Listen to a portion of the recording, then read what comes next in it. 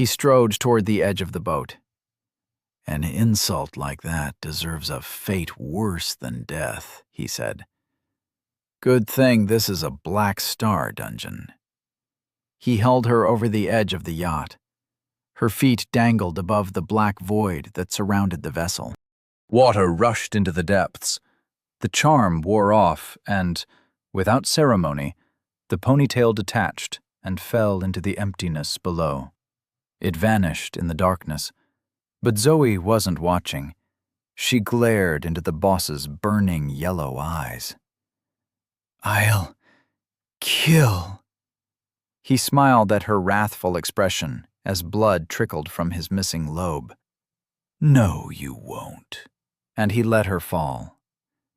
"Enjoy eternity," he spat after her.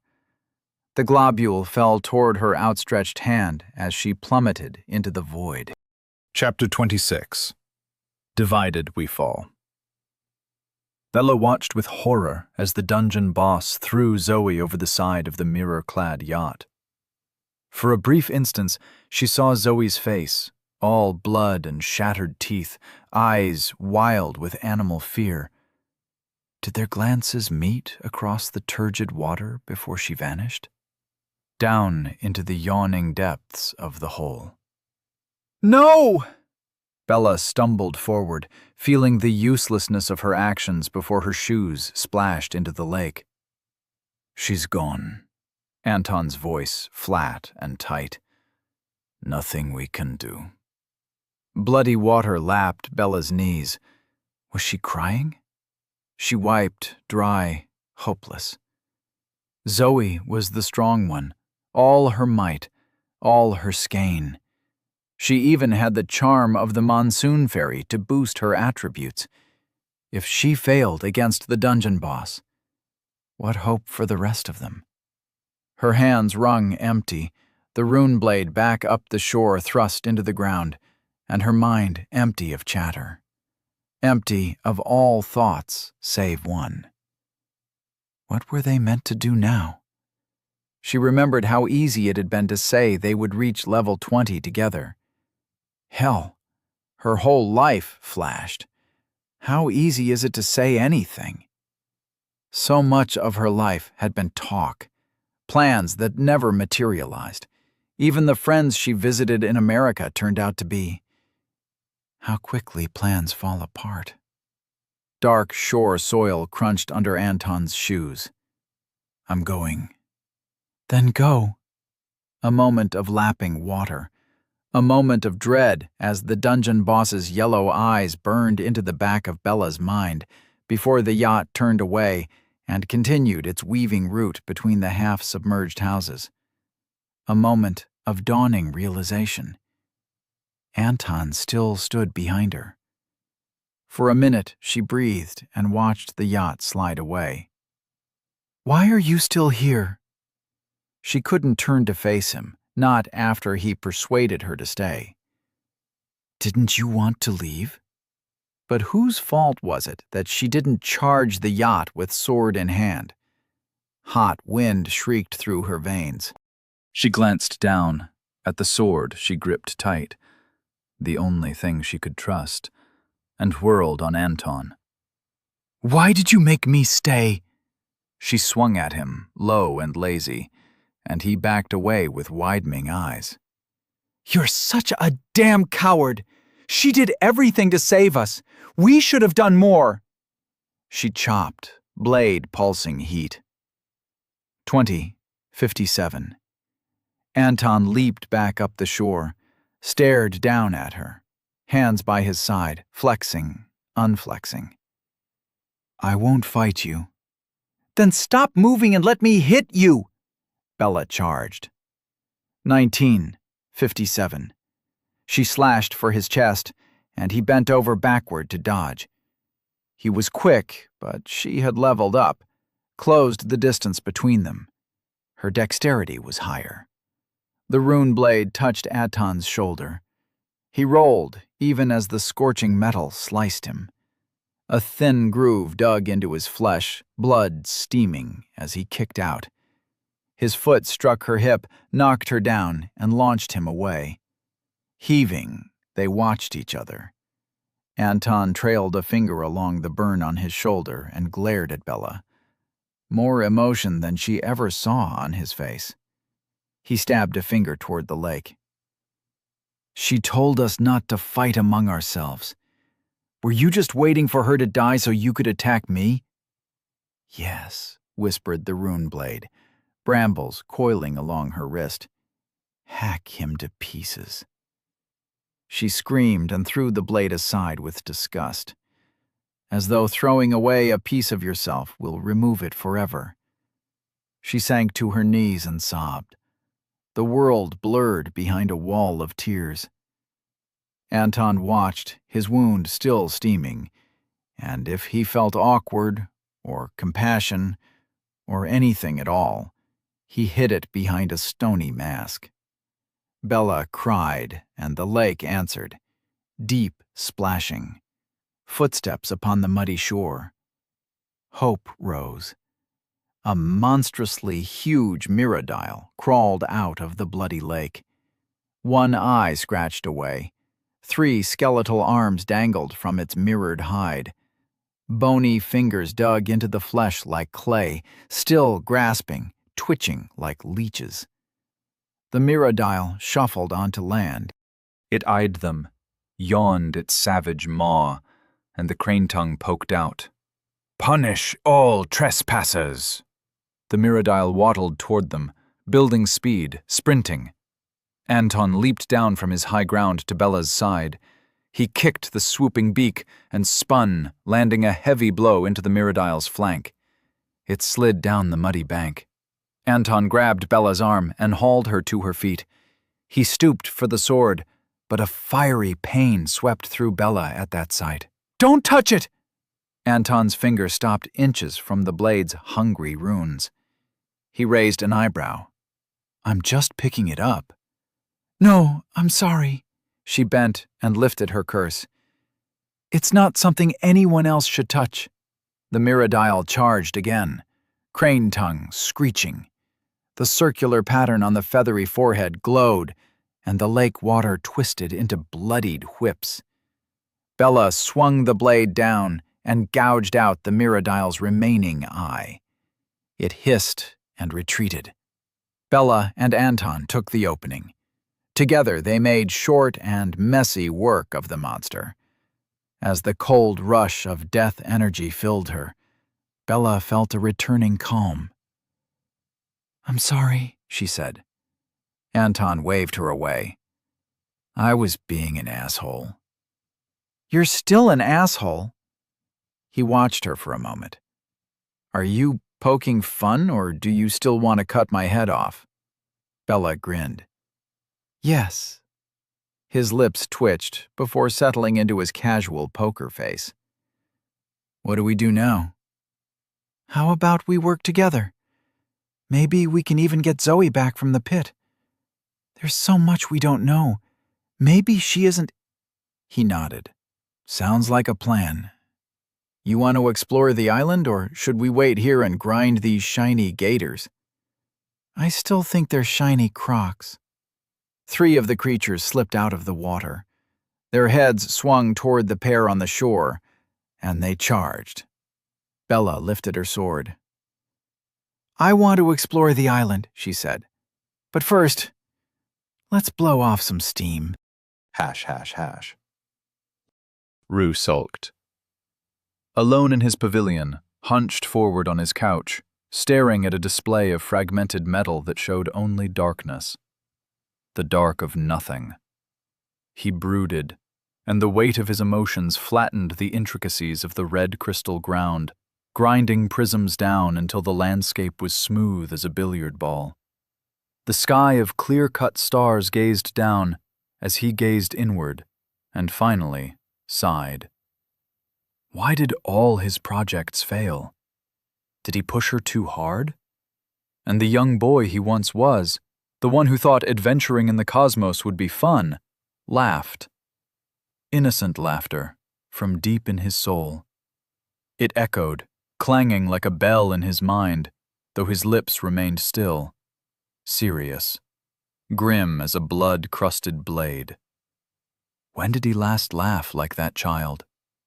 He had laughed many times since the war camp, since his enslavement, since he donned the mantle of the bladed forest. But when did he last laugh with childish and unadulterated joy? He dismissed the black projection. No point staring at nothing. He stood, alone under the stars, with the steady crystal pulse rising through his soles. Even if the woman lived, would her fate have differed from his own? A weapon forged by a different smith is still a weapon in the end. Nothing changes. Footsteps. 2 people approached across the red waste surface of the bloody eye. Lorilla emerged from the horizon, with Esme shadowing her.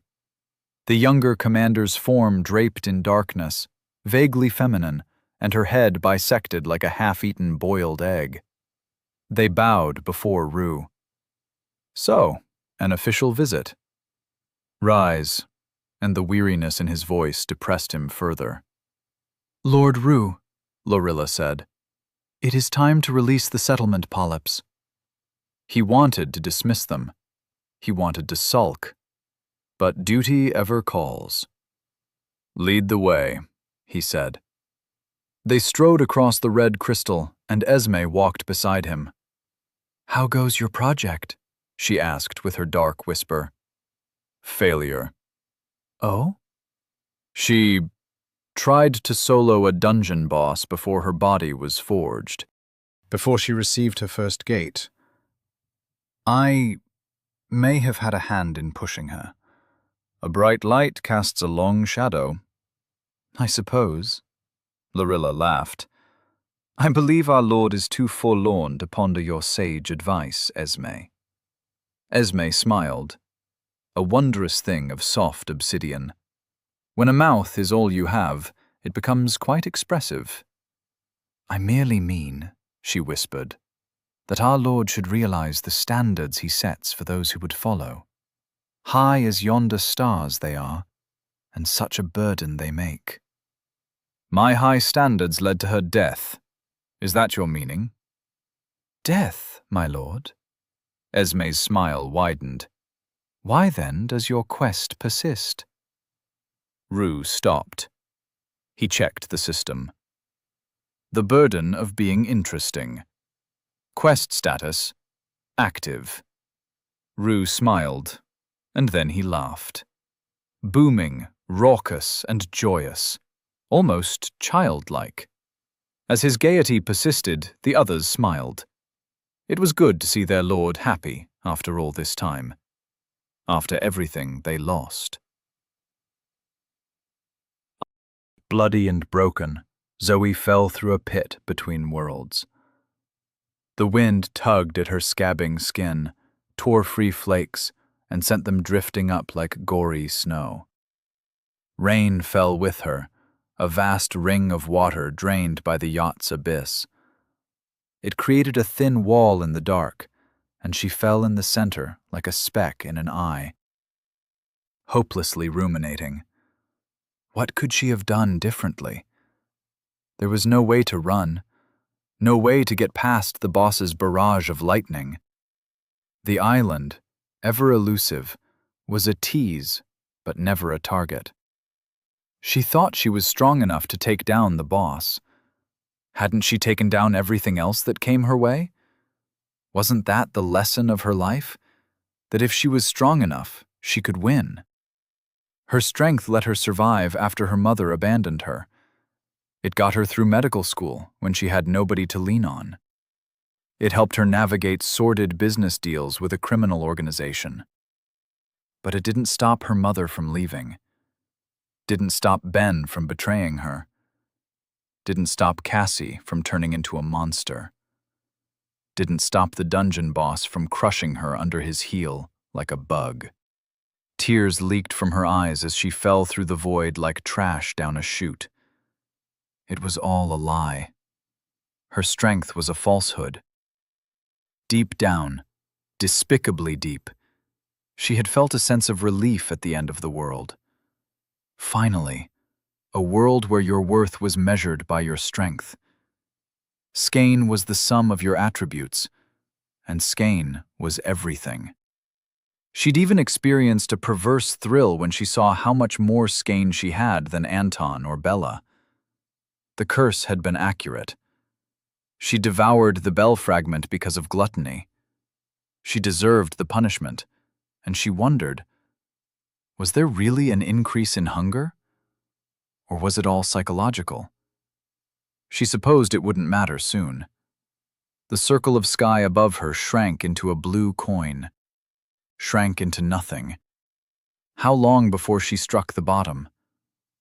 Or she might fall forever. The dungeon boss said it would be an eternity after all. A fate worse than death. Though she couldn't fall for eternity, there was a clock counting down her time. The burden of being interesting. Objective: reach level 20. Time to complete: 4 days, 15 hours, 34 minutes, 12 seconds. She had hoped that the quest would deactivate when she fell into the hole. Falling here felt like falling through a dream. If she passed beyond the world, beyond her dimension, then surely the quest would end. Why should the system punish the others for her mistake?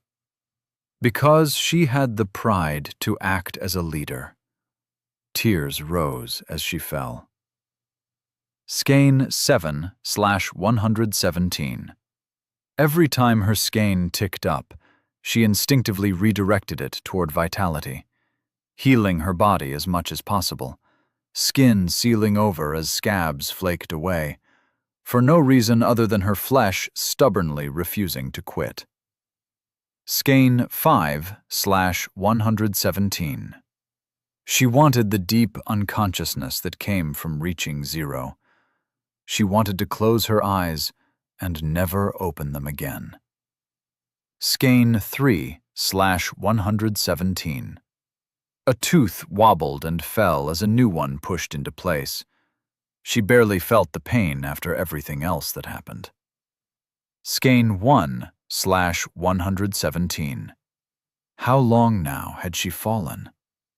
Tie to complete: 4 days, 15 hours, 32 minutes, 37 seconds. She frowned.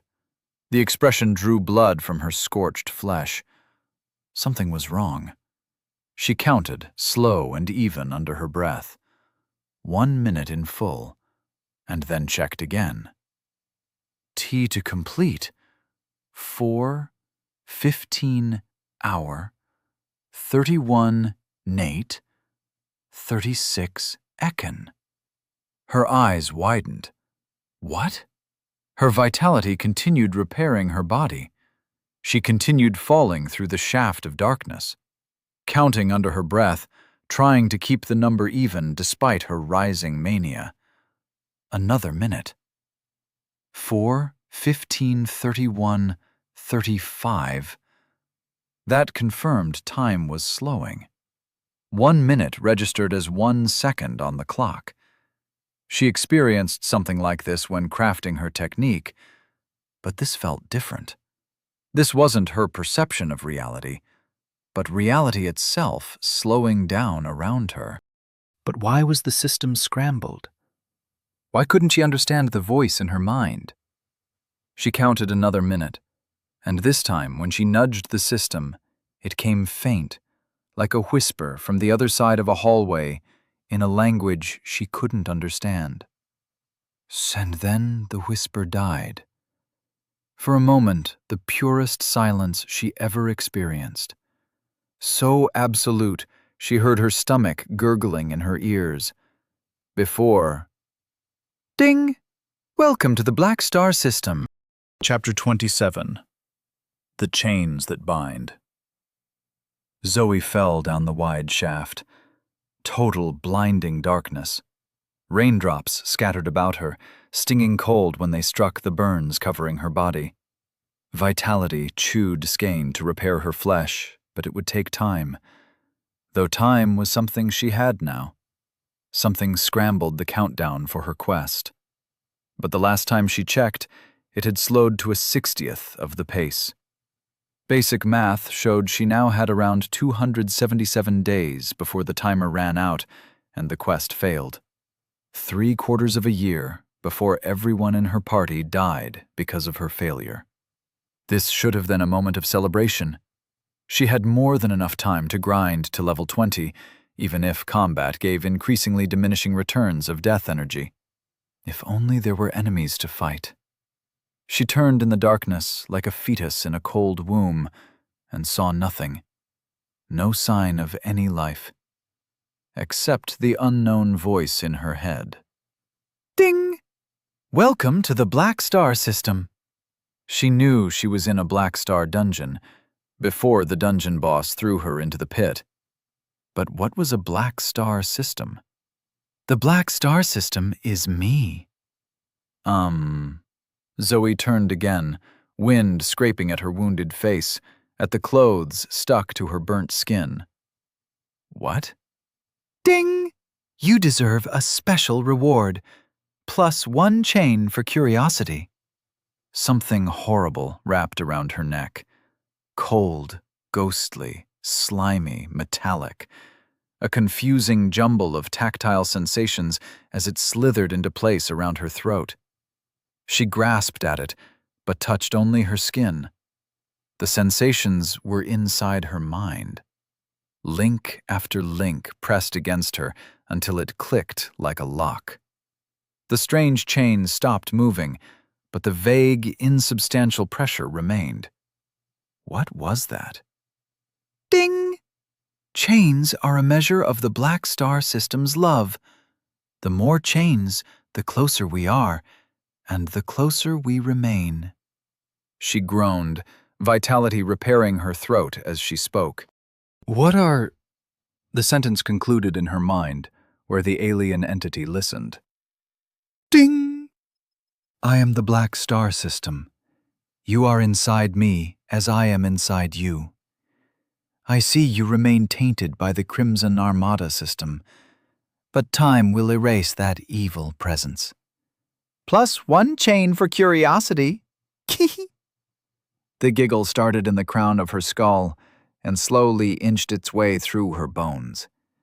A cool tingling along the inside of her skin like a million spiders laughing their way to her toes. Another chain slithered its way around her ankle, like an old banana peel come alive and constricting, and settled. She felt the weight upon her soul. So, questions would lead to these chains, whatever they were. Ding! Chains are love. She stilled her mind. This system was far more intrusive than the last she encountered. It boggled her that there even was a second one, but she supposed having reality peeled away a second time didn't have quite the same effect. Going off instinct, she checked her status. Zoe Chambers, 8. Metal, Mirror, 36. 20, 11, 35, 15, 2/117. Intrepid, Lodestone, Fools Rush In, incomplete. Questbreaker, Glutton. Our hearts toll as one. Chains, 2. The new system was garbling the information, like trying to open a file with the wrong program. The new stat disturbed her. Chains. There had to be more to it than the Black Star system's words, for she certainly felt no love toward this system or any other. But what if this was like a transplant? What if one system tried to reject the other? Something brushed against her consciousness. She flinched and withdrew into herself. Falling through the cold dark. Abandon terror. Calm yourself. Empty all thoughts. Be nothing. The consciousness swooped over her like a face over dark water. She felt herself becoming its reflection, and she knew, with the instincts of prey, that if she tried to fight this transformation, it would detect her. It watched for something, but the very act of watching changed her. An itch inside her brain, maddening as it scrutinized her. And at last, she caved. "Go away!"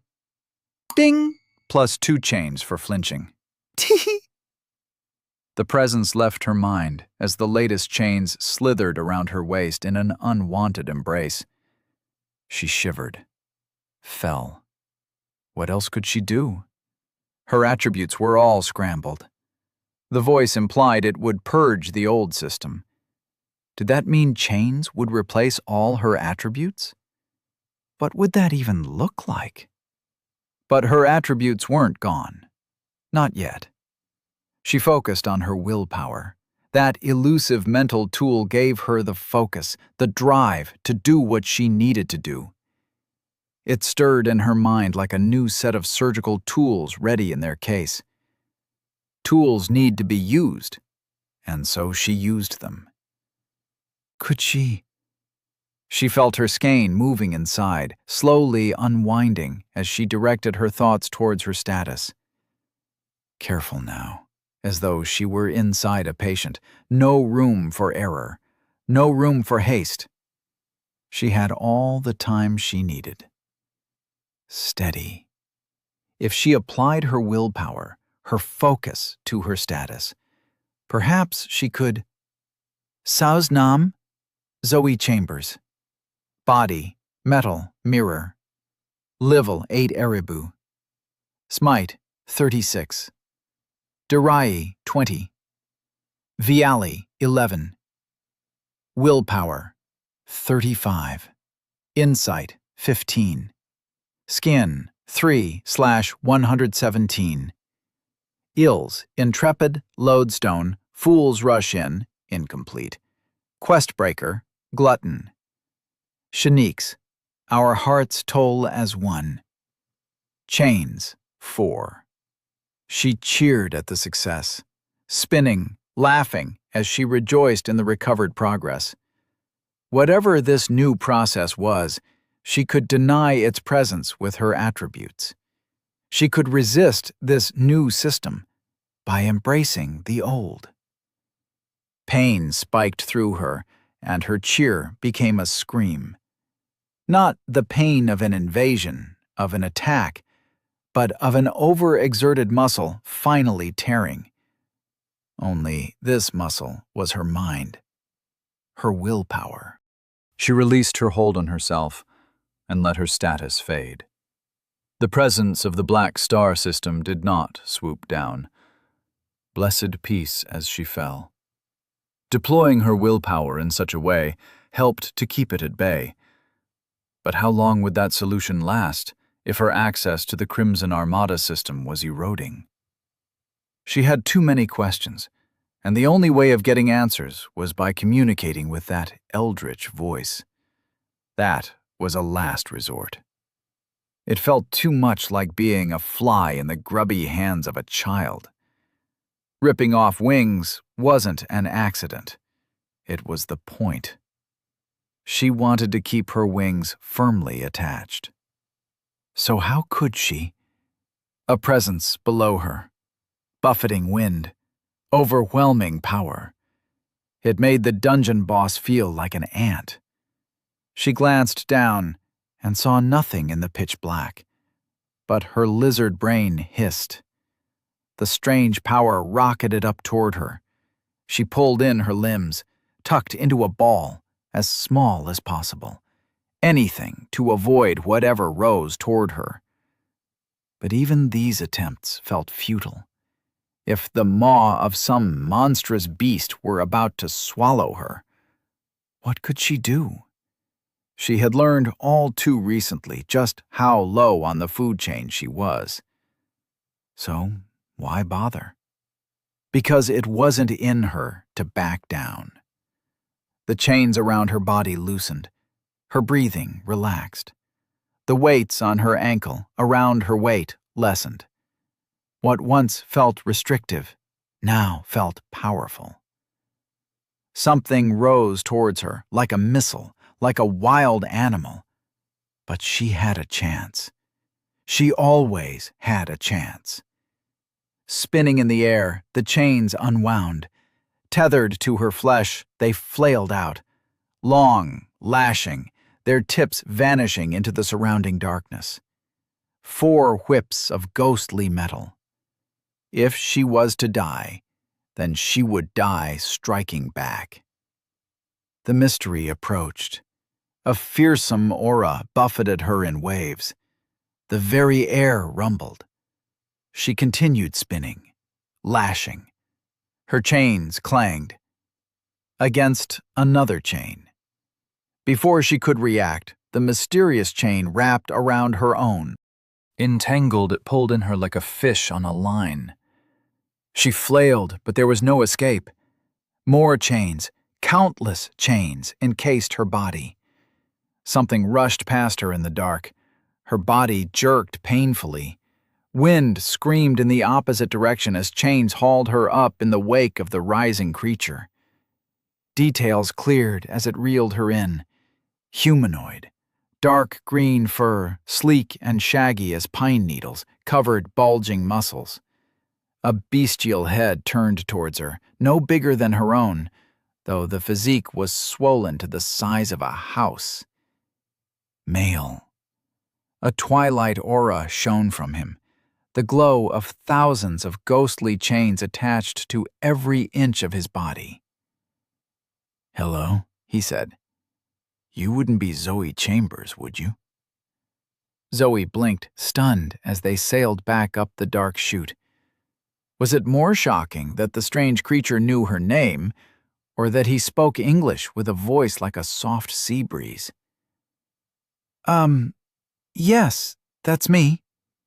He laughed, and she saw his sharp, overlapping teeth. "I knew it." She flinched, but the chains encased her. Even her might was useless in the face of this power. "Knew what?" He snuffled his snout with obvious amusement. "We may never meet again, Zoe Chambers, but can you do me a favor?" "Yes?" "Tell them Trinch sent you, and that he won the bet." "What bet? Tell who?" Silvery termites crawled through his smile. "Find the tavern, and the rest will fall into place," he frowned. "I'd love to talk longer, I really would, but you're affecting my trajectory. Wish me luck, for I wish you the same." Before Zoe could ask any more questions, the colossal man spun. His shaggy fur was like underwater weeds as his chains whipped out, and on the end of the chains, Zoe. He flung her down, faster than she fell before. Wind pulled open her eyelids, shrieked out all thoughts, peeled back her lips.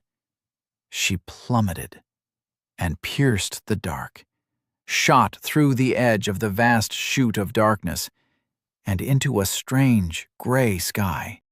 A desert expanded out below her, as far as her insight could see. Even the curvature of the world was more of those pale dunes. They billowed, moving like waves, marching across the surface of a strange new world. Was this another planet? Another dimension? "This is the last planet of the Black Star System. Welcome to your new home." And Zoe continued falling. Only now there was a ground rushing up toward her. She didn't have long, minutes at the most, before it was as though she fell through a dream. But a sickening feeling rose as the dunes below grew taller and taller. Some of them were as tall as skyscrapers, a strange, papery white. Peppered throughout the dunes were shafts of darkness, tall pillars of impenetrable shadow, as though someone removed the land surrounding a sunken well. She spun in the air, and there was such a shaft behind her. Below, she saw lights, the golden, red, flickering light of fire. Where there was fire, there were people. She hoped. Find the tavern? She spread her arms and legs wide, tried to slow her fall as much as possible. She wasn't sure how strong 36 might was, but maybe it was enough to survive smashing into the ground like a... Better not think about it. She spread her limbs, and she focused. Skein 4/117. Could she use the chains? She wasn't sure how, or even what they could do. Better trust in the system she knew. Maybe that little skein boost would be enough to save her, but she would have to time it right. Instead of a parachute, she would strengthen her body and hope it didn't... Nope, bad thoughts. The ground rushed up. She cleared her mind and gripped her skein. There would only be one chance, no room for mistakes. She readied herself and angled towards the nearest dune. Chapter 28. Fresh out of pity. Zoe rushed toward the desert like a stone thrown by God. She would strike the pale dune and splat into a puddle of blood and bones. Nothing would remain of her except a pink stain upon a tall, pale dune, like a wave of frozen bone. Even this remnant would fade, as the grains continued their endless march and buried her in time. She had seconds before she struck, and so she seized her skein. And a perfect time for indecision. She could boost an attribute, and 4 skein was the equivalent of a normal human's total in any of the categories. But which category should she boost? Vitality would heal her after the impact. Might would strengthen her body. Dexterity would let her land safer. Seconds away from the ground, she boosted her might. Dexterity was useless if she wasn't awake. Vitality was useless if she didn't survive. Might could strengthen her enough to survive the impact. She hoped. Her skin flashed like dull steel, and her consciousness slipped into that dark place between waking hours before the pale ground embraced her. ###. Going unconscious probably saved her life. The limpness of her muscles stopped her from becoming so stiff she snapped on impact. Quite the first thought to have after waking.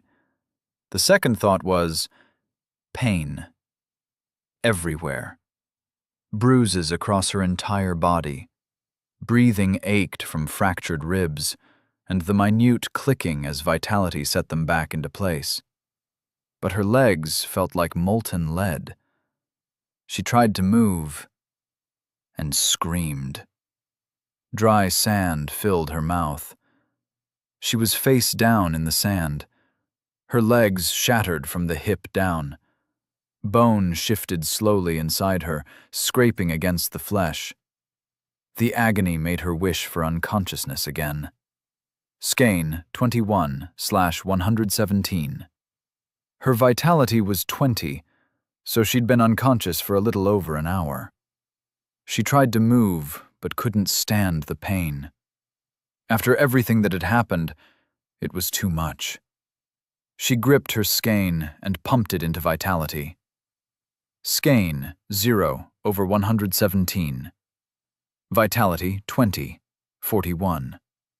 Blessed darkness swooped down as her vitality surged. She barely had the mind to turn her mouth out of the sand before she passed out. ###. Vibrations under the sand woke her. Footsteps. A strange, hopping gait across the sand. Distant, but approaching.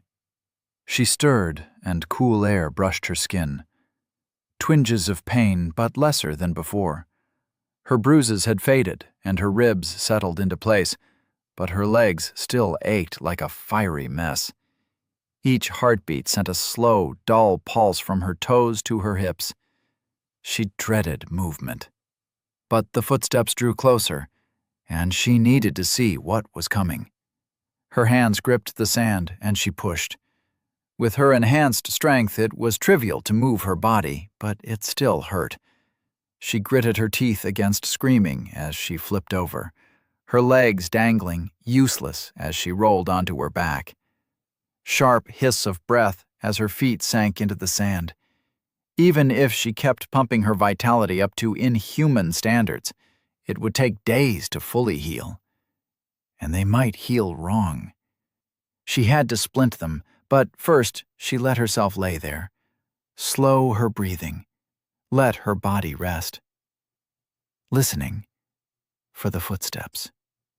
On her back, barely turning her head, she scanned the surroundings. The sloping dune must have been a dozen stories tall. Lavender clouds floated across the gray, sunless sky, darker now than before. Cooler. Some kind of night neared. Where were the footsteps coming from? There. An impression in the sand. Another. Divots that trailed back up to the top of the dune. More were forming. Was something moving beneath the dune? She tried to shift, but the pain made her groan. Maybe if she focused her vitality, she could suppress the pain enough to move.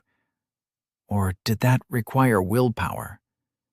Her attributes floated like tools beside her mind, ready to use. The divots hurried closer. Blue smoke burst out of nowhere. Before she could react, a baboon lunged out of the azure cloud, teeth bared, wings flapping. She lifted an arm. Too slow. Yellow fangs sank into her face, gouged her eye. She smacked the baboon and sent it flying. It flapped its wings. Large crow-like expanse where its arms should have been, and shrieked. 3 more bursts of blue from the dune around her as blood gushed from her eye. Damn! The winged baboons ran along the dune toward her. Vitality, 29. Heat pulsed in the hole of her missing eye as vitality flared. The bleeding slowed, but the baboons sprinted. Their nostrils flared as though they could smell an opportunity slipping through their hands. With one hand to prop her up, Zoe readied a fist. She would have to be quick, but she knew she could knock them away. If she was lucky, she could even crack a skull with a good blow. But could she get all of them? 3 charged toward her. Fingered feet flicked up sand as they flapped their wings for speed like demonic chickens. Jaws wide and long teeth bared as they shrieked. A threat that worked. She couldn't stop shivering as she stared at them. Her fist trembled. A metallic sheen coated her fist, and it stilled like any other piece of machinery. But these efforts cost her willpower. She could feel her attention growing sloppy, wavering between the incoming targets. What was she missing? The flying baboon swooped down and grabbed her face with its dexterous toes. Claws dug into her flesh, pulled open her wounds. It flapped, lifting, ripping her flesh free. Her scream garbled as she tasted the foul creature's foot. The others crashed into her. She swung a fist out. Her knuckles crunched into a baboon's skull, but her attack gave the creatures an opening. Teeth closed around her arm and pulled it aside. She couldn't see anything in the fray. One of them bit her chest, digging for her heart with clawed toes. She choked on another scream. This couldn't be happening. No! Ghostly chains unfurled from her body. They whipped out and struck the baboons. A heavy clanging reverberated through her as the chains sent the creatures flying away with a will not entirely her own. She'd almost forgotten the chains were still attached, their weight lost amongst the pain of impact. But they moved now, alive in their own strange way. Had they acted on her subconscious desire to live, or did they act on their own? She breathed, waiting for a second attack, while the chains hovered over her like guardian snakes. Wing beats. One baboon limped away through the sky, flying at an awkward angle before it vanished with a burst of blue. Only the sound of feathers swishing air remained, until that too faded. Another lay crumpled with a fist-sized dent in its skull. The cross-eyed expression of confused dismay almost made her laugh, Or that could be the adrenaline racing through her system. She spotted the third further up the dune, its neck twisted at an unnatural angle. The fourth, she spied it further down the dune, stumbling on two legs and dragging broken wings. Blue dust sputtered and leaked and floated in the air behind it like some genie's tail. Fur and feathers flickered in and out of view, but the creature failed to turn completely invisible. The sight was pitiful, but Zoe was fresh out of pity. Her chains sensed her motive, and they moved, thrusting into the sand, pulling her downhill.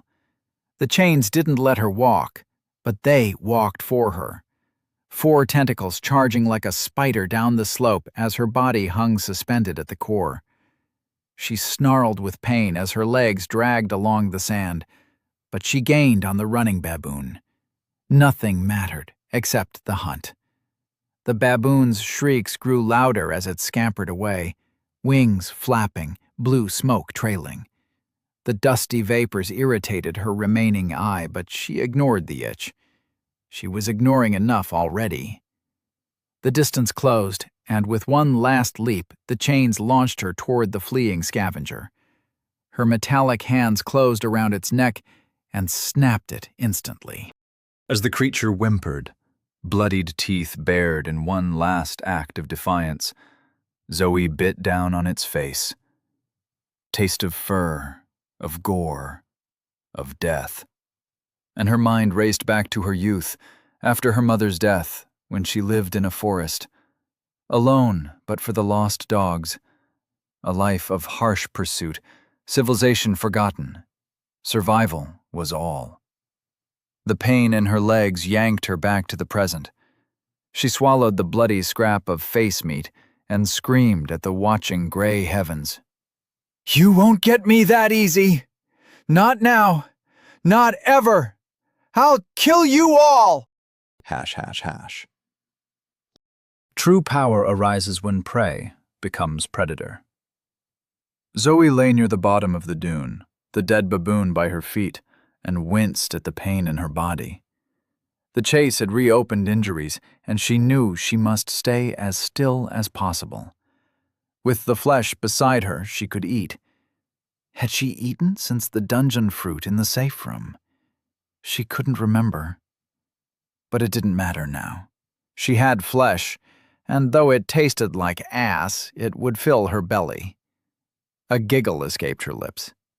Speaking of, it was a wonder she hadn't gotten sick from eating fruit and random animals and whatever that puppeteer had been. Maybe enhanced vitality improved her digestion? She didn't care. Exhaustion rolled through her as the world darkened. No stars, no moon, just as there was no sun, only the lavender clouds shifting across an iron sky.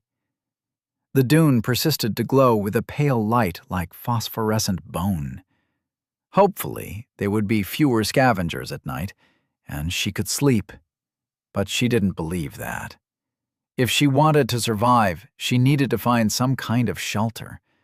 And finding anything meant getting to the top of the dune. From there, she could get the lay of the land and maybe even find the tavern Trinch mentioned. Who was that figure in the shaft? How did they know her name? Questions that could wait until after she walked again. But right now, the only question she wanted to answer was whether killing those baboons counted towards her levels. They felt like, and tasted like, regular flesh and blood, no matter if they went invisible. They were material beings. But this was not the world of the system she knew, and there had been no frigid rush of death energy. Though, perhaps. She focused on her willpower, reached for her skein to bolster her theory. Skein 10/117. Willpower 35. 34. Not the boost she expected, but her willpower was taking a beating just from maintaining her status. Still, if she focused. The world moved around her like wind upon water. Or was she the wind, And the world the water? The question vanished as her body plunged into the icy depths of death energy. It wasn't a complete level up, but she felt more than halfway toward level 9. The cold energy settled into her body, and as she thawed, she sobbed with relief. The avenue of power remained. She could get stronger. Her journey was not over, and as long as there were enemies in her future, which she knew there were, she would level up. She would get stronger. She would complete the damned quest given to her by that damned alien god, and she would claw her way out of this damned dimension. She smiled as new tissue trembled in her ruined eye socket. Once she was free, she would tear that dungeon boss in half. And then... It was a long road ahead, but Rue better get ready. Chapter 29. Hunted. It took Zoe an hour to climb to the top of the dune. She wrapped the chain tethered to her ankle around her legs to keep them still. The pressure hurt, but by focusing on her vitality, she could distance herself from the pain. It throbbed, dull and angry, in a walled-off box in her mind. The 2 chains around her hips dragged her uphill, slow and steady, while the chain around her neck scooped up the corpses of the baboons. She didn't know her next chance to get food. All the time, she scanned the skies, listened for the wing beats of the invisible scavengers. But if there were any, they were out of range of her insight. The top of the dune gave an incredible vantage point. It was the tallest dune for miles around, a pale slope with a glow like moonlight. As the sky darkened, she spied the telltale glow of fire against the clouds. It seemed she would have to cross several dunes to reach what she suspected was the tavern. There were several shafts of darkness in all directions. They moved across the landscape with a steady motion, slipping over dunes as though they were not even there. Perhaps they were stationary, and it was the planet that moved, like a needle on a record player. It still gave her goosebumps to think she was on an alien world. After all the crazy things that happened to her, this felt the most tangibly surreal. The nearest shaft of darkness was the one she fell from. Advancing across the land, a line of solid dark against the bruised sky. It made sense that it led back up to the hole surrounding the mirror-clad yacht, though the shadowy pillar's steady movement didn't match the yacht's weaving route. Perhaps one end of the shaft disconnected from the other as they passed between dimensions. Had Trinch been trying to return to the Mirror Bell dungeon? Maybe she would find out when she found the tavern. Rain from the drained lake water fell in a trail behind the shaft, long whips of water eternally spattering the desert below. Through the gaps in the dunes, Zoe spied a river of sorts, marking out the shaft's path. Reeds and greenery swept the banks of the river, as though the shadow gouged the desert and tilled life. Even in the strange half-lit night, she could make out trees and the shimmer of flowing water. The sight brought a tickle to her throat, an aching reminder of her thirst. That river was her goal. There she could rest and heal until she could walk without the chains. Though the chains had been useful, she didn't want to rely on them. There would be a cost associated. She just knew it. Always trust in love. One chain for doubting me.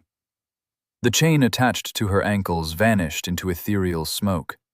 Her legs fell loose without the chain to strap them together. The sudden movement jerked her broken bones. She screamed. Her legs sank into the sand.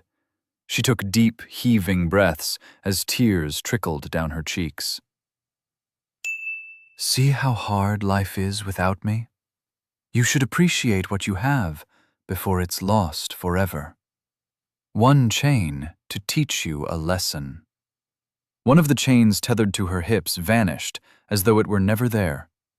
It was one of the 2 propping her upright. Now, off balance, she started rolling down the dune. Nauseating pain flared in her legs. She directed her vitality to neuter the pain and reinforced the command with her dwindling willpower.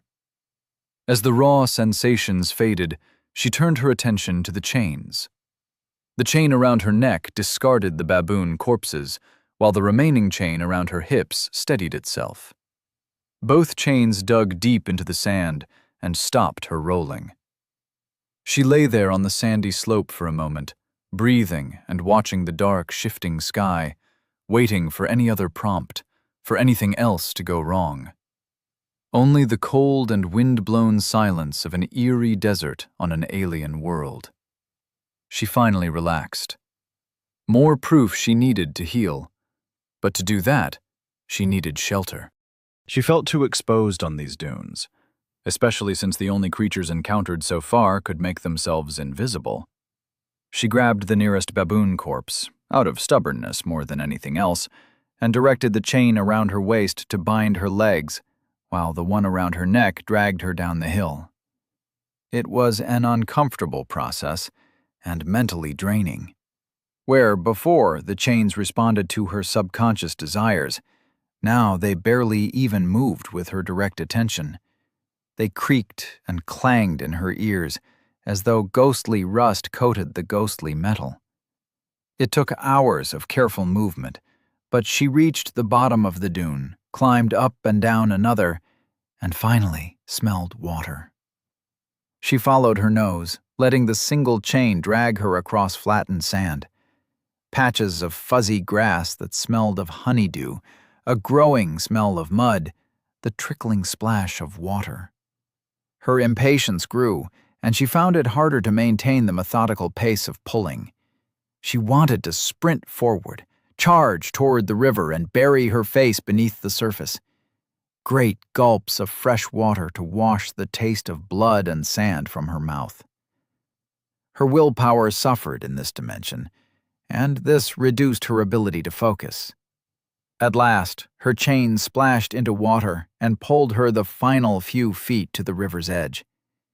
More a creek than anything else, maybe 20 feet across at its widest point, and shallow as it ran over the sand. Zoe slid over soft grass. A breeze sent shimmering ripples down the river. Just as the dunes glowed, so too did the water and the trembling blade-like reeds. A strange light, unnameable color, reminding her of the ethereal chains. But her body demanded she drink, and so she abandoned speculation. The chains withdrew, once more wrapping around her body. She eased herself down to the water and, after hesitating for a moment longer, cupped her hands into the flow and drank. Sweet ambrosia. She swallowed the taste of silt and sand and the residual sadness of the Mirabelle dungeon. That lake over the drowned town was rich with morbid emotion, but the fall through dimensions flattened that sadness. Here, the water carried a taste of hope. Zoe drank until her belly sloshed and didn't even question the fact she could taste the emotions. Shadowy figures moved on the far bank. A dozen eyes glowed sapphire as they reflected the landscape's eerie light. They moved in a pattern that suggested 4 creatures with 3 eyes apiece. Her insight couldn't penetrate the darkness, couldn't discern their forms, and so she suspected some technique was at play. A low growl sounded across the water. Zoe clenched mud, roots tangling in her fingers, as she formed a fist. But after another 6 eyes joined the dozen, she grabbed the body of the baboon she had dragged this far and retreated. Even with her skein fully recovered, she didn't want to risk fighting these unknown creatures in the dark. She was missing an eye, her legs remained broken, and she was exhausted. The creatures were confident, obscured by darkness, and who knew what other tricks they had tucked away. Their growls grew louder, and she hurried. The chain around her neck dragged her away. She lay on her back with her legs bound and faced the creatures as the distance between them grew. moving downriver. The flow seemed to head toward the fires of the tavern. She would need to climb another dune to confirm her hunch, but that could wait until she rested. Though there would be no rest for a while.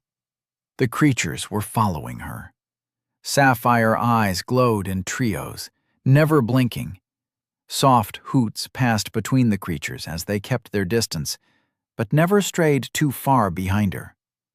The chain grew heavier, harder to move, and her pace slowed. Her heartbeat rose, and she spent skein to lower it with our hearts toll as one. No matter what, she needed to stay calm, stay rational. Because she'd just heard the sound she dreaded most. Splashing water as the creatures crossed to her side of the river. She urged the chain to hurry, but it barely registered her command. The creatures gained a steady loping speed, sapphire eyes bobbing with the excitement of an easy kill. Zoe didn't want to have to prove them wrong. More eyes were crawling down from the steep dunes surrounding the river. Over 20 of the creatures in the pack, hooting, growling, following. She threw the baboon corpse toward them. Loath though she was to abandon the hard-won meat, she valued her life more. Hopefully, it would prove a distraction. With her burden removed, the chain increased speed, dragging her bound legs along the muddy riverbank. The sapphire eyes converged on the corpse of the baboon. They frenzied, hoots pitching into whining shrieks like a cluster of demented power drills. They fought amongst themselves, a shifting mess of shadows. Foul, sulphurous odors reached Zoe's nostrils as she continued dragging herself away with her chain. The ghostly lynx plunged into the soft earth, yanking her away from the pack with a jerking pace. Not all the creatures went for her distraction. Some streamed around the chaos over the corpse, crystalline eyes unwavering as they pursued Zoe. Hooting, hollering, clawed feet pounding the muddy ground. They charged toward her, the distance vanishing. Zoe's chain skidded off hard stone. She risked a glance and saw the ruins of a temple. Columns, collapsed roofs, tiled floors, all lit by sand piled in the corners. The stone itself did not glow. The creatures charged in silence. Zoe forced her chain to wrap around the nearest column and pull across the tiled floor.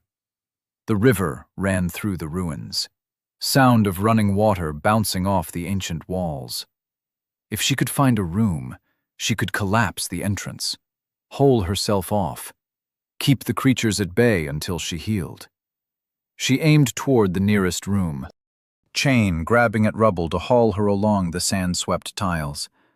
A cacophony of whirring shrieks punctured her ears. She cried out at the sudden pain as a warm, wet trickle flowed over her earlobes. The world grew muffled, pain, but she hauled herself on with the sluggish chain. Not long till the room. She risked a glance back. The creatures paced at the border of the ruins, blue eyes watching, segmented mouths gnashing in the shadows that cloaked them. Zoe stopped moving, and the creatures remained outside. They refused to enter the ruins. She wasn't stupid. Either fear or magic kept the creatures at bay. She didn't know which, but she didn't care. Skein boosted her vitality, and the pain in her ears diminished. The creatures snarled, paced, and retreated. Zoe waited until they all vanished into the darkness before she leaned over to the river running through the floor and puked.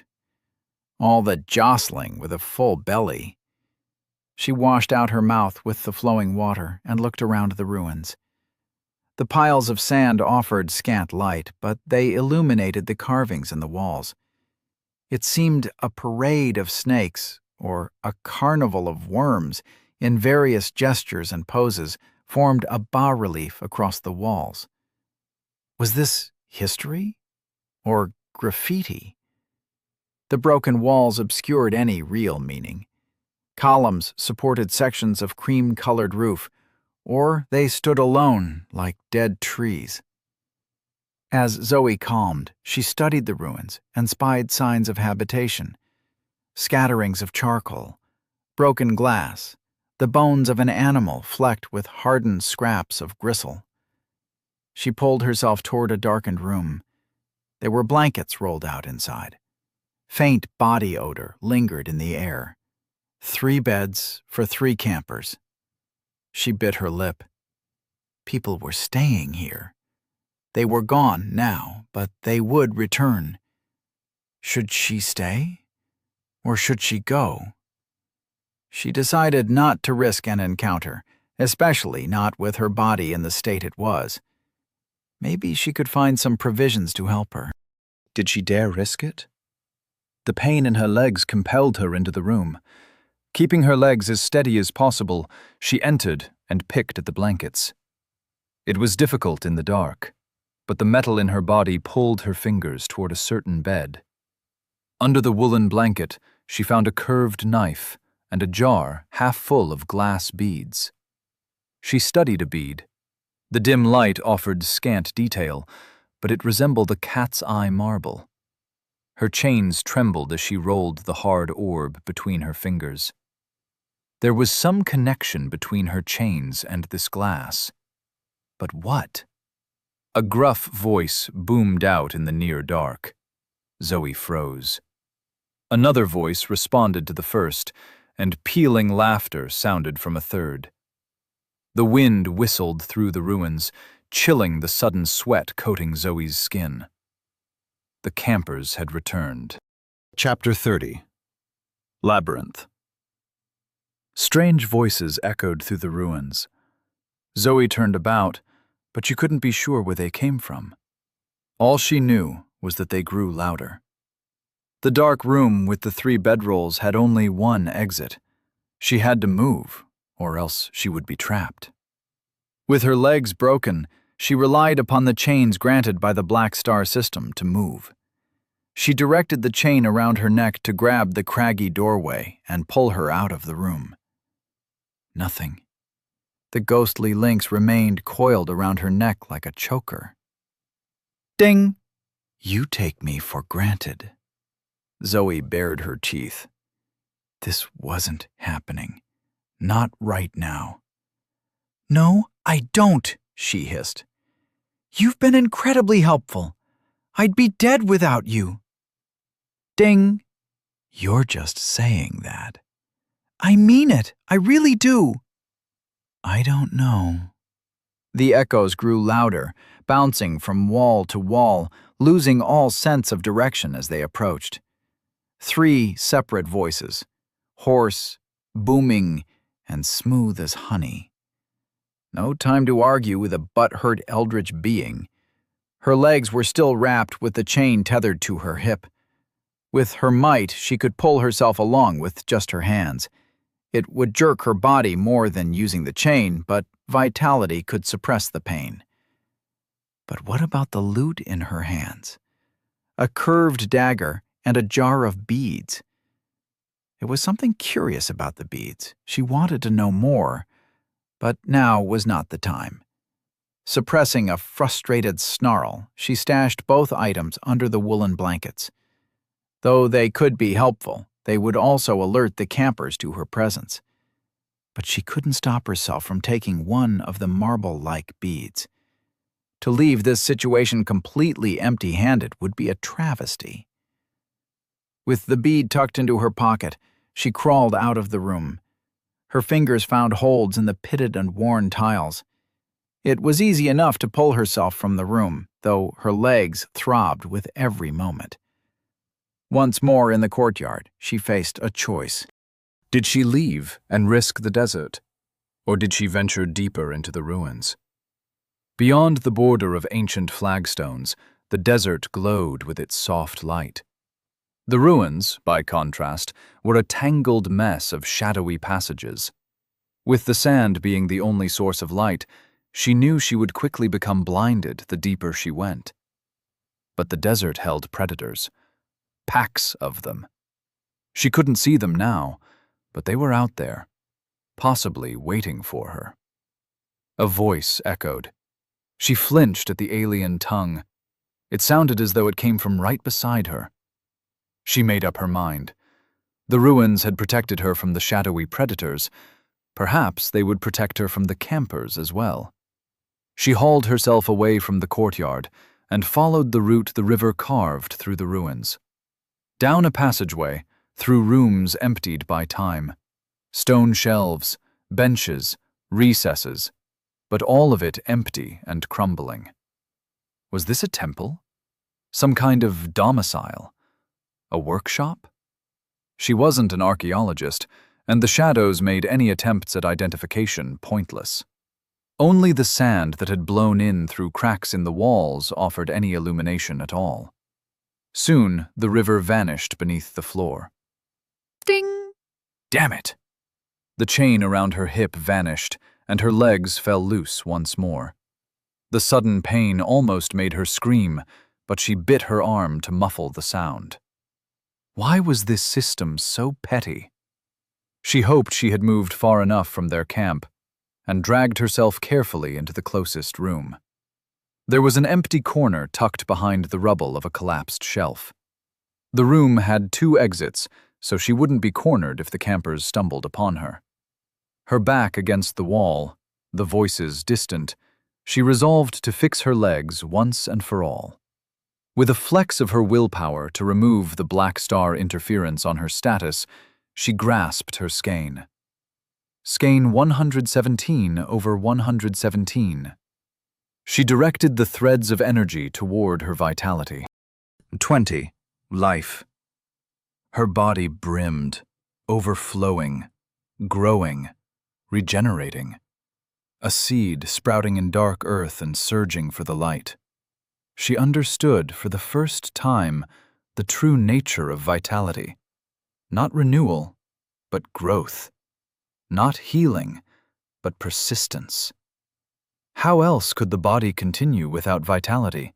How could anything continue? Vitality was the burning light of the sun, the greenery on the riverbanks, the beating of a heart driving oxygen to the brain so it could tell the heart to beat again, to drive oxygen to the brain so it could... She lost herself in the feeling as her body rippled. The black star system took a toll on her willpower, and it was all she could do to rein in the lightning coursing through her veins and direct the explosive energy toward her legs. Her vitality was 30 times higher than it had been pre-system.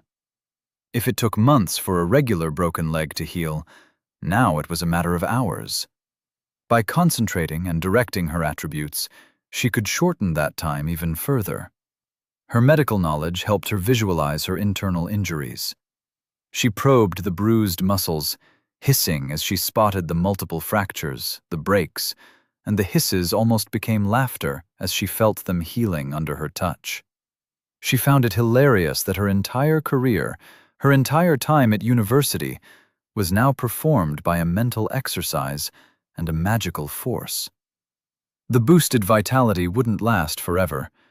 Even now it was ticking down, reducing by 1 per minute. Perhaps increasing one of her other attributes would help with that, but she didn't care. Her legs were healing. She gritted her teeth and wriggled her toes. They responded, and the pain was minimal. She dumped more skein into vitality and let the process continue. Careful concentration directed the pulsing energy toward her bones. Her eye was still healing, but it wasn't her priority. It could wait until she could walk. After hours of this repeated magical healing, her willpower hit 0. The world became a fuzzy place. She giggled as she kicked in the dust and collapsed in the rocky corner, utterly spent. Dawn came without sunlight. The sky blooming from dark to pale gray. No lavender clouds to shroud the gray heavens. Soft beams of sourceless light spilled through holes in the walls to strike Zoe's face. Well rested, she stirred, and though her legs ached, she stood without a challenge. Her body was not yet fully recovered, but her might gave her injured body more strength than any pre-system human. The room around her appeared to be an old storage room. Stone shelves set against stone walls. Nothing held there but dust and fragile cobwebs of long-dead spiders. Her stomach grumbled. Her throat ached for water. In the silence of the room, she heard the trickling of the river beneath the tiles. Her fist clenched, flashed silver, and she punched through the floor. Stone fragments fell into swift-moving water, ice cold and fresh. She scooped up handfuls and drank. Not too much, since she didn't want to puke like last time. Once she quenched her thirst, she moved. Her swift, hobbling gait took her deeper into the ruins. There was no telling if the sound of breaking the floor had alerted the campers, but she didn't want to wait and find out. The creature in the shaft of darkness, Trinch, had a power that totally eclipsed her own. Who knew what others like him existed in this dimension? She didn't want to risk a confrontation like that while injured, or at all. So she moved from room to room, slow and steady, checking through doorways before she advanced, always hoping to find some tool, some potential weapon, but finding nothing but dust and softly glowing sand in the shadows. The river sometimes emerged, seen through holes in the floor or flooding a sunken hallway, but for the most part, it was an unseen vein beneath the grit-covered stone. What was this place? The longer she walked, the more the size astonished her. It seemed to be a town of interconnected dwellings, but there were no clues besides the occasional wall carving of serpentine creatures. No matter how long she walked, she seemed to make no progress. Room after room leading nowhere. She stopped and rested on a stone bench. Not that she was tired, but just to get her bearing. Pale sky shone through rents in the ceilings, but she hadn't seen a window looking out onto the desert for hours. It was starting to feel claustrophobic. She ran a hand along the rough stone. Dust came away under her fingertips. If she wanted, she could punch her way through the stone. Punch and punch until she escaped. But that much sound would surely alert the campers. If they were even still in the ruins. Whatever business took them away from their site in the first place could have done so again. Maybe she was being paranoid. Though, better paranoid than dead. And her eye was still healing behind the impromptu patch she tore from her shirt. The tissue in her socket formed an orb, but it stung whenever she removed the coverings. She boosted her vitality when she could, but retained most of her skein out of caution. There was something wrong with these ruins. She just couldn't figure it out. To distract her from her frustration, she pulled out the glass orb she stole from the campers. Daylight shone through the clear glass and highlighted the squiggle of red in the center, as though someone had captured a burning candle wick. The chain around her neck twitched. There was a connection there. She brought the marble up to the chain and brushed the glass against the ghostly metal. The red wick flashed with light and heat. Startled, she dropped the marble. It rolled away, dull and cool. Her face and hands flushed with the fading heat. Gingerly, she picked up the marble and placed it back in her pocket. Some kind of fire starter? It must be a feature of the Black Star system because it highlighted how useless the chain around her neck was without the system to assist her. A voice distracted her from her thoughts. Hoarse, alien, close. She looked about, saw nothing, and moved in the other direction. The voice called out again. Alert now, and the other two answered. She didn't need to know the language to understand what they said. Somehow, they had found her. She ran. Her legs ached with every step, but she forced herself on. Down halls, through rooms, sprinting as fast as her enhanced limbs could propel her. Her footsteps echoed off the walls, but if she could outrun the sound, it wouldn't matter. She tripped, stumbled, fell. crashed into a stony wall, and groaned at the agony in her recovering legs. What? She glanced back at a fist-sized hole in the tiles. Water rushed underneath. No. She was back in the room she woke up in. When had she been turned around?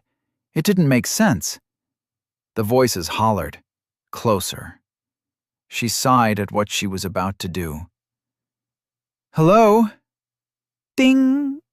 Well, well, well, look who's come crawling back. Can you help me? Yes. Zoe waited, but nothing happened. She tried to move the chain around her neck. Nothing. This wasn't happening. She gritted her teeth. Will you help me? No. Echoes bouncing from every direction. Closer, surrounding her. She looked up through the hole in the ceiling at the gray sky and clasped her hands. Please, help me, she whispered. I'm sorry for ignoring you. I'm scared, and I don't want to die, and I don't know what's going on. I need your help. I can't do this on my own. Silence stretched inside her mind. Footsteps slapped the stone. Excited grunts, calls in the alien tongue, laughter. They sounded like hunters drawing in on wounded prey. Ding! Plus 10 chains for groveling. I'm glad you finally appreciate me. 10 ethereal chains sprouted from her back as though she were some kind of spider. They twitched as they connected to her subconscious. Their tips grabbed at the loose stone in the ceiling. With a clanging heave, they pulled down the stone. Zoe coughed on the dust as the chains dragged her up through the new hole in the ceiling and onto the roof. No! She stood under the gray sky and stared at an endless labyrinth. No desert in sight, only a twisting maze of ruined stone. Voices called from the room beneath her. She ran. Chains hauled her from roof to roof, but it seemed futile. The collapsed houses, the hallways, the cream-colored buildings extended to the horizon in all directions. No trace of the dunes, only the pale, sunless sky. A voice hollered. She looked back and saw a dark green silhouette. A creature like Trinch, but smaller, lithe, and sprinting after her. She put her head forward, leaping gaps, skidding on dust and sand, begging for some way to escape. But within seconds, a solid body of dense muscle tackled her. Arms wrapped around her, and together they crashed through a ceiling and struck a damp, tiled floor. Breathe exploded from Zoe's burned lips. She struggled, flailing with limbs and chains, as the green Sasquatch of a being pinned her down. A pulse of dread aura filled the room, choked the noise from her throat, and sent her chains crashing lifeless to the floor. She couldn't breathe as the creature looked down at her. Slowly, it stood and backed away, hands raised and empty. A chain slithered from around its foot and brushed against hers. You understand me now? Zoe could only nod. Good, the creature continued in her hoarse voice. You are new here. I am Princh. What is your name? She coughed, her face growing red. She suffocated under the leaden aura. The creature realized her discomfort, and the aura vanished. She scrambled back to the wall, staring, massaging her throat as her chains stirred like drunken worms. My name is Zoe Chambers. The creature pinched her stubby nose. Trinch was right. We'll never hear the end of this, she sighed. Well, Zoe Chambers, you're officially in our custody. Zoe wanted to run, but where would she go? How could she escape? She forced herself to meet the creature's yellow eyes. What do you want with me? Princh smiled a grin of gray and overlapping teeth. You're our ticket out of this forgotten dimension. Chapter 31. A Meeting in Chains. Zoe trudged through the labyrinth with the slumped shoulders of a prisoner. Her 10 chains wrapped around her torso, a weight she could only bear with her might, and though the chains twitched, they remained docile, unresponsive.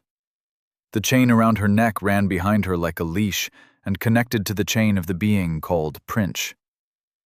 "Turn right," Princh said. "Then straight ahead." Princh acted as though the leash between them was perfectly natural. She was around the same height as Zoe, and of a slighter build, though her dark green fur gave the appearance of extra bulk. A faint scent, like a dog in salt water, rose from her sleek coat. The aroma followed Zoe as they navigated the twisting reality of the ruins. Zoe kept looking for landmarks, but there were none. Scavengers or decay stripped the rooms long ago. She didn't understand how she got so twisted around. After a day of careful travel, she ended up back where she camped the night before. Her sense of geography wasn't bad, so she blamed magic, which, lately, seemed to be the leading cause of problems in her life. "What are your plans for me?" Zoe asked. "We still need to straighten out the details." "You must have been dropped here same as me." Zoe looked over her shoulder. "So why don't we—" The chain around her neck tightened. She stumbled, gasping. She commanded the chain to release her, but couldn't pierce Princh's control. Her knees trembled. The weight around her torso dragged her down, but she refused to fall. Princh arched a wispy eyebrow at Zoe's defiance. "Think you're tough enough to call the shots?" Princh smiled. "Right now you have 2 little bags inside your chest that desperately need air. You have a vitality of what?" She squinted. 20? 25? No, 20. So, it'll burn, but you won't lose consciousness for a few minutes. When you do, if you continue to lack air, then you'll die. All I'm doing is using 1 chain. The Black Star system saw fit to grant you 11, but you can't even use them." Zoe glared, clawed at the chains. Minutes ticked by as she tried to breathe, to speak, but only a squeaking sound left her scared lips as the last traces of air left her lungs. Her vision dimmed, swayed, but she remained conscious. Advanced vitality created torture instead of knocking her unconscious. Her knees gave out, but she did not fall. The chain around her neck held her upright. Princh smiled as she raised the chain until Zoe's toes hung above the ancient tile. "You are a prisoner," she said, "and every prisoner has a warden." The chain released Zoe, and she collapsed onto the ground. She lay there, limp and gasping like a fish. Princh squatted beside Zoe, the chain stroking the welts around Zoe's neck. "As a prisoner, you have 1 choice. Do what we say. Understand?" Zoe sucked down air. It hurt to breathe. She nodded, and Princh smiled. "Glad we came to this arrangement." Zoe gripped her skein. Skein 97/117. She boosted her might. Skein 47/117. Might 36/86. Her first drove through the air. Tiles shattered under her feet as she twisted upright, silver knuckles hard as bullets. Princh was gone. Zoe swung through empty air. Princh stepped close beside her. Zoe tried to spin, but her momentum drove her fist into the stone wall. Dust exploded out as her arm was buried up to her elbow. Zoe tugged, squinting against the dust. Something moved in her peripheral vision. She tore her arm free, spun. Nothing. Where was Princh? Zoe turned, saw nothing, heard nothing. "Tell me something?" Prince's hoarse whisper came right beside Zoe's ear. Zoe's eyes widened. She kicked to the side. Her foot shattered the wall, but the whisper continued. Why do you might-based builds always think you can punch your way out of any problem? Zoe leaped away, turning to face the source of the voice, and saw nothing. A fist crashed into the back of her head. The ground hit her cheeks. She blinked. The damaged wall collapsed in a crash of ancient stone and pale dust. She blinked. Where was Prince? She blinked. Darkness. ###. Wood creaked as water lapped against stone. A smell of dust and silt, a dry wind blowing cool air, a rough hand upon her shoulder. Someone shook Zoe awake. She jerked up, fist forming, but chains dragged her back down. Zoe turned her head, the only part of her body not chained to the heavy blocks of masonry forming the floor of the crude dock. The river flowed out from under the dock, which must be part of the ruins, and continued winding out through the dunes. It grew wider in the distance as other rivers trickled in and fed its girth. Sickly trees resembling palms grew along the banks. White, bird-like animals flittered through the scant shade. There's no escape. Prince leaned in the corner, smoking from a lapis lazuli pipe. Hazy black smoke dribbled over the bowl and fell toward the sandy floor. Being a fighter is only admirable if you can fight. Black smoke cascaded from her nostrils. Which you can't. At all. Honestly, how did you even reach the dungeon boss? Leave her alone, Prince, said a high but tired voice. Zoe tried to move, but the chains around her wrists and ankles were intertwined with the chains tethered to her spine. Prince had fused Zoe to her shackles and wrapped them through holes in the masonry. Unless she wanted to shift tons of ancient rock, Zoe couldn't move. Even if she strained, she had no doubts Prince would subdue her again. One night, long ago, the police locked Zoe in the drunk tank of a county jail. That same sense of helpless claustrophobia swept over her now. She exhaled through her nostrils and tried to maintain a calm exterior. The other speaker moved into view. I'm Oriz, by the way. An androgynous human with high cheekbones, long, corn-colored hair, and eyes like dirty honey. Her skin a subtle gray, as though she had poor circulation. A long indigo gown swept a pattern in the sandy floor. Zoe stared. You look like the dungeon boss. Oriz shrugged as she tied her hair into a bun. Are we your first aliens? She grinned. We don't all look alike. No, Zoe shook her head. I didn't mean... I'm joking. The Crimson Armada system created the Mirabelle dungeon from memories of my world. The dungeon boss is called Zazatha. He's the same race as me, but he died 1,000 years before I was born. He was a ruthless priest who drowned his congregation for power and... The dungeon is his punishment? Well, it is called a dungeon. Oh, you really don't know how anything works, do you? Let me guess. You heard a voice in your head and then everything fell apart? Too slow to join the tutorial? Barely survived horrific encounter after horrific encounter until you, what, stumbled into a dungeon? She frowned and looked at Prince, who shrugged. It's what makes sense to me, Prince said. Doesn't explain why she's alive, but it explains why she integrated a damned dungeon quest item. It gave more attributes, Zoe mumbled. They both stared at her. Prince tittered. Oriz laughed. Zoe blushed, and they both guffawed until Prince coughed and heaved up thick black spittle. Don't make me laugh when I'm smoking, she hawked a dark glob into the river. No wonder you got those burns on your lips. Pure gluttony. You swallow every little trinket you come across? No! Then how do you explain the gilded parasites swimming through your guts?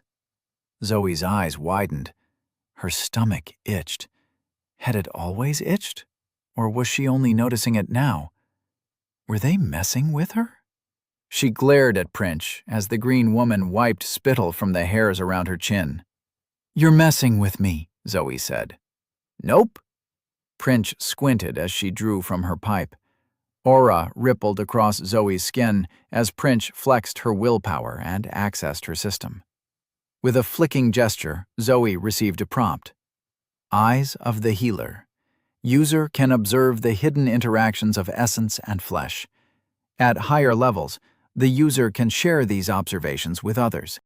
Zoe blinked away a sensation of dust in her eye, but was distracted by something moving inside her guts. She looked down with dread. Her clothes, her flesh, became translucent.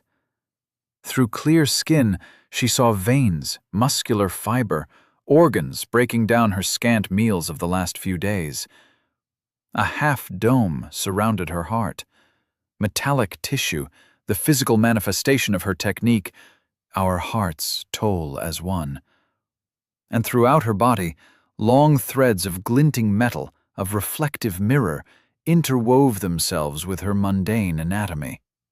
This essence shone in stark contrast to the gunk of normal flesh. It took her breath away, to see skein glowing, folding in upon itself, and passing through her cells like a billion threads through the eyes of a billion needles. Amongst the wonders of her body, something malignant stirred. A gigantic golden worm slithered through her bowels. Foul aura leaked from its oily skin. A foot long, thick as a garden hose, nosing through the passageways of her intestines. Tendrils and antennae bristled its head like a prawn mated with a catfish. These whiskery feelers tickled Zoe's insides. She bucked, horrified, trying in a futile effort to move herself away from what squirmed inside her. The chains clanked in mockery as they shackled her to the floor. The worm stopped moving and turned two dull white eyes towards her, as though it could see her through her skin. Zoe saw the bile rising from her stomach toward her throat. "Get it out of me!" "No." Prince waved her hand, and the technique cancelled. Zoe stared down at the tattered shirt covering her stomach, her skin once more dark brown and opaque. The feeling of gilded whiskers persisted as a shiver-inducing memory. "Please, remove it," Zoe said. "I'll do anything." "If you didn't want it inside yourself, then you shouldn't have eaten the cursed item. What was it, anyway?" Zoe racked her brain. Did she even remember? Wait. It was Zazatha's earring. I bit his ear before he threw me down the shaft. "Why would you do that?" Oriz asked. "He was going to kill me. Why wouldn't I?" Oriz and Prince exchanged another glance. "Eh?" Oriz gestured toward Zoe. "Fine," Prince said. "I like her." She pinched her fingers a quarter apart. "This much."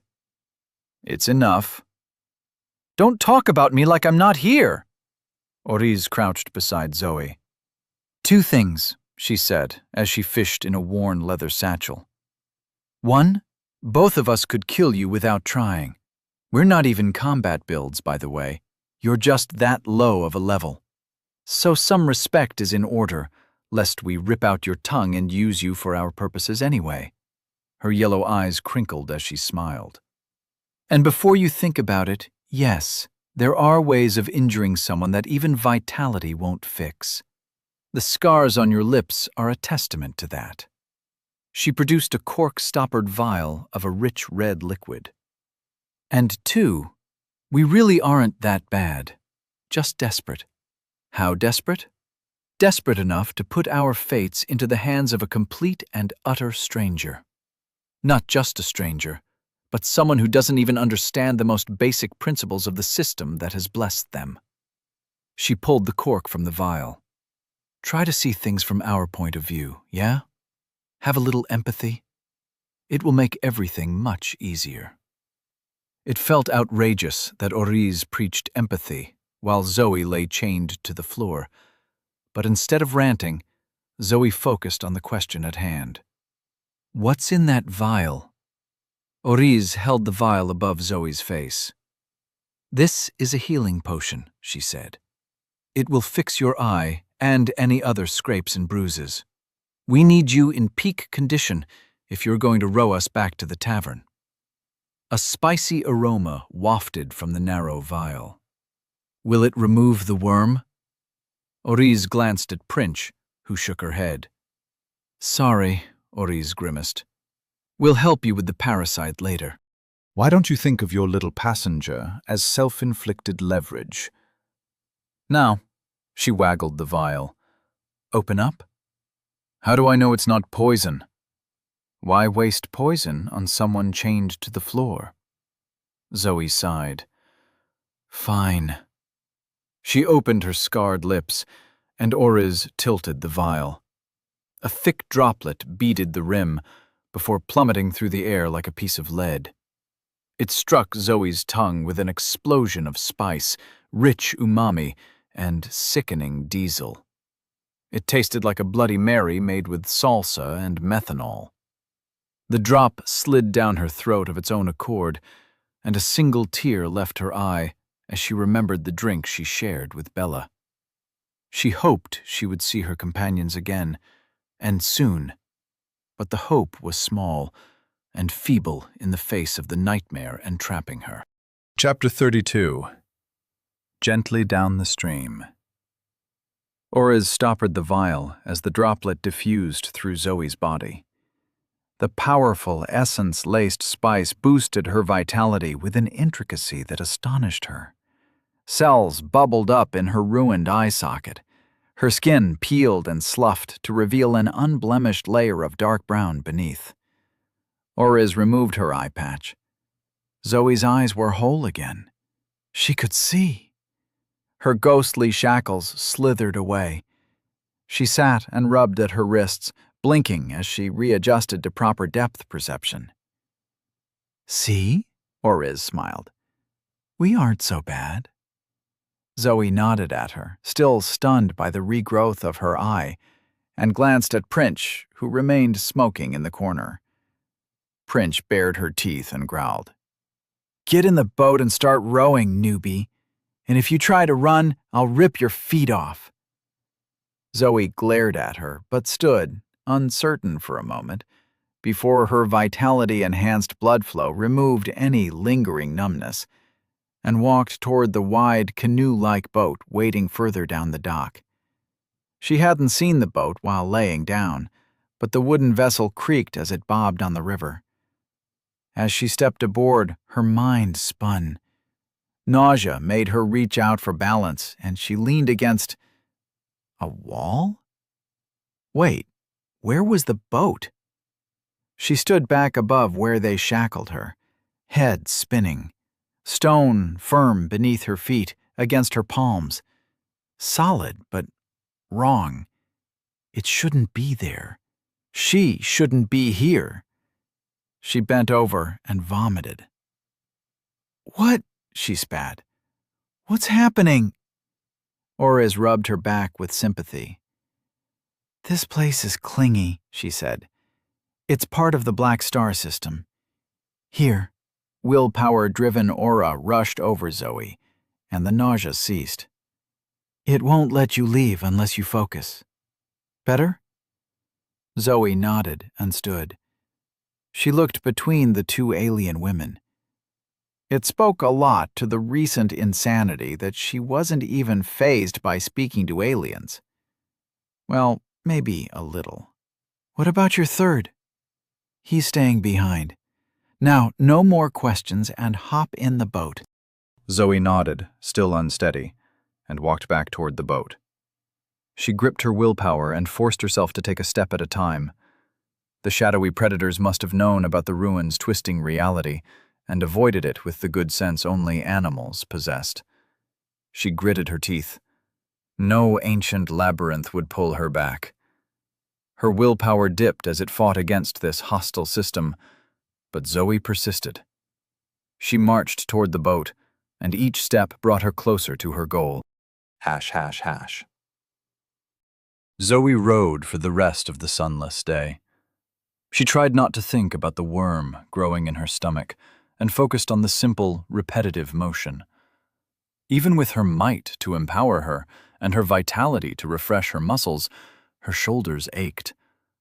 Despite the burning pain, the impatience, and the thirst, she kept her mouth shut. If they wanted to tell her what they planned, they would. Her asking questions would only lead to more suffering.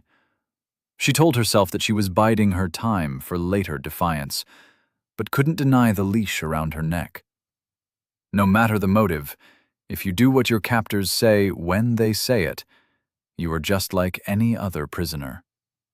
But she was biding her time, and they would regret the way they treated her. Oriz sat on the end of the boat with her back to Zoe. She dangled a bright green line in the water and rarely reeled it in with a catch. The fish were small and shaped like arrowheads. Their mirrored scales glinted in the light, and they must have fallen with the lake water from the Mirabelle dimension. Had any Miradiles survived the fall? Or were their splattered corpses dried out in the dunes? Oriz unhooked each fish she caught and placed them in the large clay pot sitting beside her. Sounds of splashing emerged from the perforated lid as the fish swam in tiny circles and awaited their postponed death. Princh sat smoking on the bench opposite Zoe, her legs wide, arms crossed, and a glower of disdain crinkling her upturned nose. Whenever the boat slowed, Princh blew a languid ring of inky smoke into Zoe's face. "Don't," Princh said as the boat slowly rounded a bend. Zoe raised an eyebrow. "Don't what?" "Questions," Oriz said, without turning around as she secured a dried centipede on the end of her hook. "It's fine," said Princh. "We're almost at the tavern." She ashed out her pipe and began repacking the bowl with midnight herbs. "Don't. Simple as that. Don't plan whatever you're planning. Don't think whatever you're thinking." Zoe grunted and continued rowing. "No defiance?" Princh struck a match and sucked the flame into the pipe. "What happened to the woman who tried to sucker punch me?" "I tried to befriend you first." "One must always be wary of befriending dark builds," Princh said as though reciting from memory. "What's a dark build?" Princh leaned forward and tapped Zoe's breast above her heart. Lets me see your techniques, especially since you lack the dexterity to hide your skein signature. I know the technique inside your heart, one of the vilest, most backstabbing techniques I've ever seen." She studied Zoe's face. "Do you realize what you look like to us?" "How could I, Princh? You know so much more about the system than I do. I'm just stumbling along. Can't you explain some of it to me? Share your wisdom?" "There," Princh waved a finger. "You hear that, Oriz?" "I heard. You win the bet." Zoe frowned. "What bet?" Dark smoke sieved between Princh's gray-toothed grin. "I bet Oriz a dozen fish that you would try to befriend us. Can't use your technique without us becoming friends first, can you? But you won't catch us that easy. No, you will not." "That wasn't what I was doing." "Keep rowing. Of course it was what you were doing. Let me explain it then. You have a technique designed for a high dexterity build. The user will hide the technique from eyes like mine and infiltrate organizations. They'll make friends, make alliances. Once they've done so, they'll use that technique to snuff out the hearts of their so-called allies. Kill them in their sleep, and nobody will know how or why until you vanish in the night." Zoe threw down the oars with exasperation. "I didn't choose this technique. It just formed after I absorbed the bell and—" "No technique is an accident. If you don't have a technique scroll, The system will form the technique based on your desires. I wanted to know how my companions were feeling. And how invasive was your desire to know? Prince blew a ring of smoke. Keep rowing. Ignorant you may be, but that doesn't change the nature of your technique. Can it be used to keep someone alive? Yes. Can it be used to excite a party going into battle? Yes. But all medicine is just poison in a different quantity. Take it from me. I'm a doctor. I'm a doctor as well. Prince leaned back with an air of insufferable smugness. Then you know exactly what you have inside you. But that's not the worst of it, Zoe Chambers. No, you also have the scars of gluttony. Those burns on your lips? They signal to everyone you meet that you prioritize your own needs over those of your party. Nobody can trust you, and anybody foolish enough to do so gives you their heart to hold in your hands. Zoe shook her head. I was goaded into incorporating the Mirabelle fragment. I didn't know about the curse or the technique. I didn't know. So you didn't receive any warnings from the system? Nothing suggesting it might be a terrible decision? Zoe remained silent. That's what I thought. You're only upset there were repercussions. Prince spat black phlegm over the edge of the boat. You make me sick. Now keep rowing. Zoe picked up the oars. The rough wood stung her raw palms, but she continued rowing. Beat after beat, she pulled the boat downriver, rowing and pondering on Prince's scolding. How much of it was wrong? She wanted to say all of it, that Prince didn't understand her situation, didn't realize the stress of stumbling blindly through the apocalypse. But that was just an excuse. In the end, her actions had consequences. Just because the consequences were worse than she hoped, didn't make her the victim.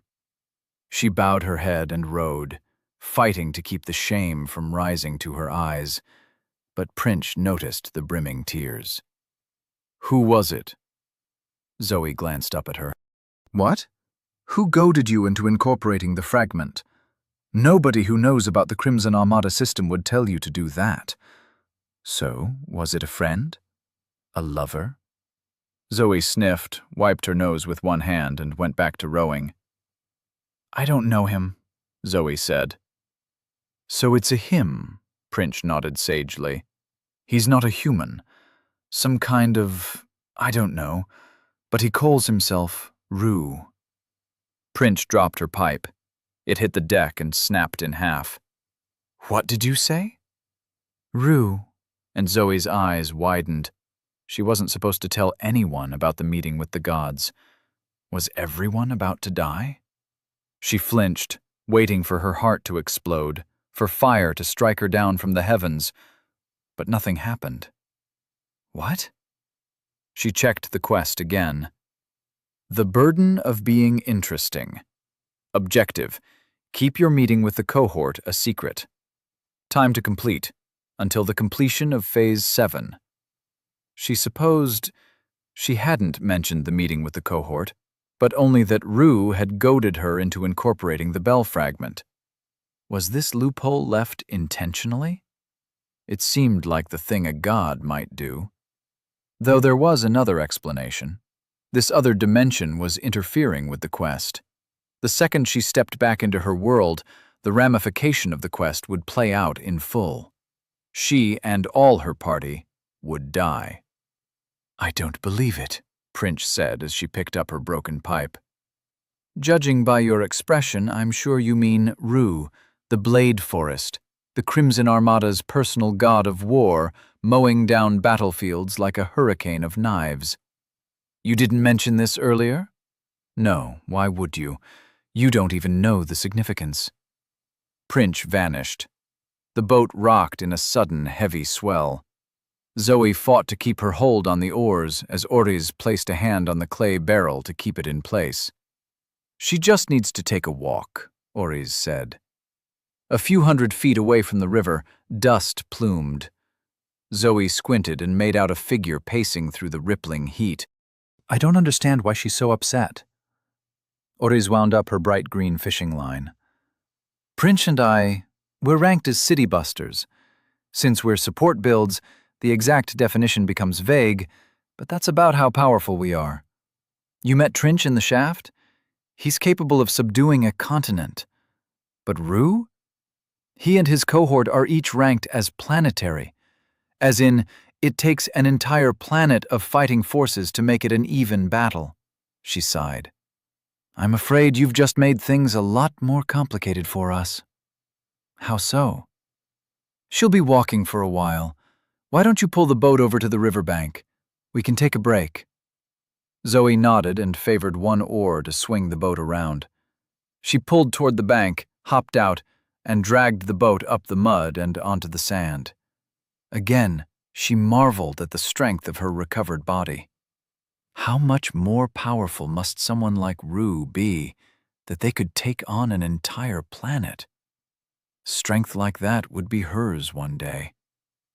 Oriz stepped off the boat onto the pale sand and studied the dimming sky. Lavender clouds drifted here and there. In the distance, a shaft of darkness crawled toward them. It will rain soon, Oriz said. You didn't answer my question. Might as well be honest, Oriz sighed. If you've attracted Rue's attention, then we can't just use you however we want, can we? Once we get back into your reality, we'll be in his domain, and best we have you in perfect condition to make a good impression. Understand? Zoe blinked. What did they think her relationship with Rue was? Well, whatever they thought, she would not argue. I wanted to work with you from the beginning, she said. I know. That's probably what's gotten Prince so worked up. Zoe was about to ask about the plan to return to her reality when her stomach rumbled. Her knees weakened. She collapsed onto all fours. Heat flooded her. Something oily and pulsating squirmed in her core. The worm. Her eyes widened as she coughed and hacked. She felt it travel up her body like living cement, thick and clogging. Bile filled her mouth. She cried as she heaved. It crawled from her stomach into her throat, so bulbous she couldn't breathe. Long golden whiskers emerged from her lips. They flailed in the hot desert air, brushed and caressed her face with hideous familiarity. She wanted to swat them away, but her limbs were numb as she vomited up the disgusting creature. It plopped onto the sand and squirmed in a bubbling sheath of gray mucus. The segmented mouth opened, sucked air, clapping fat, chitinous lips. It swelled to the size of a toddler, larger, wriggling in the sand and slithering away. Zoe's limbs could hardly hold herself upright. Oriz rubbed her back. There, it's out of you now. She handed Zoe a curved knife. Now kill it. What? Feel that weakness? You just let a cursed item feed off your energy and essence. If you don't kill it and reincorporate its corpse, you'll never recover. Zoe took the knife and forced herself to her feet. She wobbled, lightheaded, but remained standing. Oriz gestured and her willpower trickled over Zoe, solidifying the connection to her system and her attributes. The worm continued sucking down air. Its body expanded as it lay panting at the foot of a small dune 40 feet away. The whiskers on its head stiffened and grew. Barbs upon their shafts, each one as long as a broom. Its body was the size of a horse and grew longer by the second.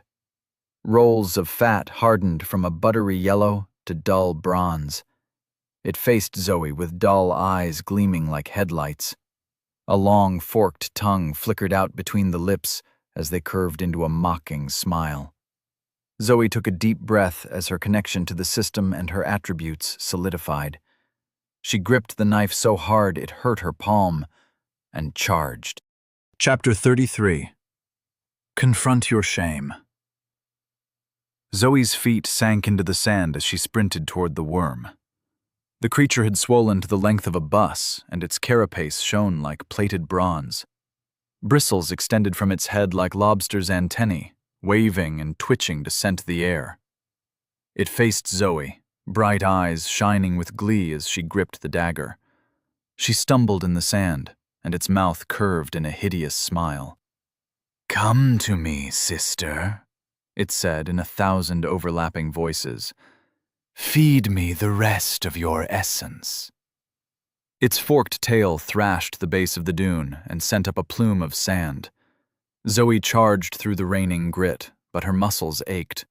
Her entire body felt wrung out, as though she had pulled a double shift at a hospital. Everything felt too heavy, too dull, even with her advanced attributes. It wasn't just the day of rowing. Her vitality should have helped her recover from that. This was something more. While the influence of Ariza's willpower lasted, Zoe checked her status. Status: Name: Zoe Chambers. Level: 8. Body: Metal. Mirror. Condition: Siphoned essence, minus 50% to all attributes. Attributes: Might, 36, 18. Vitality, 20, 10. Dexterity, 11, 5. Willpower, 35, 16. Insight, 15, 7. Skein, 117 over 117. Titles: Intrepid, Lodestone, Fools Rush In, incomplete. Questbreaker, Glutton. Techniques: Our hearts toll as one. The drastic change in her attributes almost made her trip and fall. What was this new line in her status? Condition. Her attention prompted a longer explanation. The knowledge unspooled in her mind as she stopped running and stood a dozen feet from the worm. There was no point in charging into a fight when something was obviously wrong. Condition: Siphoned essence. A parasite has drained the user. They have received a percentage of your essence. If you do not take retribution within the time limit, the attribute loss will become permanent. Time until permanent loss: 29 days, 23 hours, 45 minutes. No wonder the creature looked at her with such obvious glee. No wonder she could understand the emotions on such a monstrous face. It fed from her. It was her. Her limited insight traced a spectral link between parasite and host, a system conduit granting it her power. That thing stole half of her attributes, the attributes she sweated for, bled for, earned. Zoe screamed. The dagger fell into the sand, forgotten. She gripped her skein. Skein 117 over 117. Skein 60 over 117. Fed the strands of energy directly into her might. Might 36, 68. Her muscles surged, veins popping on her skin.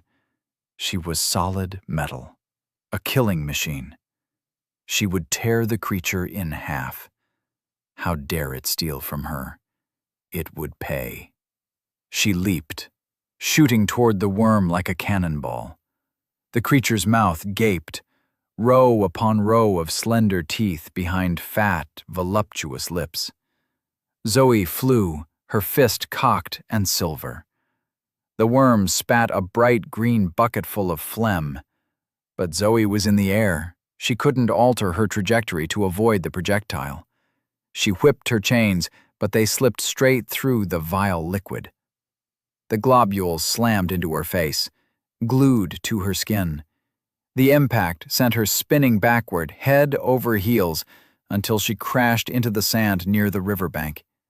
The phlegm hardened around her face, blinding her, suffocating her.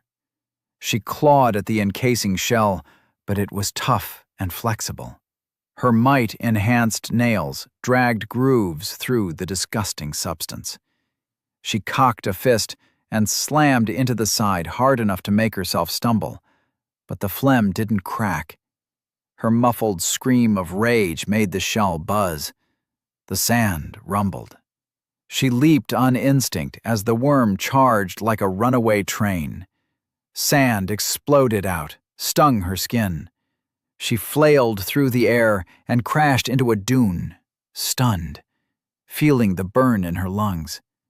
The ground shook. She curled up in a ball. Chains rattled. A massive thump shook the ground. Zoe flinched at the boom. Someone grabbed her, lifted her upright, and with a sharp crack, split the shell of phlegm from her face. Zoe blinked at the sudden light as air cooled her sweat-covered face. She saw a glimpse of a thin, grass-green blade receding into Oriza's palm before the gray-skinned woman offered her a hand. "You did terrible," she said. "Can you kill it for me?" Zoe sighed. "Please?" Oriza's eyes hardened. "No, we could kill it, but those attributes would be lost forever." "Then can you hold it down for me? You're strong enough. What will you learn from that? To run for help? If Rue didn't step down from the heavens to stop you from falling into this dimension, then he wants you to figure things out for yourself. We'll stop it from killing you because we need you.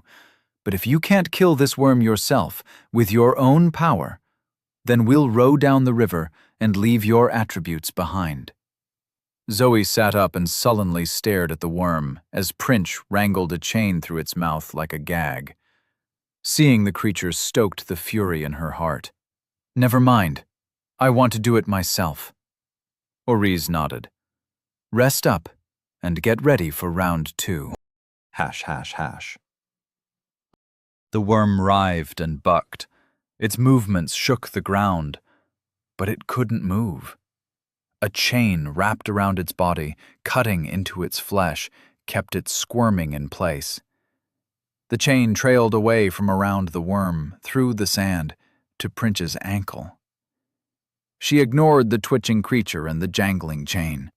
Instead, she focused on the pieces of her pipe, as though willpower alone could repair her favorite implement. But she was a doctor, not an artisan. Another terrible day in purgatory. Oriz approached with her whispering footsteps. Prince sighed. "She's pathetic. Why don't you let me squish the bug? I want to get going before it rains." "I have a new plan." "Do tell." Oriz's yellow eyes flashed.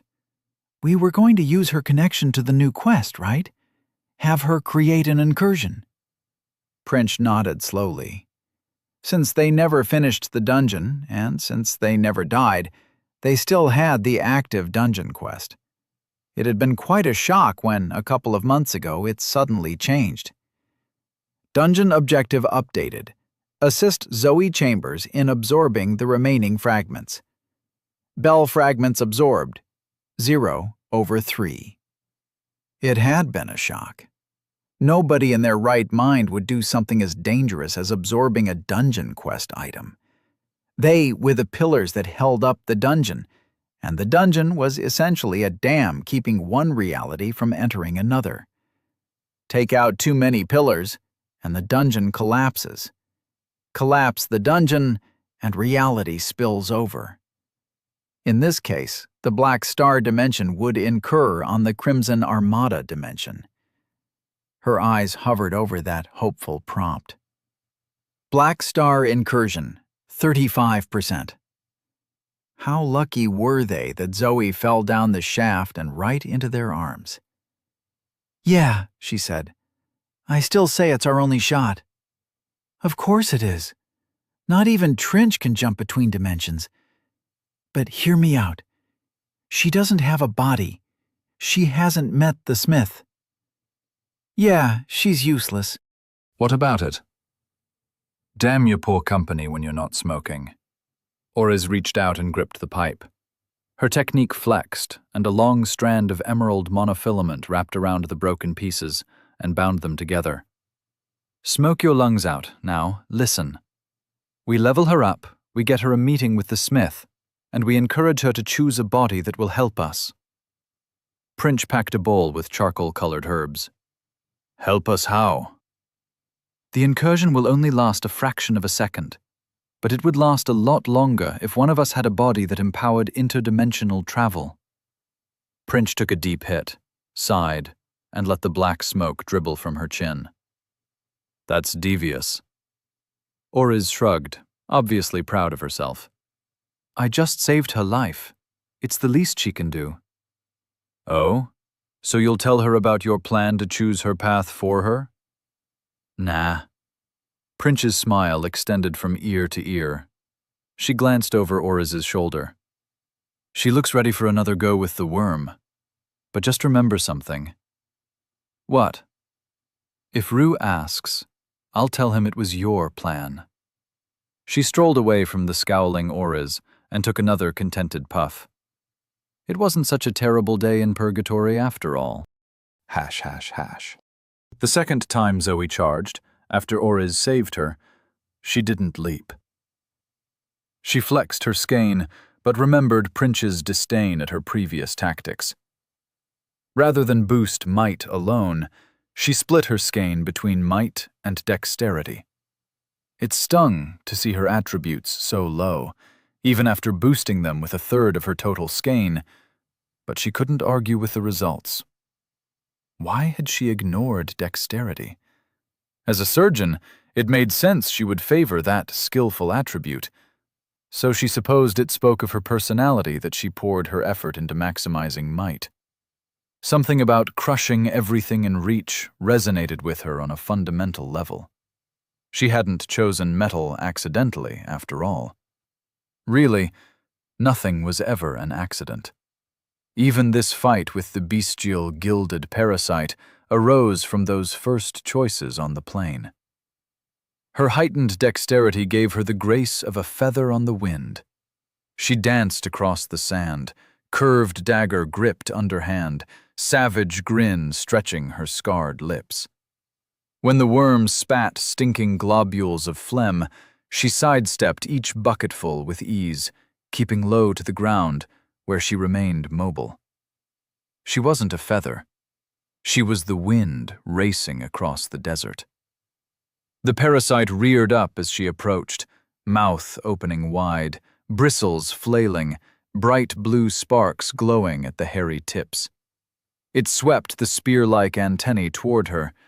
She leaped at the last second. Her powerful legs launched her past the worm's attack. She brought the dagger up, such a perfect line of attack. Never had a blade felt so true in her hand. The curved blade met the bronze carapace and bounced away. The force of impact jarred Zoe's hand, and she barely kept her grip on the dagger's handle. Her feet struck the slimy underbelly. The creature's stink, like bile and urine, filled her nose. With a kick, she sailed backward, out of range of the clasping mandibles surrounding the mouth, but not out of range of the sparks running down the length of the bristles. As she sailed backward, a jagged bolt of blue lightning arced out. It writhed worm-like through the air. Once again, she had no maneuverability, and the lightning struck her in the chest. Deafening, pain, blinding, white. She blasted back into the sand, body spasming as smoke curled from her fingers and toes. A glob of phlegm struck her face, gluing it to the sand, but this attack was almost an afterthought. She gripped her skein, ready to dump it into vitality to get back on her feet, when the phlegm cracked away from her face. She blinked away the white, the dark, the red, as her eyes recovered. Oriz leaned over her with an expression of amused pity. You did slightly less terrible that time, but you ruined my knife. She pointed at the twisted mass of hot metal in Zoe's hand. Prince will chain the creature again. I'm going to give you some fighting lessons. Zoe coughed up a taste of burned blood. Do we have time? Oriz cackled, and it was not a little unhinged. You're in purgatory, Zoe Chambers. Time is the only thing we have. Hash. Oriz and Zoe sat cross-legged in the vague shade of a crooked palm tree. The river flowed beside them, turgid and gray. Prince sat over by the boat, filleting the mirror-scaled fish on a plank of wood. A long chain led from her ankle to the dunes, where the worm lay trussed up and twitching. "You obviously know how to throw a punch," Oriz said. "And how to kick." "Not well," said Princh. Her pipe stuck out at an odd angle as black smoke dribbled down onto the silvery sashimi. "Couldn't hit snow in a blizzard." "Ignore her," and Oriz turned over her shoulder to shout. "Because she didn't want to teach you so she can keep her opinions to herself." "I'm not wrong," Oriz scowled. But her expression smoothed over as she turned back to Zoe. "She's not wrong. I can't guess what plans Rue had for you, but it's obvious nobody's taught you any real martial arts. I took some— This isn't a discussion. I am teaching, and you are honored to be my student." She gave Zoe a pointed look. After a moment, Zoe dipped her head. "Thank you? You're welcome. Usually I hate questions, but while I am teaching you, I want you to ask questions. Why are about what I teach you, about the stances, about the motives?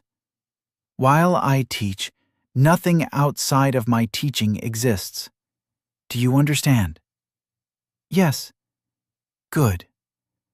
You were in our custody, but now you are under my tutelage.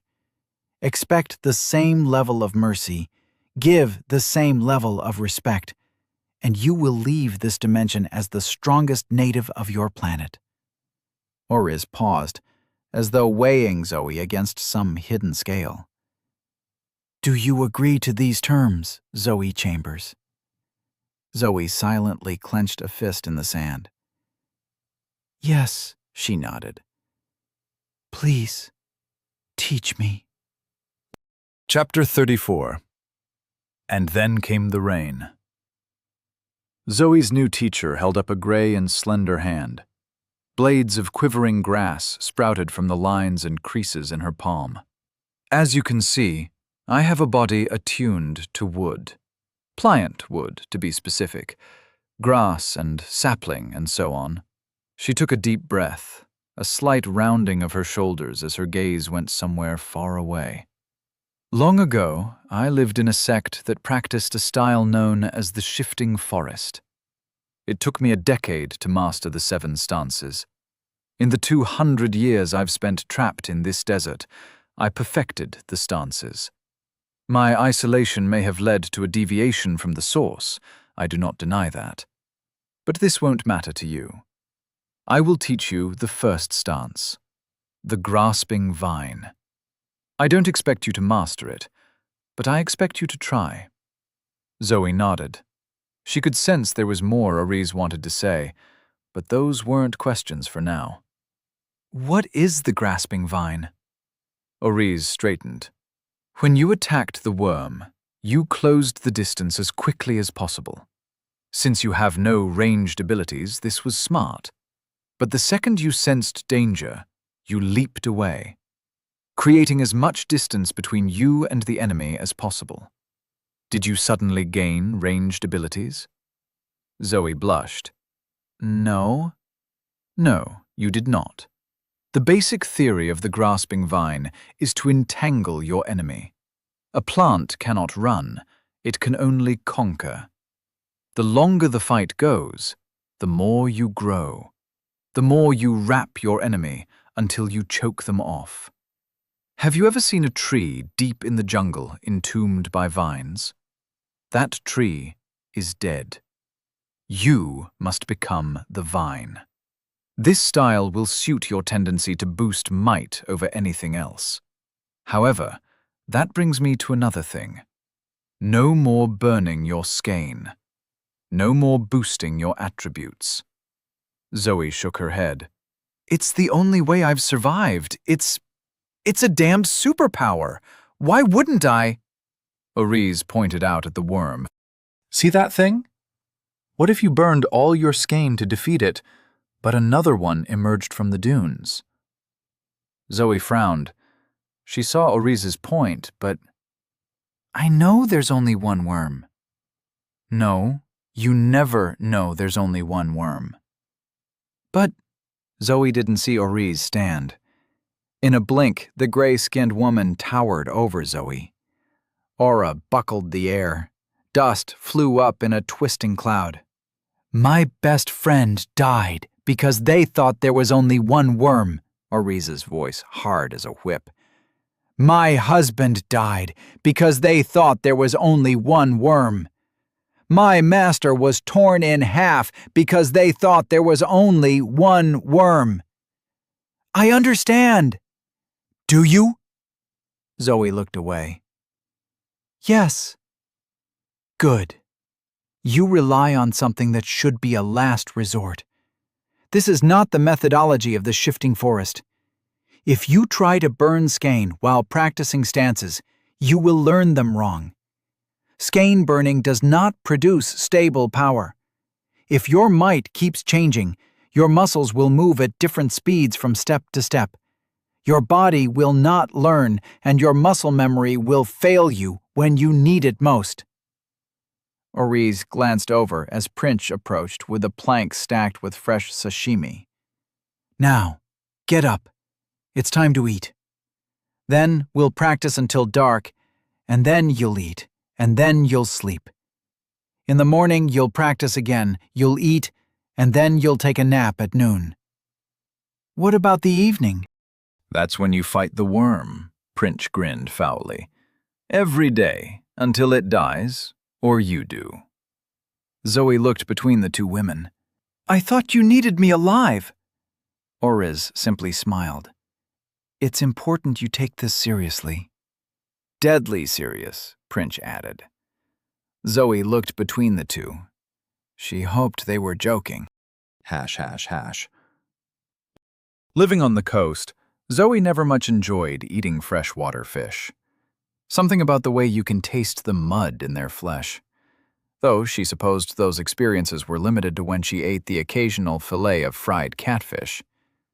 Certainly, she never ate freshwater sashimi.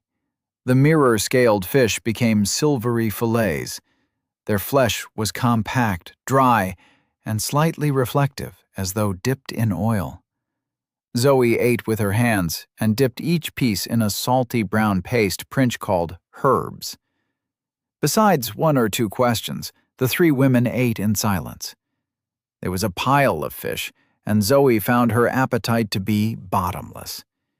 It had been so long since she felt truly safe while eating. She could let her guard down and simply enjoy the taste and texture of the meal. The high level of background panic had finally receded, though not too low, since the dull rattle of chains from the bound worm was the constant accompaniment to the quiet meal. Prince dumped the scraps by the riverbank as Oriz guided Zoe through the first few steps of the grasping vine stance. It was both a series of moves and a mindset to approach coming battles. Zoe followed along with the slowed motions.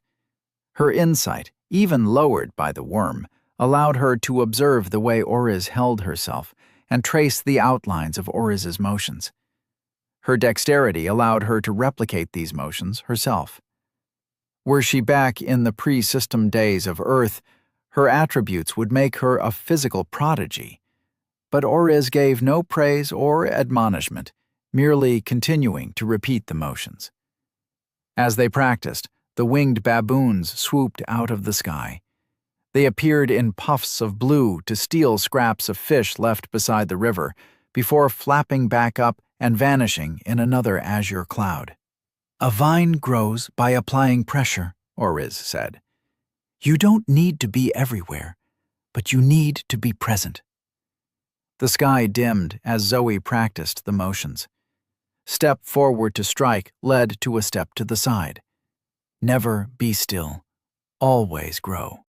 It wasn't about the power in each blow, but about chaining attacks, ensuring that you didn't become defenseless when you attacked, or unable to strike when you avoided a coming blow. Oriz left Zoe to practice the first series of steps. Night fell in the strange, even way of this world, and Oriz demanded that Zoe rest. She tried to go on training in the dark, determined to make the most of her time, but she could not fend off the chains that dragged her to the makeshift camp of driftwood flames and woven blankets. At last, she slept, fitful, sweating. She dreamed of baboons eating her flesh as she struggled to remember the stances. And on the horizon, a pillar of shadow advanced, bringing with it the rain. Hash, hash, hash. Prince shook Zoe awake. Zoe blinked, half the sky lit by dawn, and yawned. Paused. Shouldn't the entire sky be lit up evenly? Prince nodded at Zoe's confusion. The rain has come. She led Zoe away from the river to a low dune. They stood, the sand cool about their ankles, and gazed out at a vast plain of rippled sand. Dominating the plain, a pillar of swallowed light swept over the desert toward them. It moved in total silence as it passed over dunes and trees and half-buried ruins. Viewed from the ground, the shaft of darkness was impossibly imposing. Zoe could not see the top. It passed up into the cloudless sky and beyond. If she looked too far, vertigo yanked her eyes away. She had no problem with heights. The rising, twisting nausea was her mind telling her to stop. Some things should not be seen. What you have to understand, Prince said as she puffed on her pipe. That shadow is not real. Not like this, she stomped the sand. Not like us. It is a hole between realities. Two universes bleeding together. A scream of pain as one reality consumes another. Have you ever eaten anything alive? Felt it biting your throat as you swallow it down? Zoe blanched at a cascade of memories. Yes, Prince nodded. As below, she pointed from Zoe to the shaft. So above. Now, Oriz disagreed about this exercise, but since you ate the fish she owed me, I get to train you for one evening. I thought you disliked me. I contain multitudes. Zoe snorted. Should I be thankful or worried? You should, Prince nodded. That shaft links to another dungeon in the Crimson Armada system. I call it the Broken Glass Dungeon, but nobody's ever survived the fall, so the real name is anybody's guess. Zoe bit her lip, the feel of scar tissue still unfamiliar. Why do you call it that? See those specks? The pillar was about a mile away now, a solid shape like a twister frozen in time, if not in space. Zoe narrowed her eyes as it rushed toward them, and she tapped on her insight to focus her vision. A cool breeze rolled in the pillar's wake. This wind blew dust ahead like a vanguard, and in the movements, Zoe spotted dark specks, as Prince had pointed out, falling from the insubstantial pillar like darts. The unceasing rain sent a shiver down Zoe's spine. That isn't water, Zoe said as the pillar bore down on them and the wind grew stronger. I'm guessing it's glass, Prince grinned. Jagged blades of natural glass. You know how sharp glass is? They make some scalpels from obsidian, sharpest things in the world. But brittle, yeah? Zoe turned to look back at the camp.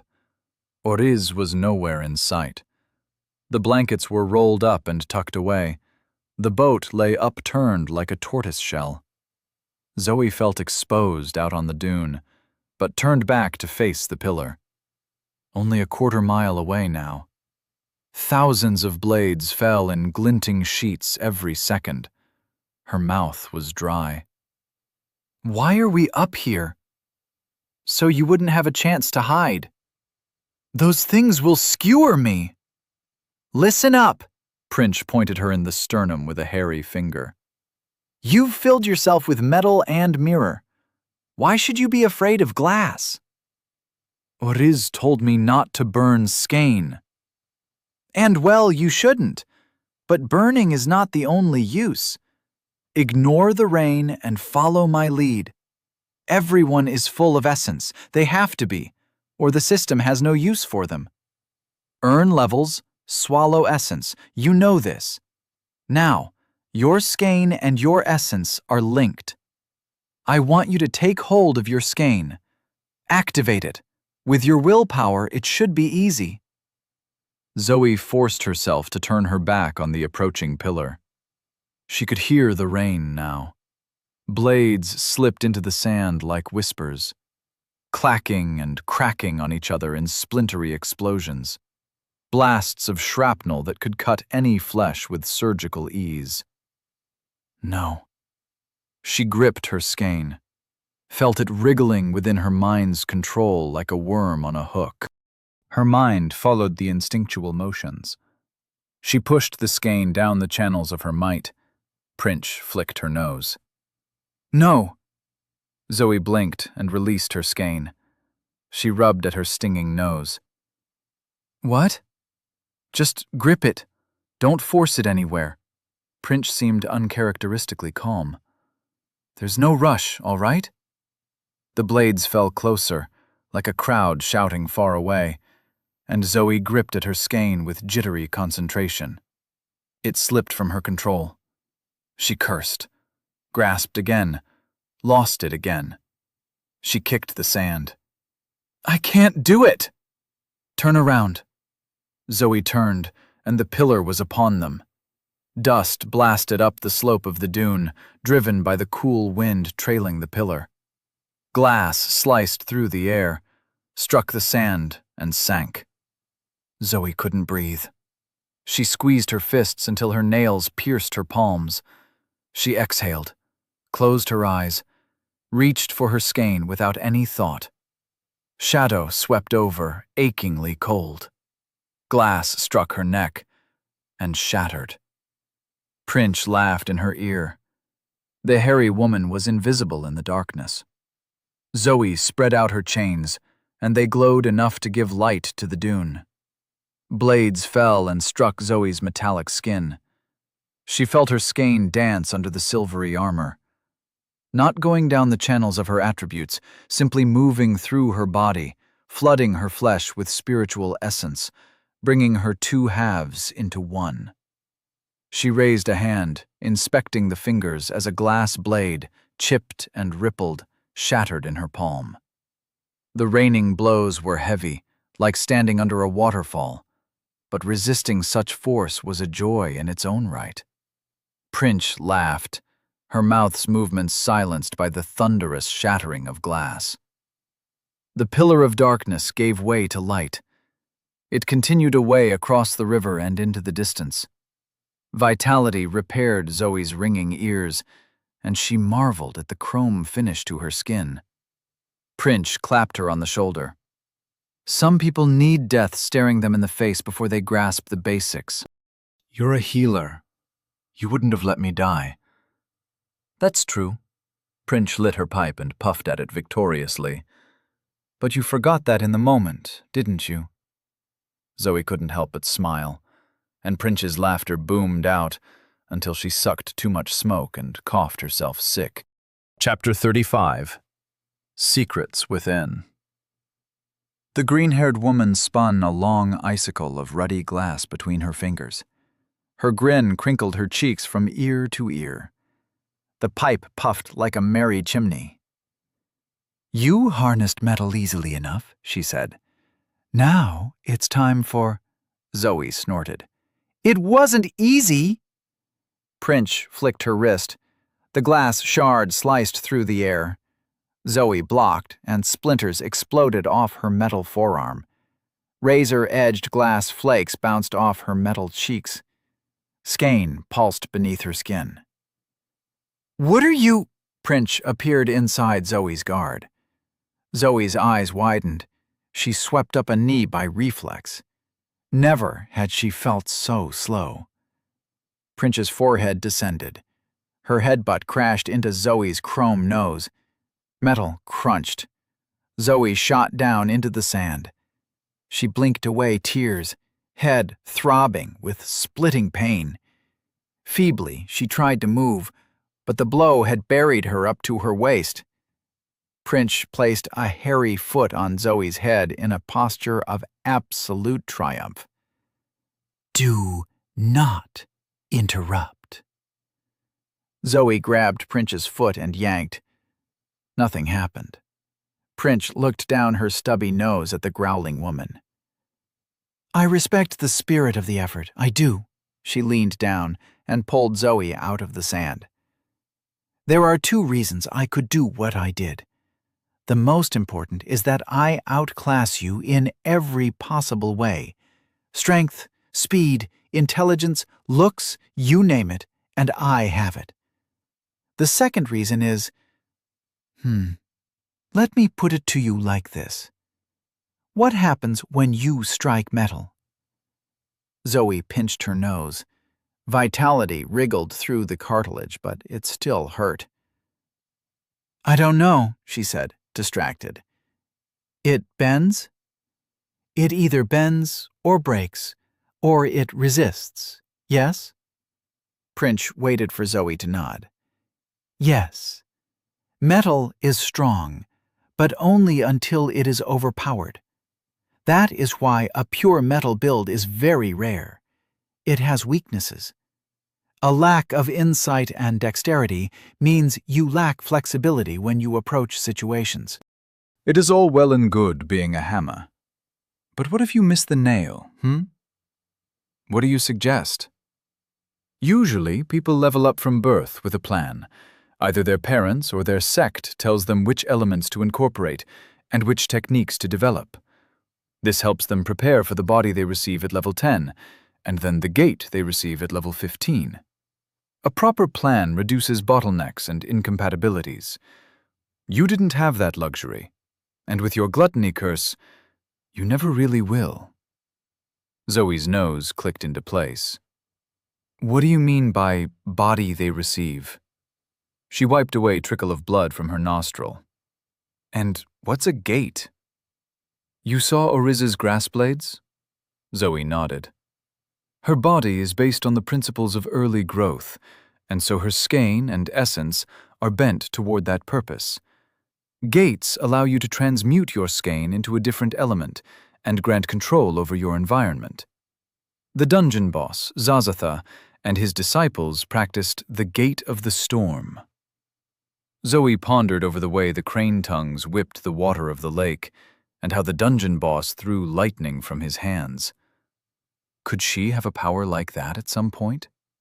Wearing the charm of the monsoon fairy had been intoxicating. She hoped she would have a choice in the gates presented to her.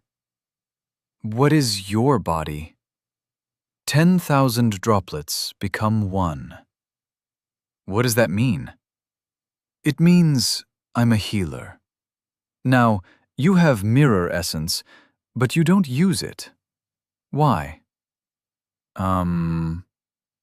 Because you are ignorant. That excuse no longer flies. I want you to harness mirror. Zoe blinked. Now? Prince grinned, a new shard spinning between her fingers. You have 1 minute before I start throwing glass. Zoe grasped her skein. Hash. Blood dripped from the hole in Zoe's palm and fell toward the dune. Each drop sank into the pale sand, swallowed by the desert's immeasurable thirst, and Zoe watched them fade with blurry eyes. Similar wounds, deep, precise stabs, marked her thighs, her shoulders, and her stomach. One glass blade even cut her ear in half. Blood trickled, flowed, slaked the desert. Weariness overwhelmed the pain. The only reason she wasn't unconscious, wasn't dead, was the same reason she was in this sorry state. Prince. The hairy green woman stood above Zoe and focused a technique. Prince's hair fluffed out as she spread her hands wide. A falling droplet of blood hung suspended in the air. Reversed. Flowed back into Zoe's wounds. Zoe gasped at the warm, sickening feeling as the technique worked upon her body. Her flesh repaired itself at dazzling speed. In seconds, she sat completely whole. Prince's hair settled. "Feel better?" Zoe nodded, still too shocked to speak. Prince puffed at her pipe. Black smoke dribbled down to the spotless sand. "I thought it would work, to be honest. It was the trick to sorting out your metal. Maybe if I threw more blades?" Enough! Oriz marched up the dune. You had your fun. If you want to torture my disciple, you can win another bet. Prince set her hands on her hips. "I bet I can beat you in a—" Prince vanished in a crack of force. Oriz stood atop the dune, palm outstretched, her entire body trembling with rage. Zoe looked about until she saw a puff of dust miles in the distance. Her eyes widened. What was she doing amongst these monsters? Oriz exhaled, her body calming. "I'm sorry you had to see that," she wrung out her hand. "Now, it's time to practice your stances." Mutely, Zoe followed Oriz back down to the riverside. Glass blades littered the sand, and they wove their way amongst them. The palm trees' ragged leaves suddenly made sense to Zoe. A gentle breeze slowly buried the shards, as the desert reset itself, for the next time the shaft of darkness circled the world. Oriz led her through the stances, and Zoe followed. It felt like a dance, constantly circling, moving from strike to kick to throw, and repeating. She needed extra focus to avoid the half-buried glass, but the grasping vine was developed for such obstacles. Soon, Zoe lost herself in the rhythm as her muscles soaked up the exercise. Oriz corrected her here and there, but mostly she simply watched. After a few hours, Oriz called for a break. They sat cross-legged, as they had the day before, and Oriz scooped out cups of tea from a pot left soaking in the sun. They drank in silence, the light taste almost medicinal on Zoe's tongue.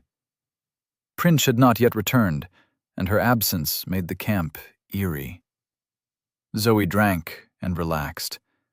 She had no thoughts of training, or the worm, or her allies in another dimension. Only the tea. And her mind became as empty as the desert stretched out in infinite distances around her. Oriz spoke first.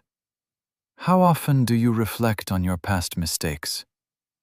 It took Zoe a minute to bring herself back to a state of mind where she could talk. "I suppose I think about my mistakes a lot." She set down the tea at the seriousness of Oriz's gaze. "How else am I supposed to improve in the future?" "But do you reflect on your mistakes, or merely ruminate?" Oriz nodded at Zoe's silence. "Shame can be a powerful fuel, burning brighter than any praise.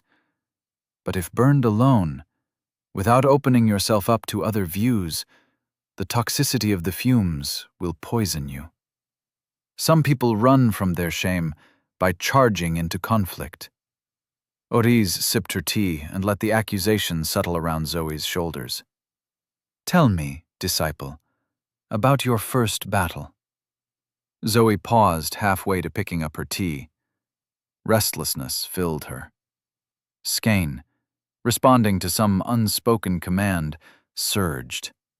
Metal flushed her skin, faded, bloomed. Oriz rose, tea still in hand, and gestured for Zoe to rise. "Tell me as we walk." Zoe nodded, and they strolled along the riverbank. A baboon puffed into view and watched them before flapping away into the sky. "My first battle. I don't know if this counts." "Let me guess. A schoolyard scramble? Fighting a bully?" "No. I was 14, which is young for a human, but old enough that you think you're old, you know?" Oriz nodded and gestured for Zoe to continue. "I thought I had the world figured out. It was just my mom and I, and she did all right, but I gave her a hard time. I loved her, but that's how kids are. One day, a Friday, I came home after school and she wasn't there. None of her stuff was there. None of my stuff was there. Some things my grandparents left me, things I didn't even realize were valuable until years later, were gone. I was alone in an empty house, and I thought it was my fault. You know, I was at the age where the world revolved around me, so how couldn't it be my fault? They stopped atop a dune. Far away, across the river, a black pillar slid through the desert. Green fire fell in its wake like the aftermath of fireworks. Oriz sipped her tea. "What did you do?" she asked. "I ran," and Zoe's shoulders sagged under the burden of her words. "Our house was on the edge of town, near the forest, and I ran into the trees. Some kids, neighborhood kids, we built a little fort. Not too far, but far enough you couldn't see the streets. I went there first, but it just made me angry. So I went deeper into the pines. Deeper and deeper, until I knew I was lost, but I didn't care. I slept on a pile of leaves. It was summer. Maybe I would have died if it wasn't." "I don't think something as simple as cold weather could kill you." Zoe didn't react to the compliment.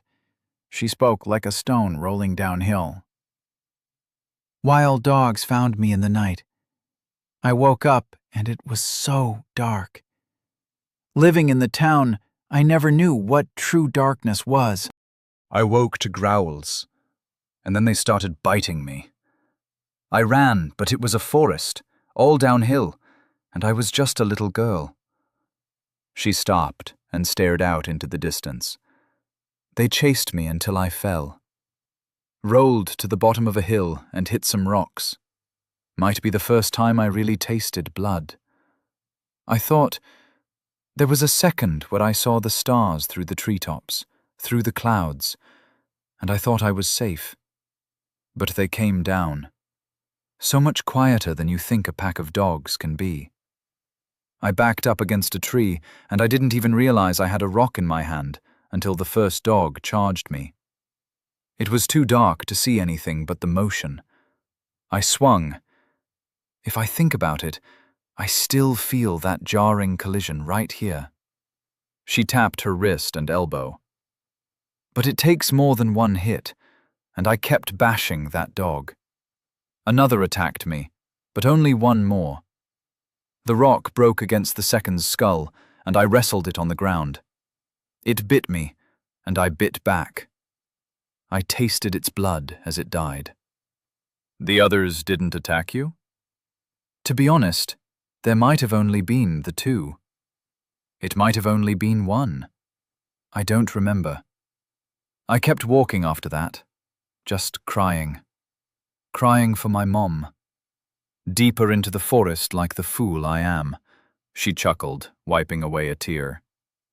"The funniest thing is, I don't even blame the dogs. I was hungry as well. And a few days later I found a cave. There were more dogs, and my heart almost stopped in my chest. But these ones were friendly. Some still had collars, the poor things. They were lost, like me. I think I lived with them for 6 months.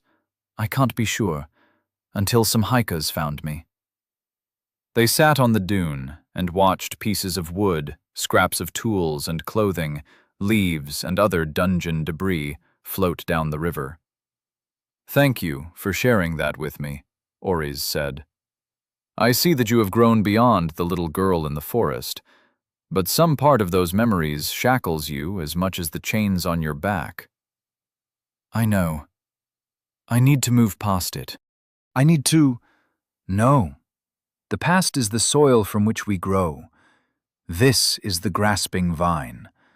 The first move is the sunlight that helps us break free of the dark earth. And with each move, each strike, each step, we climb ever higher. But the vine never leaves the earth. If it did, it would die. She looked away, as though contemplating her own advice, before she smiled. So, Zoe Chambers, are you ready? For what? To face your worm and climb ever higher. ###. The worm lay in chains, baking in the sun, its gilded carapace glinting and swollen.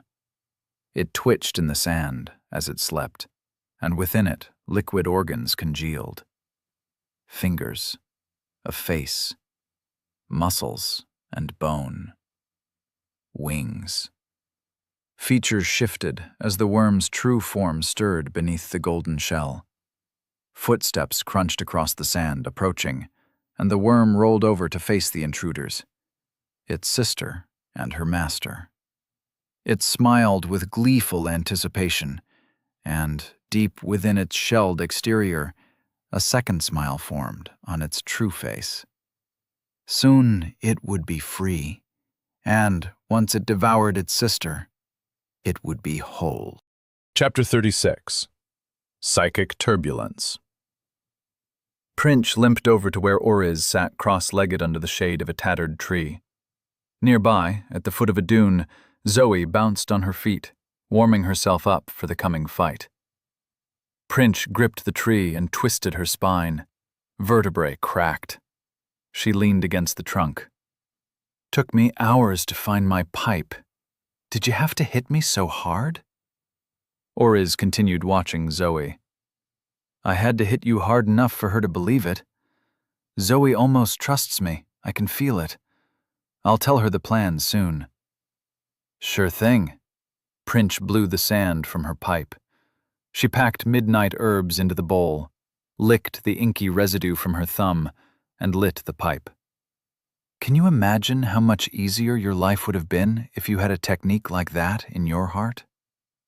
I don't think I would have had the guts to use it. You? Yeah, right. I was different before I came here. Heard that before, Prince said, as black smoke cascaded from her nostrils. Oriz smiled. ###. The worm breathed as its chains vanished. Long indentations marked its flesh where its shackles dug. It twitched, squirmed, and grinned. Barbed antennae sniffed the air for skein, traced out the link between parasite and host. Sister stood so close. The body growing inside, the second self, true self, flexed corded muscles and grinned with human teeth. Soon, two would be one. ###. Minute by minute, the sky faded to darkness, as though running out of power. A wind came with the dark, blowing downriver a scent of bloated carrion. Zoe's nostrils twitched, insight painting a picture of the floating corpse as she hopped from foot to foot, trying to stay warm. The wind blew sand upon the small dune in front of her.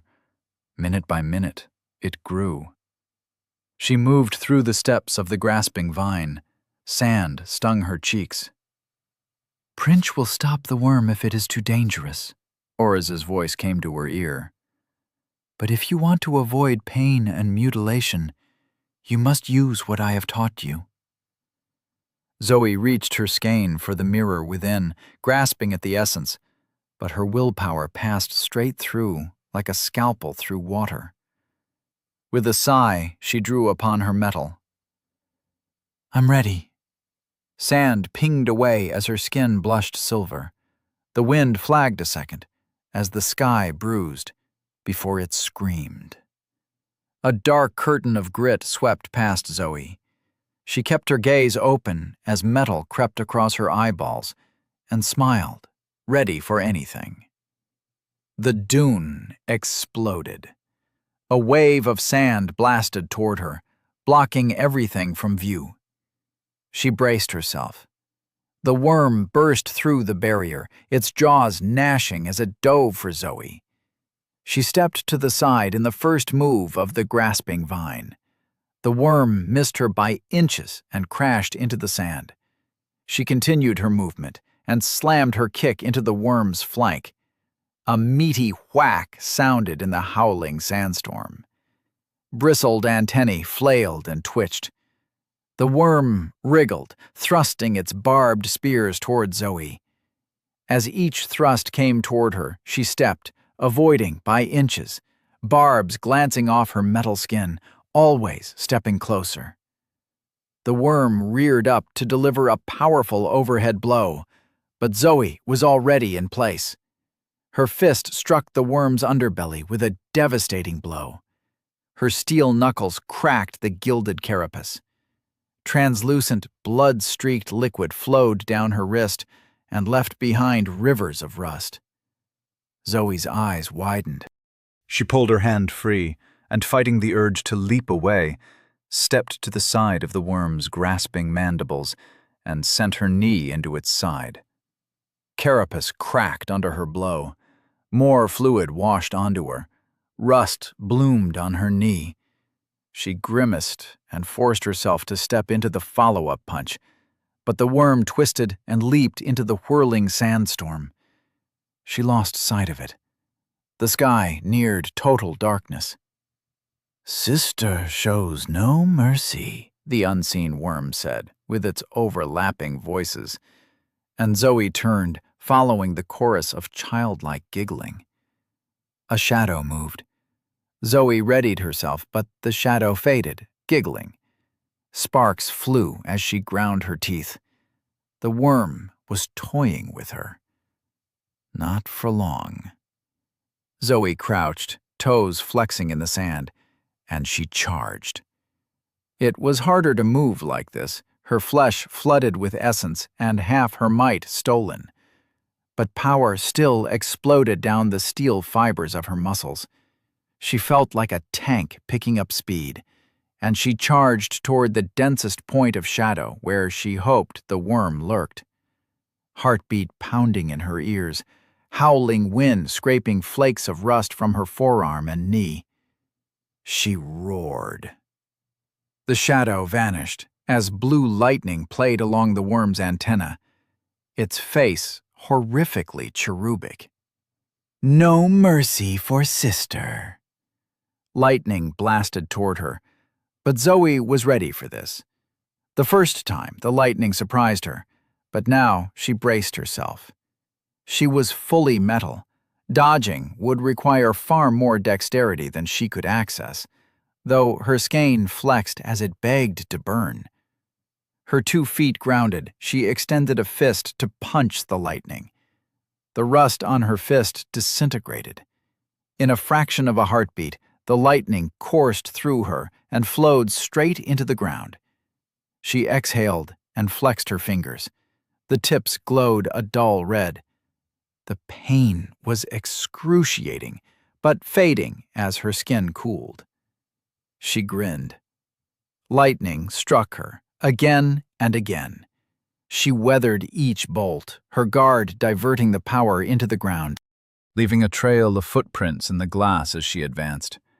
Her skin glowed red, a splattering of brighter orange, a searing pain even as it faded in the cool wind. Specks of sand stuck to her, melting into glass, cooling, cracking as she advanced. It had been so much easier when she possessed the charm of the monsoon fairy. The worm twisted out of the obscuring sandstorm. Lighting flashed, leaving trails of burning glass. It stabbed at Zoe. She stepped through the grasping vine, drawing close, but her pace was heavy, the essence in her flesh like boots of lead. Flailing antennae swept out her leg, and she buckled. She caught herself on one knee, groaning heated steam. The worm reared, lightning crackling along its raised spears. Her skein stuttered, skin flashing dark brown.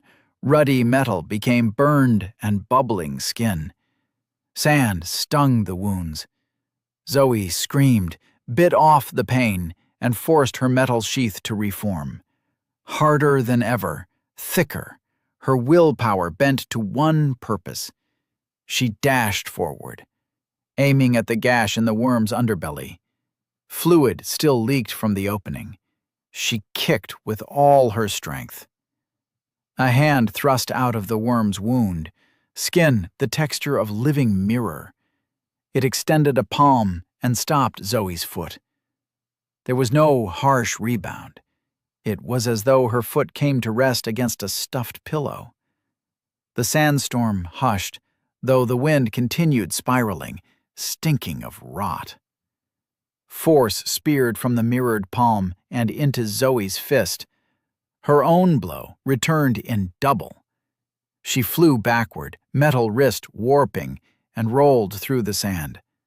Limbs heavy and tired, skin flickering between metal and flesh. She couldn't sustain her skein. The worm slithered closer. Zoe rolled over, but failed to stand. The mirrored hand waved as the arm slipped back into the healing wound. The split carapace closed. Zoe forced herself up as the worm slithered closer. She stepped to the side, punched, and the barbed antennae thrust through her gut. Zoe gripped the wound, tried to hold the antennae that speared her still, but the worm tossed her up. She slid free and tumbled into the air. Lightning struck her, and she hit the slope of a dune. Unconscious by the time she tumbled to the bottom, burned and bleeding. Hash, hash, hash. Oriz woke Zoe, gently, by setting a cup of tea on the sand beside the blanket where she slept. "You did better," she said. Zoe threw an intact hand over intact eyes to hide from the day's flat light. She felt finer than fine, but the memory of impalement sat cold in her guts. "I would have died without your help." "Which is why we helped," Oriz sipped her tea. "You are level 8, the worm is level 8, but you are fighting with half your resources. Be proud you lasted as long as you did. It is all thanks to your commitment to the grasping vine." Zoe sat up. She expected her fingers to tremble as she picked up the tea, but they were the steady surgeon's hands she always had. Strange, the disconnect between body and mind. She blew on her tea. What was the mirrored hand? The worm took your essence. You had metal and mirror inside. But why take that form? You are struggling to harness mirror. This parasite is part of you. It might be best to look inside yourself for the answer. Zoe nodded and sipped the sour and fruity tea. "I want to fight the worm again," she said. "And you will, but I should warn you, it will be stronger." "How?" "Come." Zoe rose and followed Oriz away from the camp toward the dune where the worm rested in chains. A layer of sand coated its slumbering body. Oriz rubbed her fingers in the air. "Can you feel that?" Zoe reached out. "No?" When two beings fight each other, they generate psychic turbulence. This turbulence is ethereal. If your insight becomes high enough, you will notice its strange, cloying presence. It sticks to those who generate it, and whoever wins the fight will collect more. The more each fighter puts of themselves into the fight, the more turbulence they generate. What if they aren't the same level? When you are low level and still learning, you cannot help but put your all into every attack. When you are higher level, you learn restraint. But even still, a single high-level technique can provide a wealth of experience to an opponent. Oriz smiled.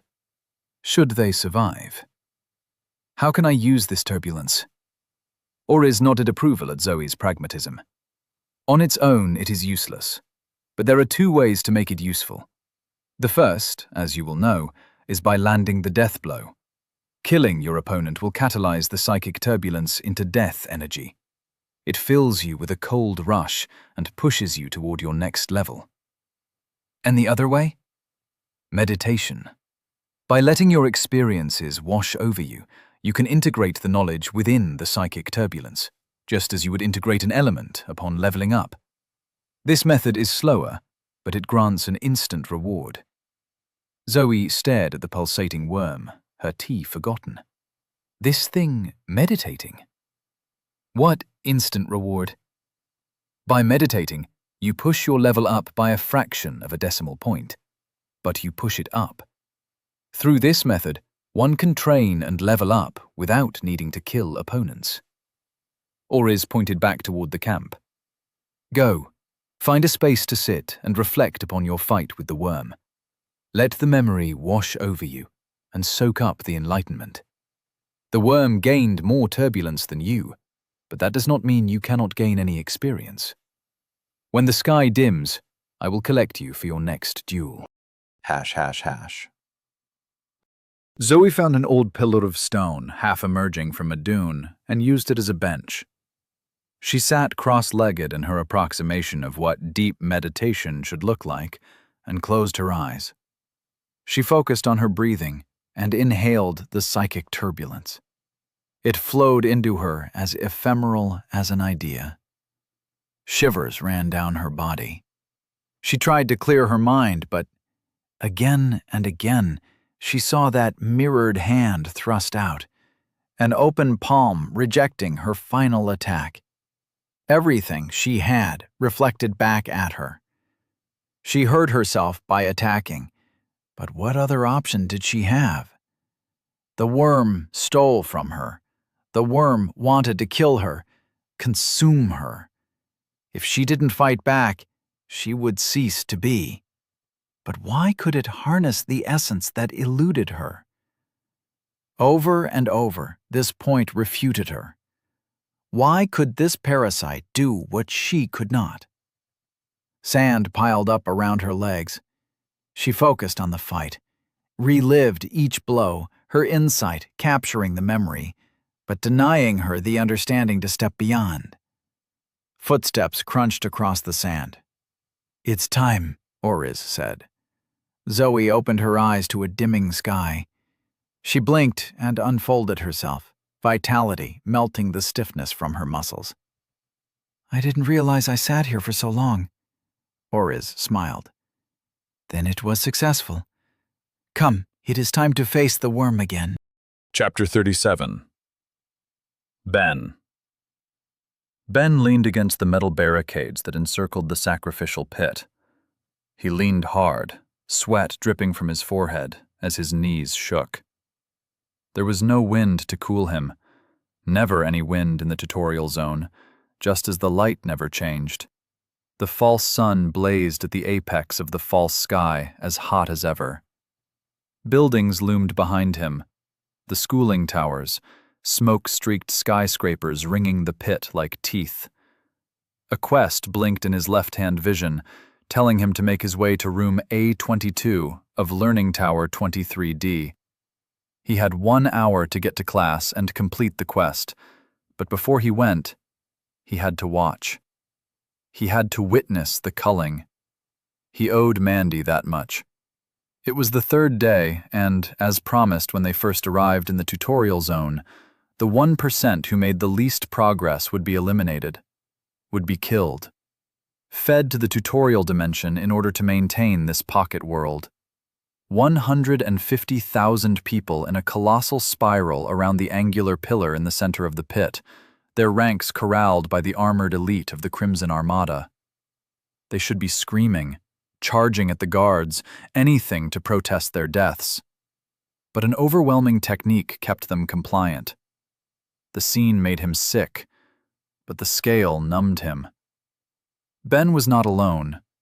Wives, husbands, parents, children, and friends all leaned against the barricade and watched as someone they knew stumbled toward the bladed tree.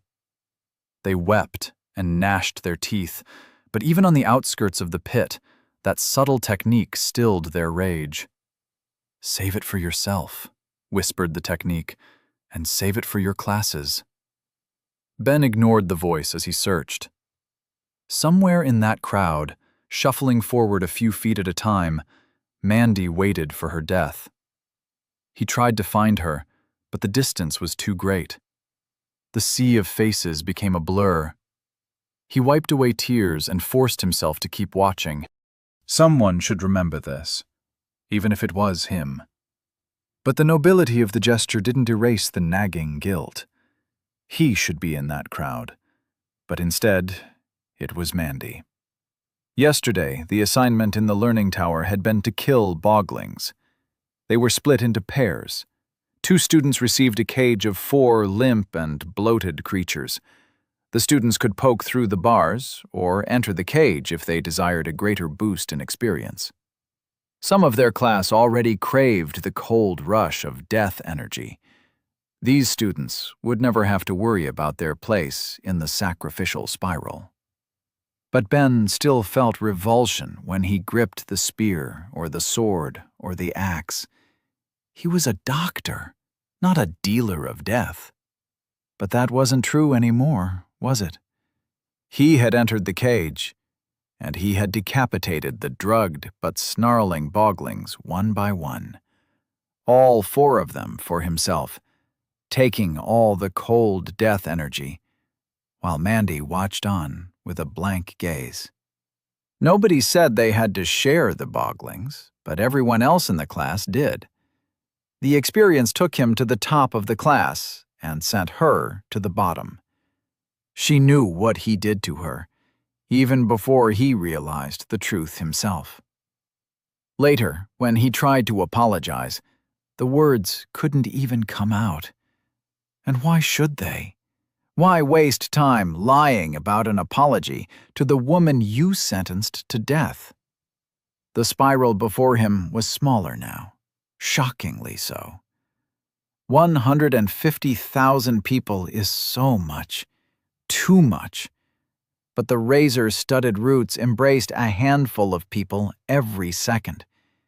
It would take hours for the tree to consume them all, but it would happen, and in full view of the learning towers. Students need only glance out the window to have a reminder of their fate should they slack in their lessons. Their lessons in the nature of the Crimson Armada system, in its truth. Conquest. Hadn't he learned that lesson, internalized it, long ago?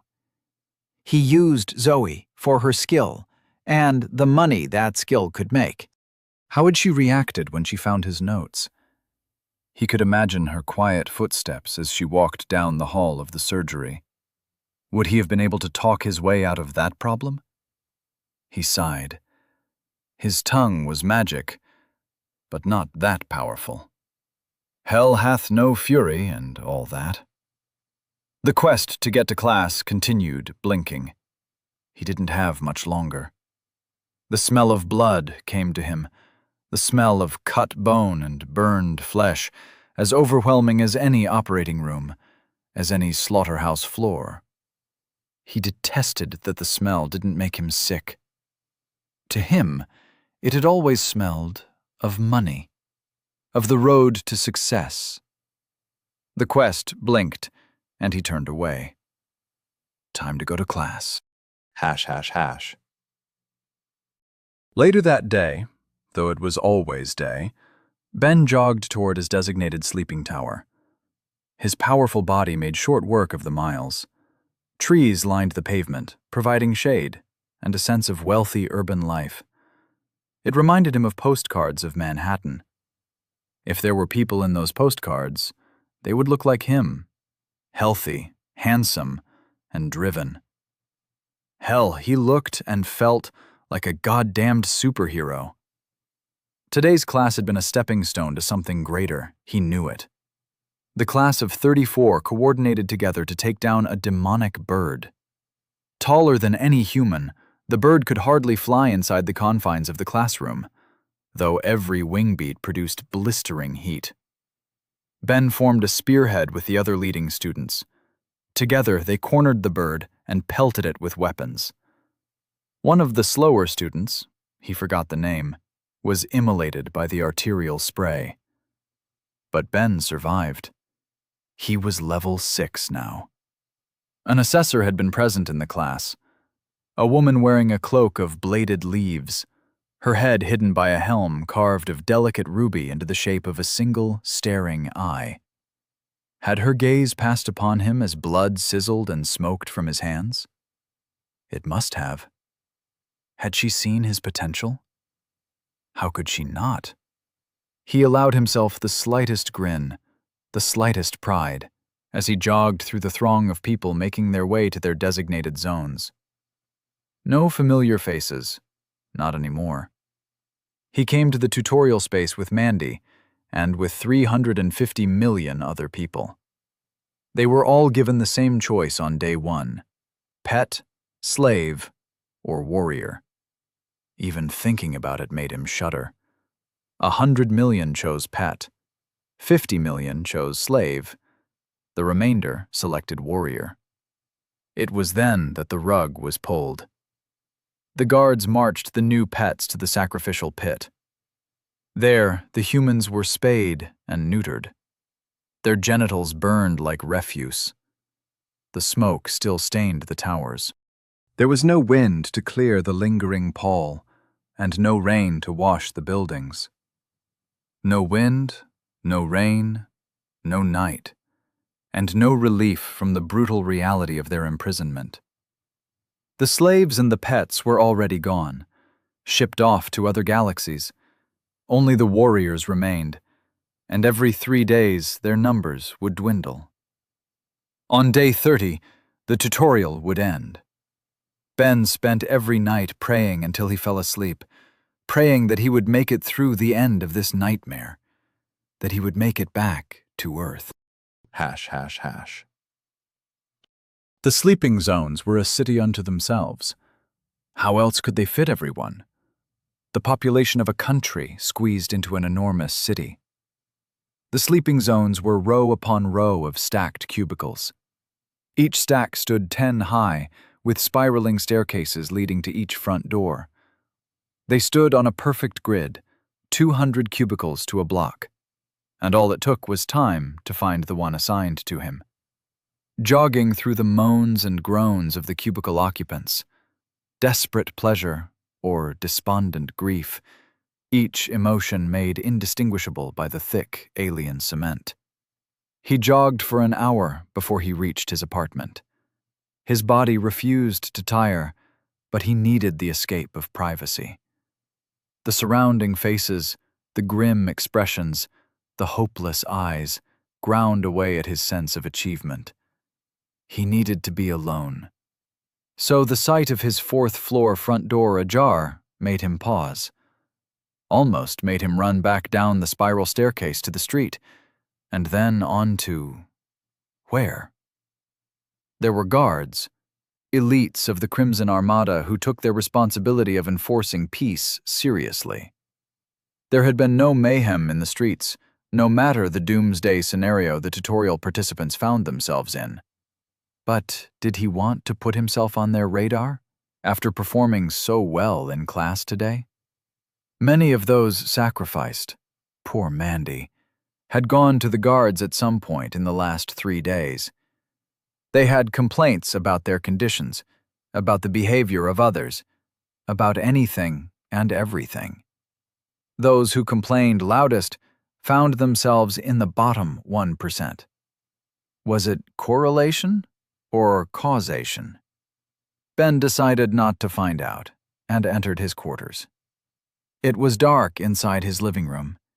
The drawn curtains blocked the constant sun with near-perfect efficiency. Dark and cool. Normally, he would make his way to the shower and wash away his day before stumbling into bed, where he would pray or weep until he slept. But not today. Voices were coming from his bedroom. He crept down the narrow hallway. The voices stopped. So much for stealth. He burst into the room. Someone sat on his bed.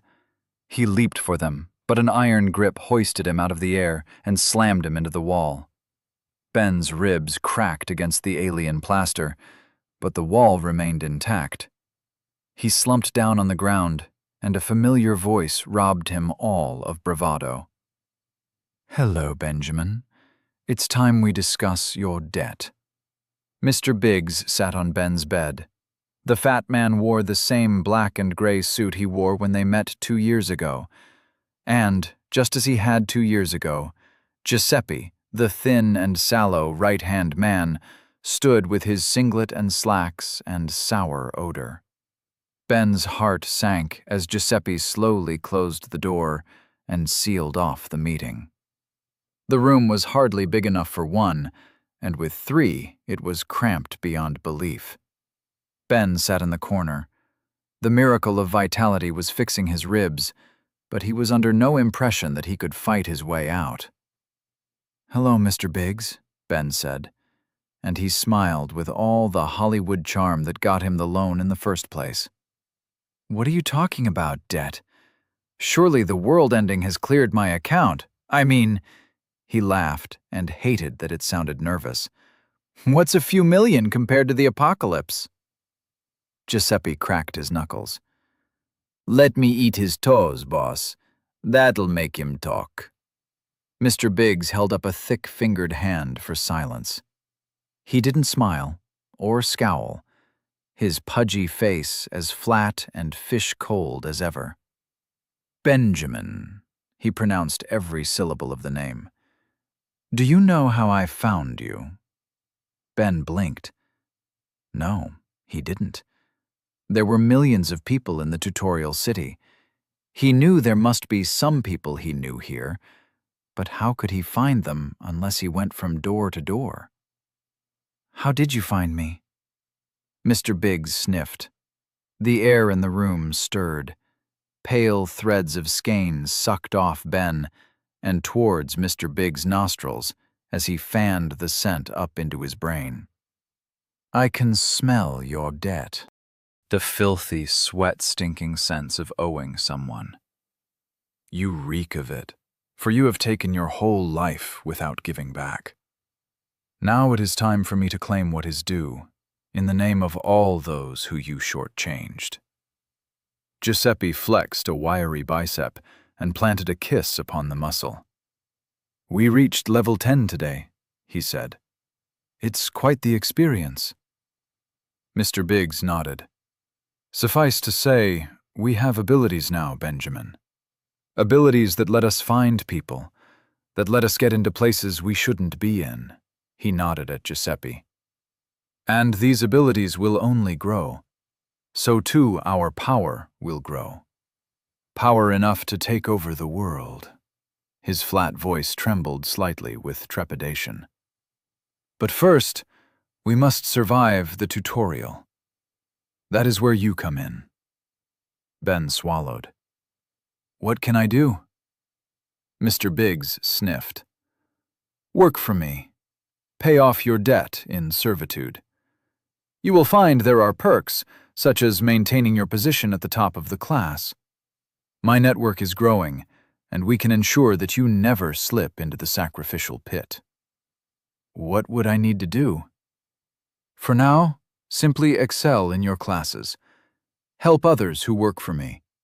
Enlist those you think will be assets, and cull those who will get in our way. When we leave the tutorial, the true work will begin." "If you found me, can you find—" Ben's heart hammered in his chest. "Do you know if Zoe is alive?" Mr. Biggs sniffed. "The debt you owe her is most pungent. She is alive, for otherwise the smell would fade. Don't worry. We shall find her when we leave, and she shall pay back what she owes me." Ben frowned. "The money? What use are millions in the face of the apocalypse? No, there are far more uses for people than mere money."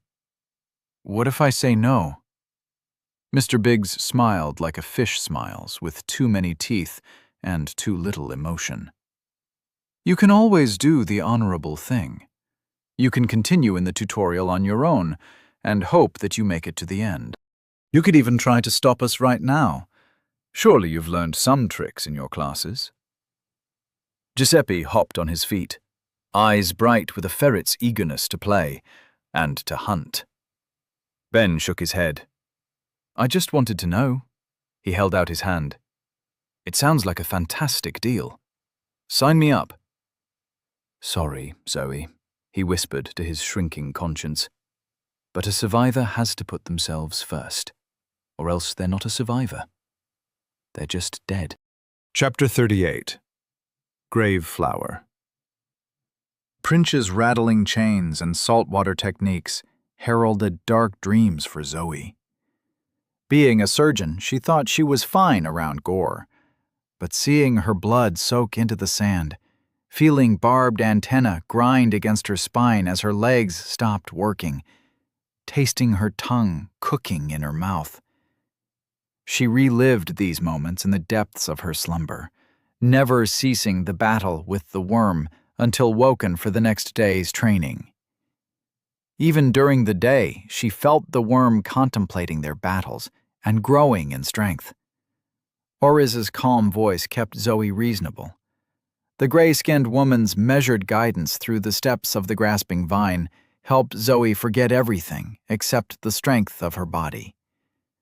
Over tea and fish, she received schooling on her fights. What went wrong and what went right. With each fight, she improved, got closer to destroying the worm. The more carapace she split, the more she revealed the slender, mirror-skinned being inside. Arms, legs, a female form, but no face.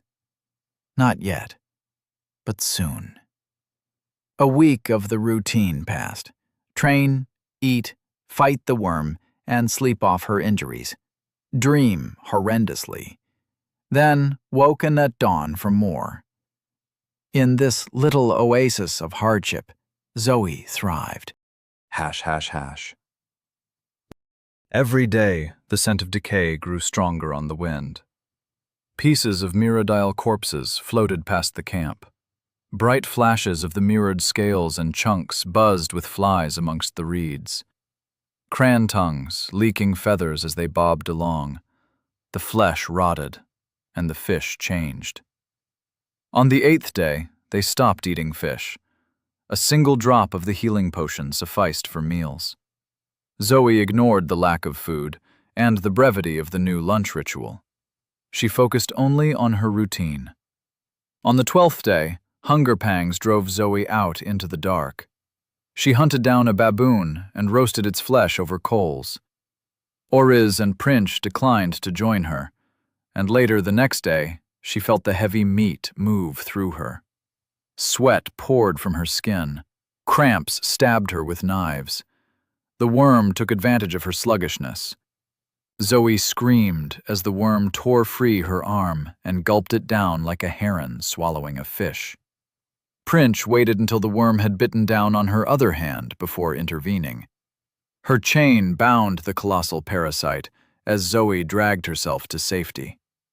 She stared up at a sky the precise shade of gray that meant it would be dark in 2 hours. It would rain green fire tomorrow.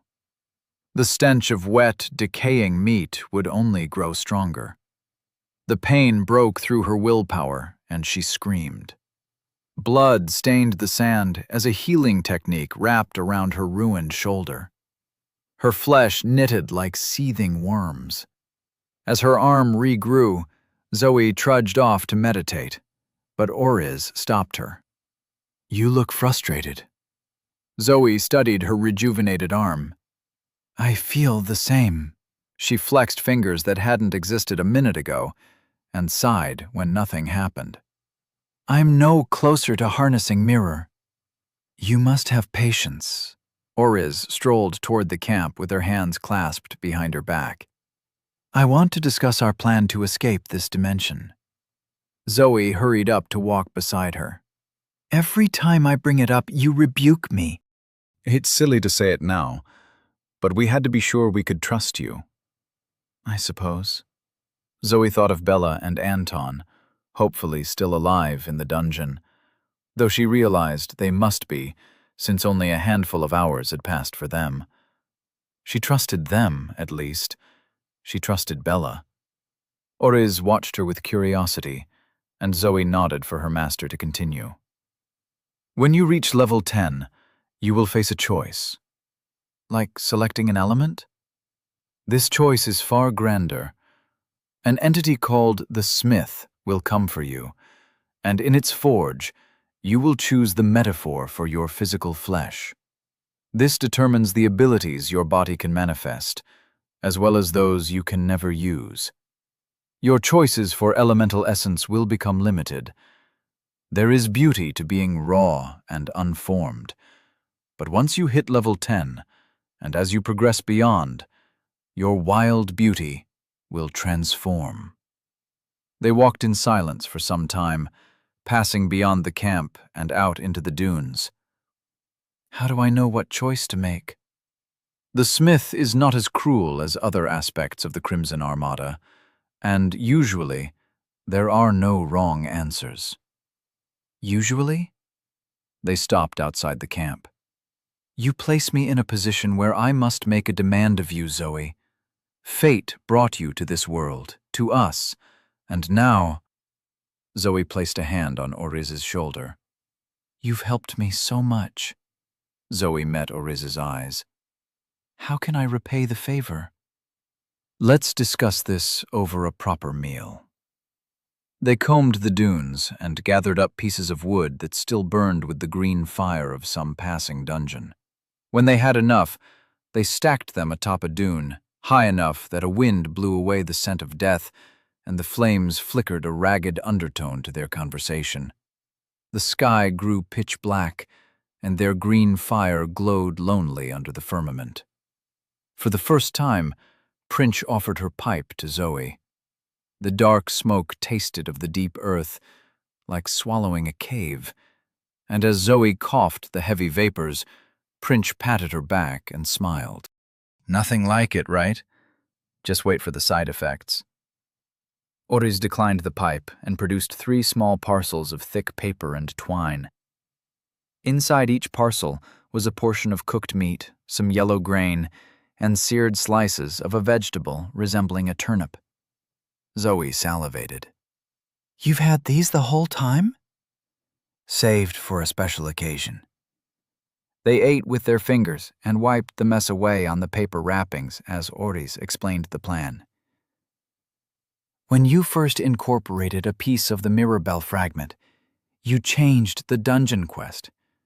Most people would never do this because of the scars of gluttony, because of the danger of incursion.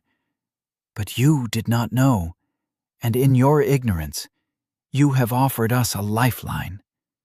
We received the same update to our quest.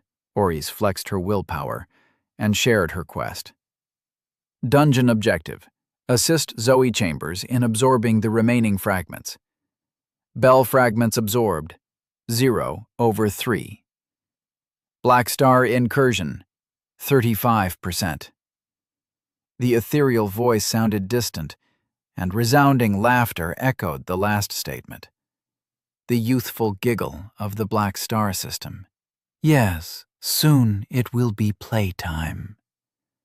The 3 women sat on the dune as the green fire crackled slowly on the dried wood.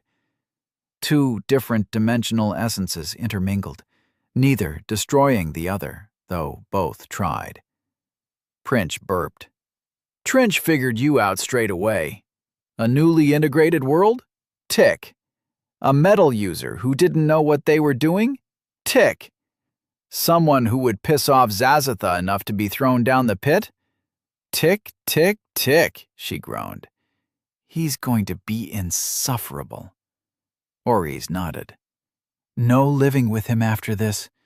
Good thing we'll finally be free. I can't wait to put a universe between myself and that musclehead. But how does this relate to me? Zoe asked. Nobody we trust on this wasteland of a world uses metal essence. Prince has explained why it is rare. But what makes it more important is that you started destabilizing the dungeon. You began an incursion and... She glanced at Prince, who nodded. We have these. She produced from her mysterious pocket 2 dull pieces of jagged metal. Fragments of the Mirabelle. Zoe's breath caught in her throat as her gluttony howled. The scars on her lips twitched, and a feral grin that was not her own formed on her face. She reached out, but Oriz placed them back in her pocket. "Not yet," she said with a small shake of her head, yellow hair spilling about her yellow eyes. "Once you have met the smith and received your body path, then we can level you up to incorporate the Mirabelle fragments. When you have incorporated both of them, the incursion will trigger, and we can return to the Mirabelle dungeon. We can return to our universe." Zoe forced her fingers into a fist to stop them from grasping. "I understand why you need me to incorporate the fragments. None of you can incorporate the metal. But why do I need to wait until level 10? Princh passed Zoe the pipe as she spoke. "A system will spread from person to person, from planet to planet, like a virus of the mind, cloning itself and latching onto their souls. But when two systems meet, sometimes they merge, creating a unified system from the best of both parents. More often, they go to war. The Crimson Armada system met the Black Star system thousands of years ago, and that whole time they have been fighting each other. The Crimson Armada is ruthless. It has stripped the Black Star down to its last world, down to the last vestiges of its intelligence and attributes. Eventually, it will exist only as the metaphysical bones of dungeons, the fleck of irritant at the core of so many pearls. This devouring is constant. The shafts that march across the desert are slowly shrinking, but they are not incursions. One can fall down, but never climb back up." Oriz passed the pipe from Zoe to Princh. The wind died, and black smoke curled above the green-lit sand. "An incursion is different," Oriz said. "They are true passageways between systems, between realities, but they exist for only a fraction of a second. When it does, we will need someone with a technique that can engage with the wormhole. We need someone who can stabilize reality enough to transport us from purgatory to the dungeon. Nobody has such an ability." She gave Zoe a pointed look. "Not yet." "You want me to pick a body path to help you out of here?" Zoe raised an eyebrow. "I don't understand the secrecy." "Choosing a body path that will help us will be a very specific choice. It will set in stone your path for the rest of your life. Meeting with the smith is the truest freedom most ever experience. To send you into this cosmic encounter with shackles is the foulest taboo." Zoe laughed at their serious expressions. "It seems like this path you mention is the only way that I will return to my home, so I don't see the gravity of the request. I would not have considered this plan without you, so, again, I can only thank you." Oriz shook her head. "The path of power is long, Zoe Chambers. You are still thinking in terms of survival, where every minute must be considered on its own, where tomorrow cannot be guaranteed. You thank us now, but in the centuries to come, you may look back on this conversation and wish it never happened." Zoe shrugged. "I trust you," she said. "If choosing an ability to help you is how I can repay you for saving my life, then I will do it." She smiled, genuine. "You have my word." ###. Zoe awoke to a head full of lead and a scrambled system prompt. She flexed her willpower. "You have been poisoned by graveflower. Your body will purge the side effects in 22 hours, 45 minutes. Side effects may include euphoria, optimism, sadomasochistic tendencies, dry mouth, desire for more graveflower, numb extremities, loss of fingernails, toenails, teeth, and hair." Zoe listened to the list of symptoms with growing alarm. She sat up, looked about the pre-dawn camp, and saw Princh rocking with suppressed laughter. What did I say? She squeezed out between fits of giggles. Isn't it great? Zoe chuckled. Despite the heavy head and the looseness of her teeth, she felt good. It amazed her that Prince could be so grumpy after smoking that stuff all day. She probably built up a tolerance. Her day progressed as they always did. She was wary of her nails and hair and teeth, but nothing fell out. After a drop of healing potion for lunch, she readied herself to face the worm. When a ripple of dread passed over the camp, it stilled the wind, hushed the whisper of sand on sand, the trickling of water, the rasping of breath. She glanced up with the instinctive fear of a rabbit. There, in the sky, the forever blank sky, were two anomalies. A bright speck of burning orange and, larger and growing larger, the shadow of a colossal man. Trench. Oriz appeared beside Zoe and pushed her toward the edge of camp. Get clear, she said. What? Run, Prince shouted from over beside the worm. Run, run, run! Zoe glanced once more at the growing shadow of Trench. She could see now the 10,000 writhing chains, the speed with which he fell. What an impact that would create. She sprinted away. The sand sucked at her feet as she ran downriver, but she pushed on. Muscles burning, lungs sucking down breaths, she flexed her skein into her might and flew across the sand.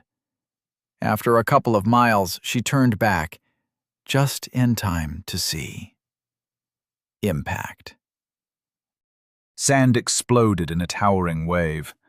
The shock thundered across the desert. She pulled metal into her flesh, but the force hit Zoe hard enough to knock her to her knees.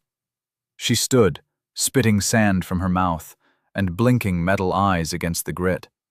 Sand rained down, and 3 figures argued in the center of the camp. One of them beckoned her, and Zoe returned.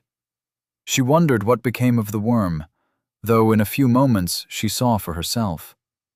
The camp, the worm, everything lay in tatters.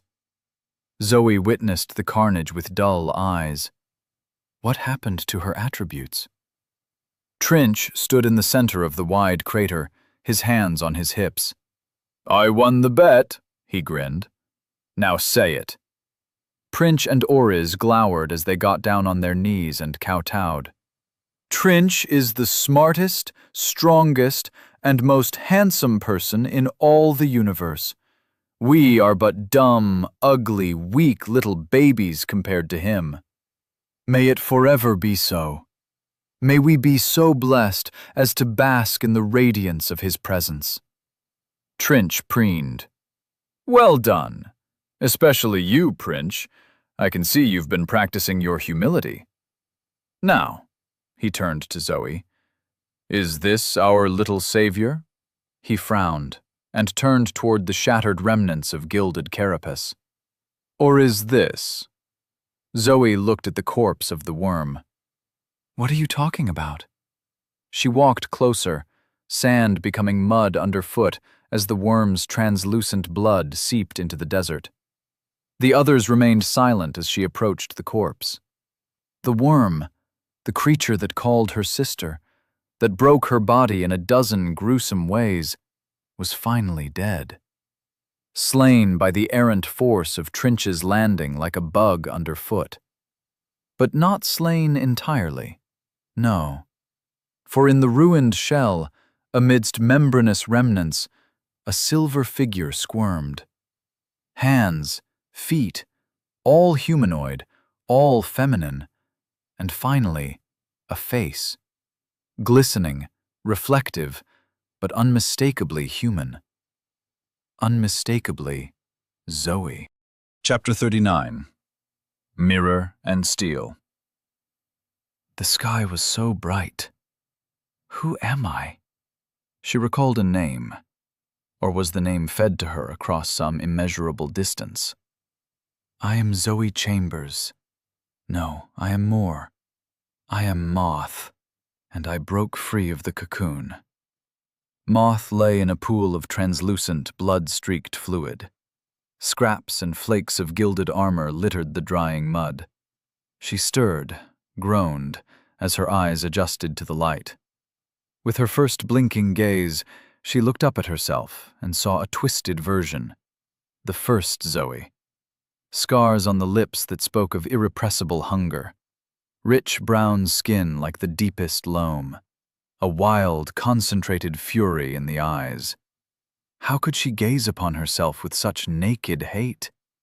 Weren't they sisters? More than sisters? Two halves of a whole? She pushed aside the pieces of shell, the layers of membrane, her gilded cocoon, and stood. The flat light of the sky glowed on her mirrored skin. She stood tall and perfect beneath the heavens, and turned in the gaze of the four beings slowly surrounding her. Besides her other self, she knew two of these aliens, Oriz, her sister's master, and Princh, her sister's guardian. The fourth being she did not know, but his mighty frame, coated in green hair and bulging muscles, had been responsible for finally destroying the cocoon that held her in her lesser form. She bowed toward him. "Thank you for releasing me," she said. Trinch laughed, his hands on his hips, and beamed at the others. "I like this one." Moth's other self, the first self, spluttered. "What are you talking about? She's a clone. The worm copied me. It stole my attributes and copied me." Moth frowned. Of course, that was what happened. Why was Sister so confused? "We are the same," she said, and noted how her sister flinched at her voice. "We are the two from one, and now we must become one again." Oriz stroked her chin as willpower flexed over the area. "What do you think, Princh?" The green-furred woman stepped forward, her eyes flashing as a technique washed over Moth and her sister. "The system thinks they're the same person. Zoe Chambers, both almost level 9 after all the meditation and combat. The only difference is their techniques. One has our heart's toll as one, and the other has a technique located inside her skin called the self reflects the world," she hummed. "Their existences are mutually exclusive. If we travel through the incursion with them separated, the Crimson Armada will force them back together. They won't survive that process. We just need to choose the one who will help us." Moth waved. "I am happy to help." Zoe stomped forward. "Why are we talking about this? I'm the one you've been training. I'm the one you should work with." Trinch shook his head. "I'm sure you both have your merits, but we have no time to discuss this." He pointed at the bright orange flicker in the sky. Already it had grown brighter, harsher. "The warden comes. Princh, Oriz, I need you to back me up while I fight." Moth and her sister gazed at the bright light. With their insight, they could see it was not a ball of fire. No sun, no star, but a floating head. Flesh torn and scorched, flayed from cheeks and nose, showing only bone and a dark, hollow skull. One eye white and dribbling maggots, the other a burning, baleful orange. Viscera dripped from the ragged throat. Blackened blood and squirming globules fell toward the endless desert. The head, the warden, floated toward them. Moth fought down an urge to vomit as her mirrored skin reflected that foul orange light. She wanted to run. Run until that light no longer glowed upon her. But her sister clenched her fists, feet digging into the mud in the stance she learned so well, the stance that almost let her defeat the gilded carapace of her first form. "Master," Moth's sister said. "How can I help?" "There is nothing you can do." Oriz was quiet, trembling. "That thing once equaled Rue, a power so great it continues after its head was torn from its body and lobotomized. There is nothing you can do. But even as she spoke, the great, rotting head in the sky loosened its jaw of flat yellow teeth taller than houses. From the gaping chasm flew winged creatures, bat-like, man-like, great leathery wings like whip cracks even across this vast distance.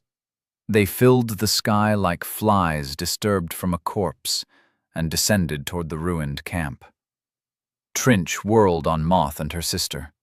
His chains flowed and reared like 10,000 clanking serpents. "What are you still doing here?" He wrapped them both in chains. A heavy clang echoed through Moth's head as she was tethered to her sister like balls on a bola. "Follow the blue light to the tavern," Trinch said. "Whichever of you meets us there shall be our savior." Before she could speak or protest or question, Trinch hefted her into the air. He balanced them in his massive palm as though their combined weight were a feather.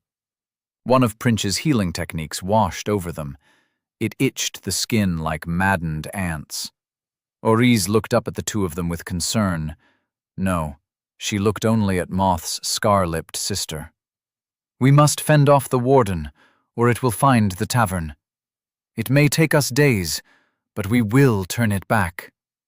I wish you luck, and remember the—" Screaming air cut off her voice. Bound, Moth and her sister flew through the blank sky. The land raced underneath. Dunes, ruins, a river rippling like a ribbon in the wind. Vast swampland spread out before them. A delta system full of green trees, algae blooms, and vine-choked towers of crumbling stone. The water reflected the blank sky, and dark things swam in the shallows. In the distance, a pillar of blue light stood like a needle of ice against the horizon. Zoe crashed into the swamp, in a tangled splash of muddy water and broken bones. She felt the chain around her neck, tethering her to the mirror-skinned doppelganger that came from inside the worm. Her own chains writhed the second she struck the swamp. Until now they had been constrained, either intentionally during Oriz's training or suppressed by the frequent pulses of high-level willpower. Now they came alive in Zoe's defense. They pulled her broken body toward a muddy islet. She flopped onto the dark-soiled shore and gasped for air. Dead trees stood bleached white above her like organic gravestones. She cried out in pain between breaths as her bones snapped back into place with the indomitable efficiency of Princh's technique, the reef regrows. The blank sky glowed and the mud steamed as her body knitted. On the other end of the chain, jangling and tugging at her body, she felt the mirror-skinned clone still living, swimming, making its way toward the islet. What was that thing? She knew the worm was a parasite, some consequence of the cursed item she ingested. Had it always intended to form a clone of her? To replace her? Their attributes were split, but in the end, there could be only one. Princh's words sickened her. They would have been forced together if they were back in the Crimson Armada's domain. Did that mean the only reason she was still alive, still separate, was because Zazatha tossed her down that shaft between realities? What happened when people were usually cursed? Though she supposed she needed no answer to that. The worm had tried to consume her often enough. And now that thing was crawling onto the islet. Its bones regrown by Princh's magic, or perhaps they never broke. That elusive mirror technique capable of repelling the impact of landing. Even now, the mud and slick weeds of the swamp slid from the perfect mirror skin of her nude double. A pristine, smiling reflection of her amidst the sun-baked stench of the swamp. Zoe attacked. Her chain speared through the air. Mud flew from the vicious links. 11 points struck mirrored skin as the clone stood, and were rebuffed by an equal and opposite force. Zoe felt the jarring force travel down her chains until it struck her body. She sagged to her knees, but stood, charging and stepping into the first forms of the grasping vine. Metal poured through her flesh as she struck, stepped, kicked, stepped, and the clone smiled as the blows bounced from her perfect mirror skin. Zoe screamed with frustration, technique forgotten, and wrapped steel hands around her clone's mirrored throat. She squeezed, but no matter how tight her grip, an equal force pushed back her hands. It was impossible. Might, 36. She ignored her master's command and seized her skein, pushed it down into her might.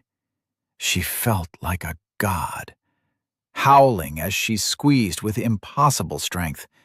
Metal fingers squeaked as they clutched down through the aura of force, down against smooth, mirrored skin, and finally choked the gullet of her smiling clone. The clone's eyes widened with panic. She flailed in the mud, but Zoe's enhanced metal grip was unshakable. The mirrored skin, the clone's technique, cracked. Like a chain reaction, fractures spread down her throat, across her collarbone and breast, up toward her chin. Jagged pieces angled away from the raw, breathing flesh beneath. Zoe glared down at the peeled-back skin, at the red muscle oozing blood. A shard of mirror sliced into her metal skin, straight through like a misplaced scalpel, and her own blood fell, dripped, intermingled with her clone. A cloying, iron, sickly smell rose as the bloods mixed and flowed into the thick mud in which they wrestled. Zoe's hands fell away at the sharp new odor. She felt the weakness of the clone, felt that she could go for the kill, reach into the exposed throat and rip out everything that gave the clone life. But some deadly awareness stopped her, something she saw reflected in the mirror of her nemesis. The water around the islet churned with dark shadows, and something rose from the froth. Hash, hash, hash. Squid-like creatures swam beneath the swamp surface. Obscured by sediment, they appeared as erratic silhouettes, eldritch shadows of tentacles and grasping limbs. Drawn by the scent of blood, the sound of conflict, or the temporal nearness of death, they circled the little hump of mud Zoe mistook for safety. She stood, leaving her clone on the ground with its wound slowly closing. It had not fought back, even when its life neared the end, so she did not fear it, especially when her entire being screamed to flee. For the shadows beneath the surface were rising, and the sight broke a little piece of Zoe's mind. Once again she grappled with the fact she stood in another reality. The shadows surged and broke the surface, but they were not tentacled monstrosities. Instead, simple bubbles broke free and floated up. Large bubbles, tall enough to swallow a person, slightly green, but translucent. They floated toward the island. The shadows vanished from the water as bubble after bubble floated free of the frothing swamp. And then the swamp stilled, for no more shadows swam. They all floated free as shapes, creatures, of light and air. Bubbles surrounded the islet in their hundreds, refracting the flat light of the sky into green rainbows. One floated toward Zoe, dipping and bobbing across the now still water. She drew back, terrified to touch the living shape. No fun! No fun! You should always play with bubbles! Some unknown instinct shrieked at her to run. Run toward that distant needle of blue light and find safety. She listened. She wanted to obey, but she glanced down.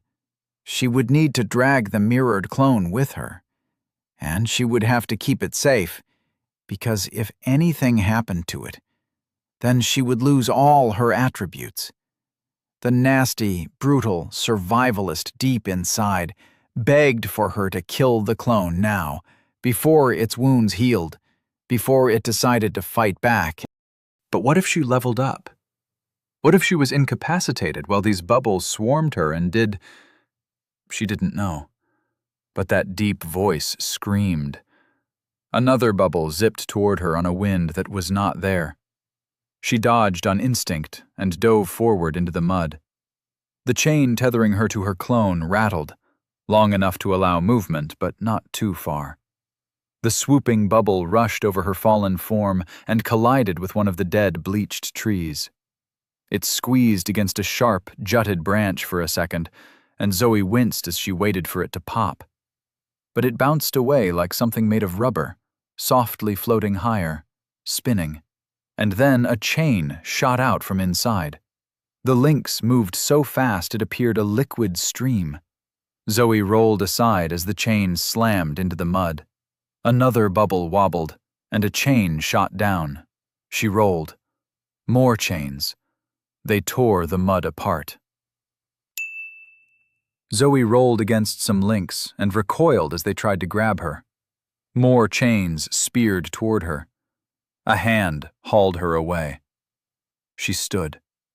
It was her clone, the serene smile gone, and the expression in her eyes all too familiar. Zoe nodded. "Fine," she said to the unspoken question. "We'll work together. For now." Chapter 40. Toll your heart for me. Bubbles surrounded the islet. Bubbles bursting with chains, though never bursting themselves. Zoe stood back to back with her clone. She hated the necessity of working together, but necessity was defined by its alternative, oblivion. Ding! Have fun with my toys. The bubbles spun with featureless malice and shot chains at the pair. Long, linked bullets aimed at heart and brain. Zoe whirred her chains into a shield. Her mind raced to keep the 11 lengths of ghostly metal from clashing.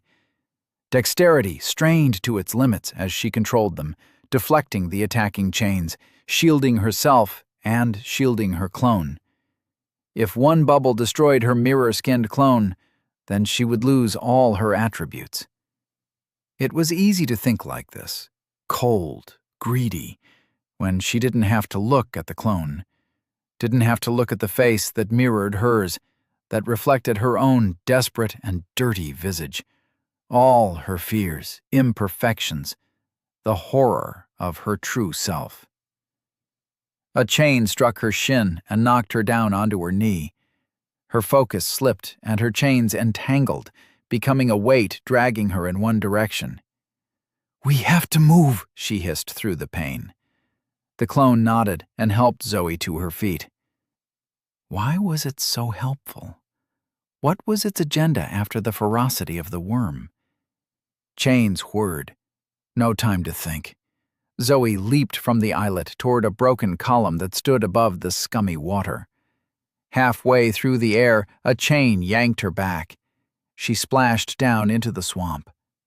Her clone hadn't jumped. Zoe screamed her frustration, mocking bubbles spewing from her mouth as she swam to the surface and looked about. The chain slackened, and the mirror-skinned clone leaped now and made it to the column. Zoe snarled, but she supposed there was more to teamwork than stating the fact. Chains shot down into the surrounding water. With quick, bursting strokes, she swam toward the broken column. A bubble touched down nearby and bled a squirming thing of ink into the water. The jumbled silhouette raced toward Zoe, and she leaped from the water just in time. She stood, dripping slime and murk beside the perfectly clean mirror clone. "When I say jump," Zoe growled, "we jump. Together, in the same direction. Got it?" That damned beatific smile was the only response. An expression like that didn't belong on her face. But there was no time to get mad. They had to run. The column they stood on was one in a series. It seemed a city once stood here, and the crumbling remnants stuck up above the seeping water. The distances should have been too great, and Zoe rejected the idea of swimming between them. But if she was careful with her might and skein, she could leap between them with ease. The problem was coordinating with her clone. Ding! Hop, hop, hop, and hop along. Don't be boring. Play! Chains flew toward them. Zoe pointed at a vine-covered column some 50 feet away. There, she said. Jump! She leaped, her hand grabbing her clone's wrist. The mirrored skin was strange in her grip when it wasn't repelling her. Smooth, cold, but somehow inviting. There was a whole world trapped and distorted within the skin of her clone, and it was a world apart, a lonely place. Was there loneliness in that simple smile? They didn't quite make the jump. Zoe landed on the broken pillar's slanted top, but the clone fell short. Zoe kept her grip on the clone's wrist. She dropped to her knees as the clone dangled.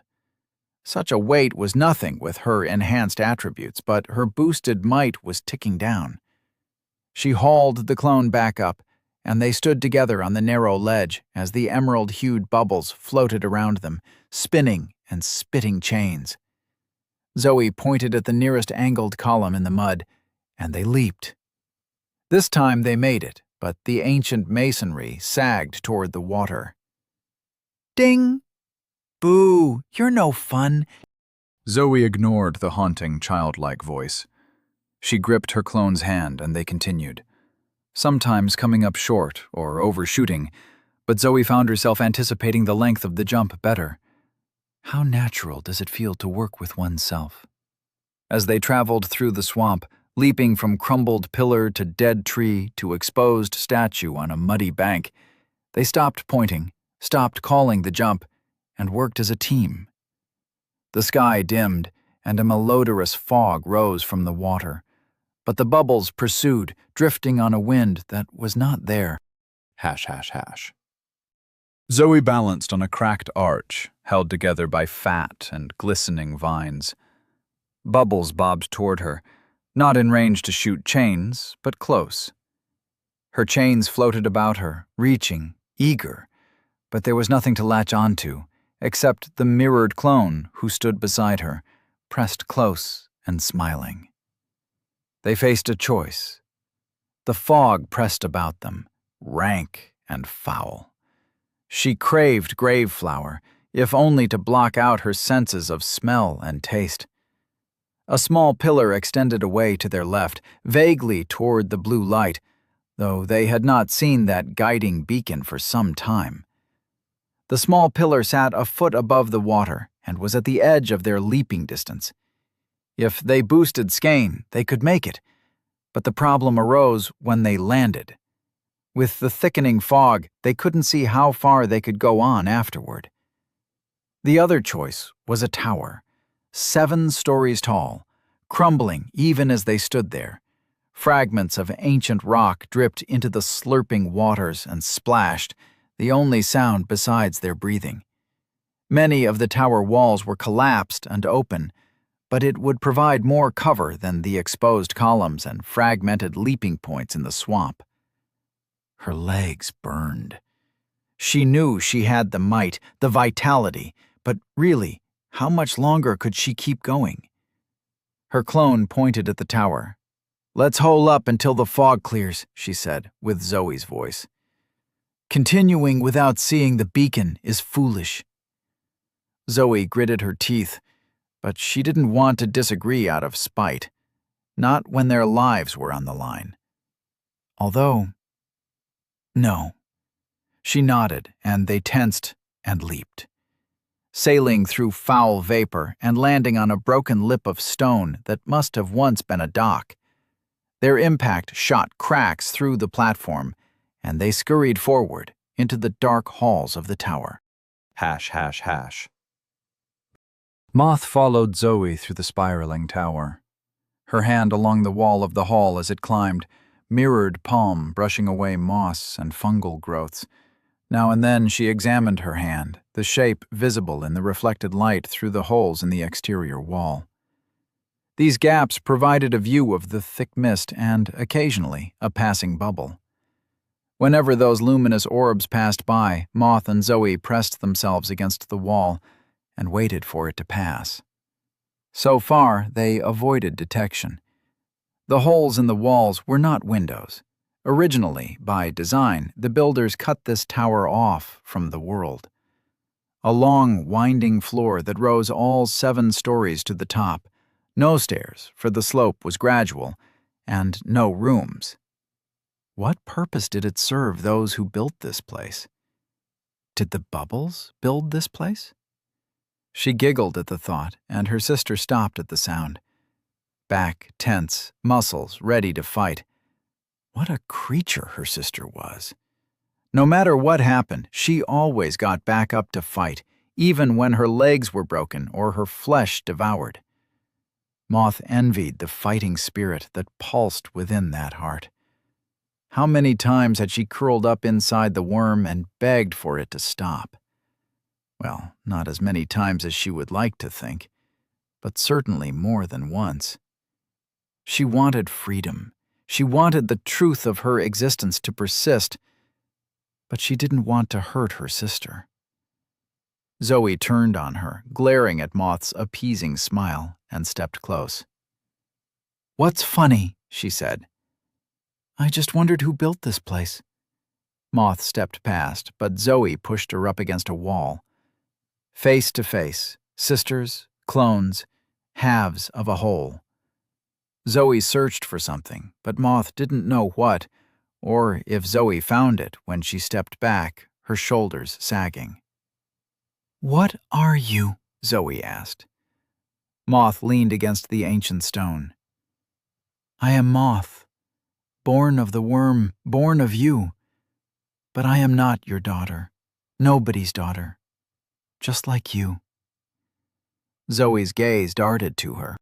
Wide, fearful, before anger settled in. "What do you know of me? Every time you looked into a mirror, I looked back. Every time you wished to shed your skin and step anew, you imagined me walking away from the husk of your past. Every time you looked at your flaws, at your beauty, you looked through me to see the truth." Zoe leaned against the far wall, splotched with dark purple moss, and faced her across the empty hallway. Fingers of fog drifted through cracks in the stone. Moth matched Zoe's relaxed stance, and Zoe sighed. "We can't both exist." Moth nodded. "The system won't allow it." "That's not what I mean." "I know." They stood in silence. Fog leaked in and grasped at their ankles, climbed their shins. Foul-smelling, but both ignored it as each watched the other. "I don't want to kill you," Moth said. "You didn't ask for me to be born." Zoe chuckled, a small and sad sound that died in the cooling air. "You didn't ask to be born? How does that make it any more right?" "I don't want to die. Do you?" Zoe bared her teeth, scarred lips twisting, and her eyes flashed with the heat of battle. "I will never die." And she laughed again before turning away to walk further. "Come, let's see what's up here." They continued on. The chain between them hung slack and never grew taut. ###. They found a room at the top, large with a domed roof cracked down the center to show the pure black of a purgatory night. Veins of moss grew in esoteric patterns, glowing with soft green light, leaking spores that twinkled and flowed toward the ruptured opening in the ceiling. Dust on the floor showed there may have been furniture at one point, and rust spoke of equipment long corroded. How much time had this quiet place witnessed? Zoe walked the exterior, the chain linking her to Moth in the center of the room. Round and round she circled the problem. But what could she do? Toss a coin? She wanted to laugh at the idea, but still searched her pockets. No, of course not. Anton had the coins. She hated herself for entertaining the idea. Did her life mean so little? She sat against the curved stone wall, and Moth sat beside her. Silence crept out of the structure. The silence of eons. Silence of a decision that must be made, that should never be made. The shape of survival is a heavy and awkward thing, no matter how quick and sharp it cuts through objections. "It's cold at night," Moth said. Zoe nodded absently, and then glanced over. "This is your first night, isn't it?" Moth smiled. "It was always warm inside the worm.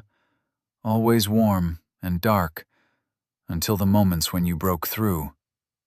I thought the gilded skin, I thought it was armor, but now I think it was a cage. It kept us apart." Zoe looked over her naked, shivering clone and beckoned her closer.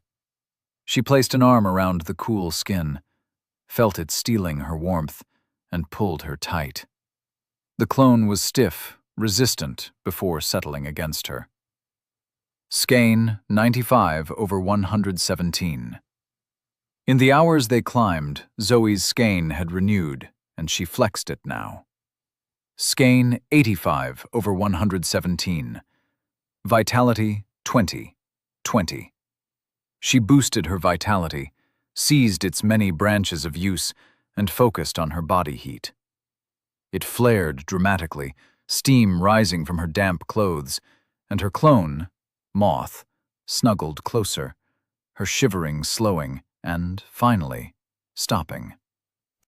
"Maybe," Zoe said, "maybe it would have been better if we never met. If you never emerged from the worm." Moth looked up at her with wide, mirrored eyes. "Do you think that?" "I don't know. I just don't like this situation. Maybe it will be better tomorrow. I'm sure we can think of something." Zoe nodded, but said nothing.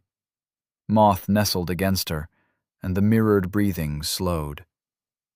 "What is happening to me?" Moth asked. "I'm so slow." "You're falling asleep." Zoe stroked the mirrored hair. "Don't worry. It's natural." "All right." Zoe held Moth, heat rising from her body, and her skein ticked up. Soon, Moth's breathing steadied. Zoe closed her eyes, but sleep would not come for her. She searched her heart and hated herself, but followed the path she chose for herself in that graveyard so long, not so long, ago.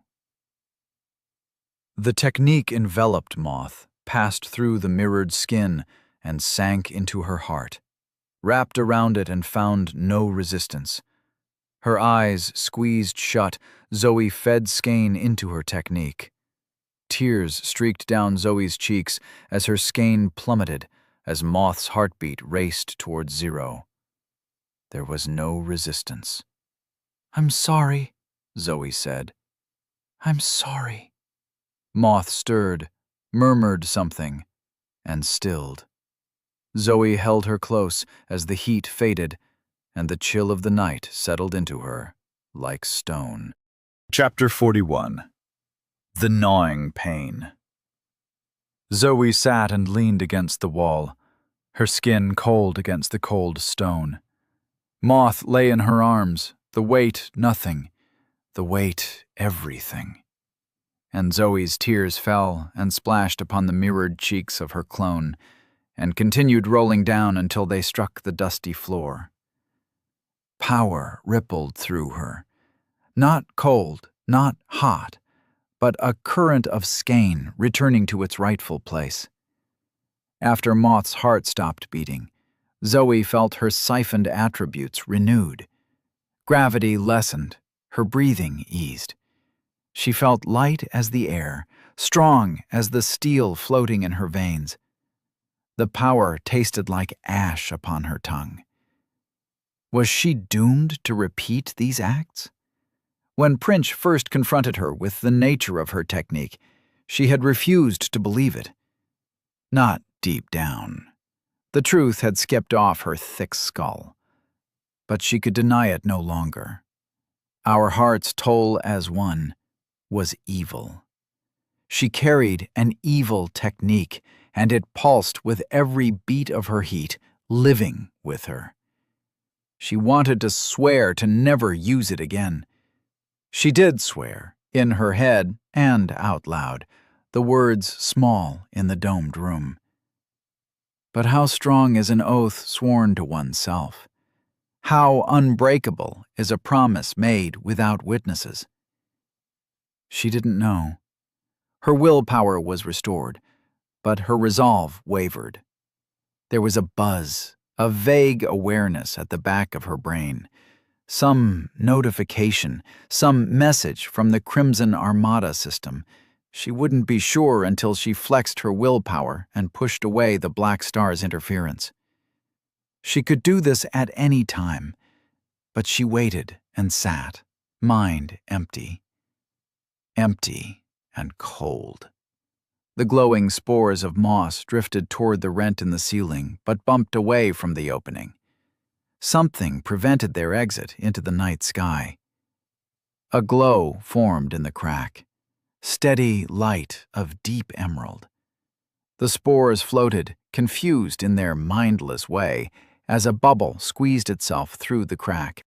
Its ethereal body altered and shifted, stretched and moving with mindless curiosity, before it emerged with a pop as an intact sphere. It spun slowly and bobbed about the room, a spherical emerald the size of a human. In its reflective surface, by its own light, Zoe saw herself down on the ground with Moth in her arms.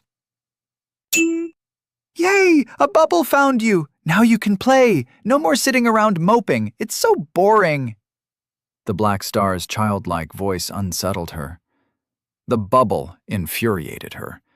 The intrusion, the watching, not even a moment of her life where she hated herself, where she wanted to curl up in a ball and fade away. Not even a second of privacy to wallow in the grief of her actions. She recalled, in startling clarity, the man on the plane who stared at her chest. The man who asked if she thought God was real. If there is no God, anything is permitted. Well, now she knew gods existed, and they only wanted to play games. Anything was permitted, so long as it fit the dark designs of their entertainment. Her rage, in her time with Moth, had guttered. A low flame, almost too low, almost dying. Now it roared. She slid Moth to the ground and stood, and she screamed. 11 chains thrust out like spears. The bubble spun. A chain lashed out from its perfect surface and blocked one of Zoe's attacks. Another shot toward her face, but with her attributes restored, it was too little, too late. She dodged, leaped up, and her chains smashed into the round surface. For a second, it altered, bending under the pressure, as though it might snap back into glowing perfection. But Zoe ground her teeth, forced her chains to work for her. Living extensions of her burning anger. They thrust deeper and broke the bubble's shell. It sagged like a balloon with a strange sound like a soft puff. From 10 cracks, streams of gray liquid flowed. The bubble hung suspended on her chains, and the liquid trickled down the lengths, dripping onto the floor like ash mixed with sludge. Jo gagged as a foul pool spread across the ground. She retracted her chains, flicking away the foul substance, and scooped Moth into her arms. The bubble drifted down to the floor like an empty skin and floated atop the puddle.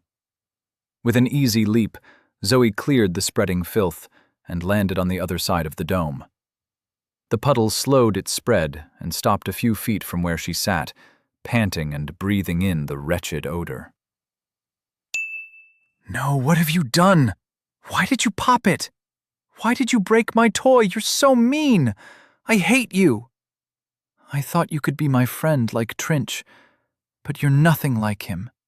He just uses my chains to jump higher, but he'll never jump away from me. I love him too much. 4 of the chains from her back slipped away into the ether. She now had 6 tethered to her spine, and 1 wrapped around her neck like a collar. The chain around her neck seemed to be the Black Star System's favorite. Maybe it served as a reminder. And it did, though she only wanted to growl at the thought. She would not be leashed. It took her a second to adjust to the lightened burden. She waited for further announcements, but the system remained silent. Still, she knew it was there, watching her. The gods would always be watching. ###. The puddle of bubble innards crept toward the entrance to the domed room. It seeped into the spiraling hallway and drained away, slow but steady. The foul odor cleared somewhat, and Zoe could think, and she knew it was time to act. The buzzing of notifications at the back of her mind persisted, as though bees built a nest in her skull. She ran a hand through her tangled hair, as though she might sweep her fingers through the annoying feeling. She touched nothing but dirty locks. She needed a haircut. The urge to shave it away swept over her, the urge to tear it out by the roots and scream. And when she noticed her twisted expression in Moth's mirrored chest, she shuddered. They were getting to her, and so she breathed. In and hold, out and hold, and she flexed her willpower into the void. Her aura rippled out, weaker than the smooth shield of auras, and smaller, but it calmed her and cut away the creeping sense of the black stars peeping. Level up! You are now level 9. The voice of the Crimson Armada system was almost relieving after all this time. It came as though from a long distance, a voice blurred by static, but she kept her willpower flexed just to hear it echo through her mind. Cold energy rushed through her. She trembled and fell to her knees as her muscles numbed. After fighting and meditating for a week, she had almost hit level 9. And now, with the 2 kills, the death energy poured into her. She could feel that level 10 was within reach. The gluttonous, treacherous hunger awoke before she even received the notification to incorporate an element. Her soul reached out with tendrils, with tongues, for anything in range. But a notification surprised her before she could satiate the empty beast inside. So many accept the boons of the system, but so few take up the cause. Congratulations! You have traveled into the dimension of another system and taken the fight to the enemy. In killing a being of the Black Star System, you have proven your loyalty to the Crimson Armada in the only way that matters. Title awarded, True Believer. The path to the Mountain of Faith has opened to you. She must have received this title from attacking and killing the bubble. Simply defending against them out in the swamp hadn't counted. Likewise, the baboons she fought earlier must have fallen from some other dungeon, because neither system had reacted as strongly when she killed them. The rush of energy was intense. She knew the bubbles were dangerous in large numbers, but the death energy almost felt compensated, as though the Crimson Armada system was rewarding her for the nature of her efforts rather than the efforts themselves. But what was this reward? She gritted her teeth in frustration. Why did everything come with a dozen questions attached? She tried to examine the meaning of the Mountain of Faith, and felt as though she was sucked out of her body. A sensation of towering height, as though a being such as Trinch rushed toward her. She quickly cancelled the examination. With a feeling of smallness, she settled back into her shivering body. Sweat soaked her skin. Hunger wrapped around her spine. She turned her attention to the surrounding elements with desperate need. It burned through her willpower to keep the Crimson Armada system stable and present enough to look at her choices. She had to be quick. Please select an element to incorporate.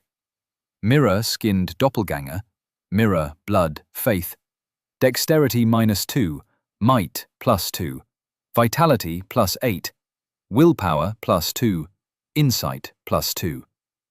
Stone, dexterity -2, might +2, willpower +4. Churst -checked, churst -chains, +8. Her mind spun. She had expected Moth's body to be offered to her, and she had expected that it would be worth more than the surrounding elements. The recurrence of faith as an element surprised her, but hadn't Moth embodied that? Childlike optimism could be a sort of faith. The attribute gain was compelling, but she almost ignored it as she stared down at the mirrored face. At her own mirrored face. Did she want to incorporate Moth? She wasn't sure how she felt about that. Was it more respectful to bury her somewhere in this dimension than it was to make her a part of herself? She examined the other options. Stone made sense, but the last option surprised her. What could it be? She eyed the pool of filth draining from the room. It had come from inside a bubble of the Black Star system, so maybe it was so alien that it jumbled the prompt from the Crimson Armada system. Whatever that stuff was, gaining chains wasn't worth the obvious drop in her attributes. Even the sight, let alone the smell of the stuff, made her gag. It seemed to be the stuff incorporation forced out of her body. There was no way she wanted to put it inside her. Though that raised another question. If the Black Star denizens were filled with what the Crimson Armada considered impurities, her hunger screamed. Patience gone. Restraint snapped. It seized control. Her scars grabbed her lips like fingers and peeled them back into a crazed grin. Her hands moved, but not with her motions. Zoe was a trapped puppet as she grasped Moth's hand and brought it up toward her mouth. Locked inside her body, she couldn't move. The hunger had never been like this before. She tried to scream, but the sound only came inside her mind. Her gaping mouth moaned, hunger, pleasure, as her teeth bit down upon Moth's mirrored finger. The taste of sweat, glass, and skin upon a tongue she could not control. No! With all her dwindling willpower, Zoe selected mirror-skinned doppelganger. She wasn't a cannibal. She wasn't a monster. She was going to carry Moth with her for the rest of her life. She would take her inside herself, just like where she had been born. But she would do this on her terms, not her hungers. Moth's mirrored skin became tendrils that flowed toward Zoe like fingers of mist. They settled on her skin, softer than any other incorporation before, and flowed into her pores. There was the faintest impression of a voice in her mind, a sigh that was almost a word, almost a message. Or maybe she just wanted to believe that death was not the end. Zoe's eyes blurred as Moth's body unraveled and slowly, gently, settled upon Zoe's flesh. She wept long streaks of filth down her cheeks. The foul waste stung her eyes, but she merely sat against the wall and let the pain throb. Staring out into the dark room as Moth vanished and filled the bottomless pit inside. Satiated, her hunger released its control over her body. The forced smile faded away, and her mouth closed. She once more occupied her flesh, but she shuddered at how quickly the gluttony took over. Her curse was only growing more dangerous. Pale light shone through the crack in the ceiling and lit Zoe. She sat alone. Rivers of filth crusted her cheeks, dried and flaked away as her fingertips swept over her face. Head in hands, she sat, and wished she was home. She wanted a shower. She wanted a bed. She wanted to wake up the next day and not have to deal with anything. Maybe watch some show she didn't care about, read a book, go for a walk in a park that wasn't full of things trying to kill her.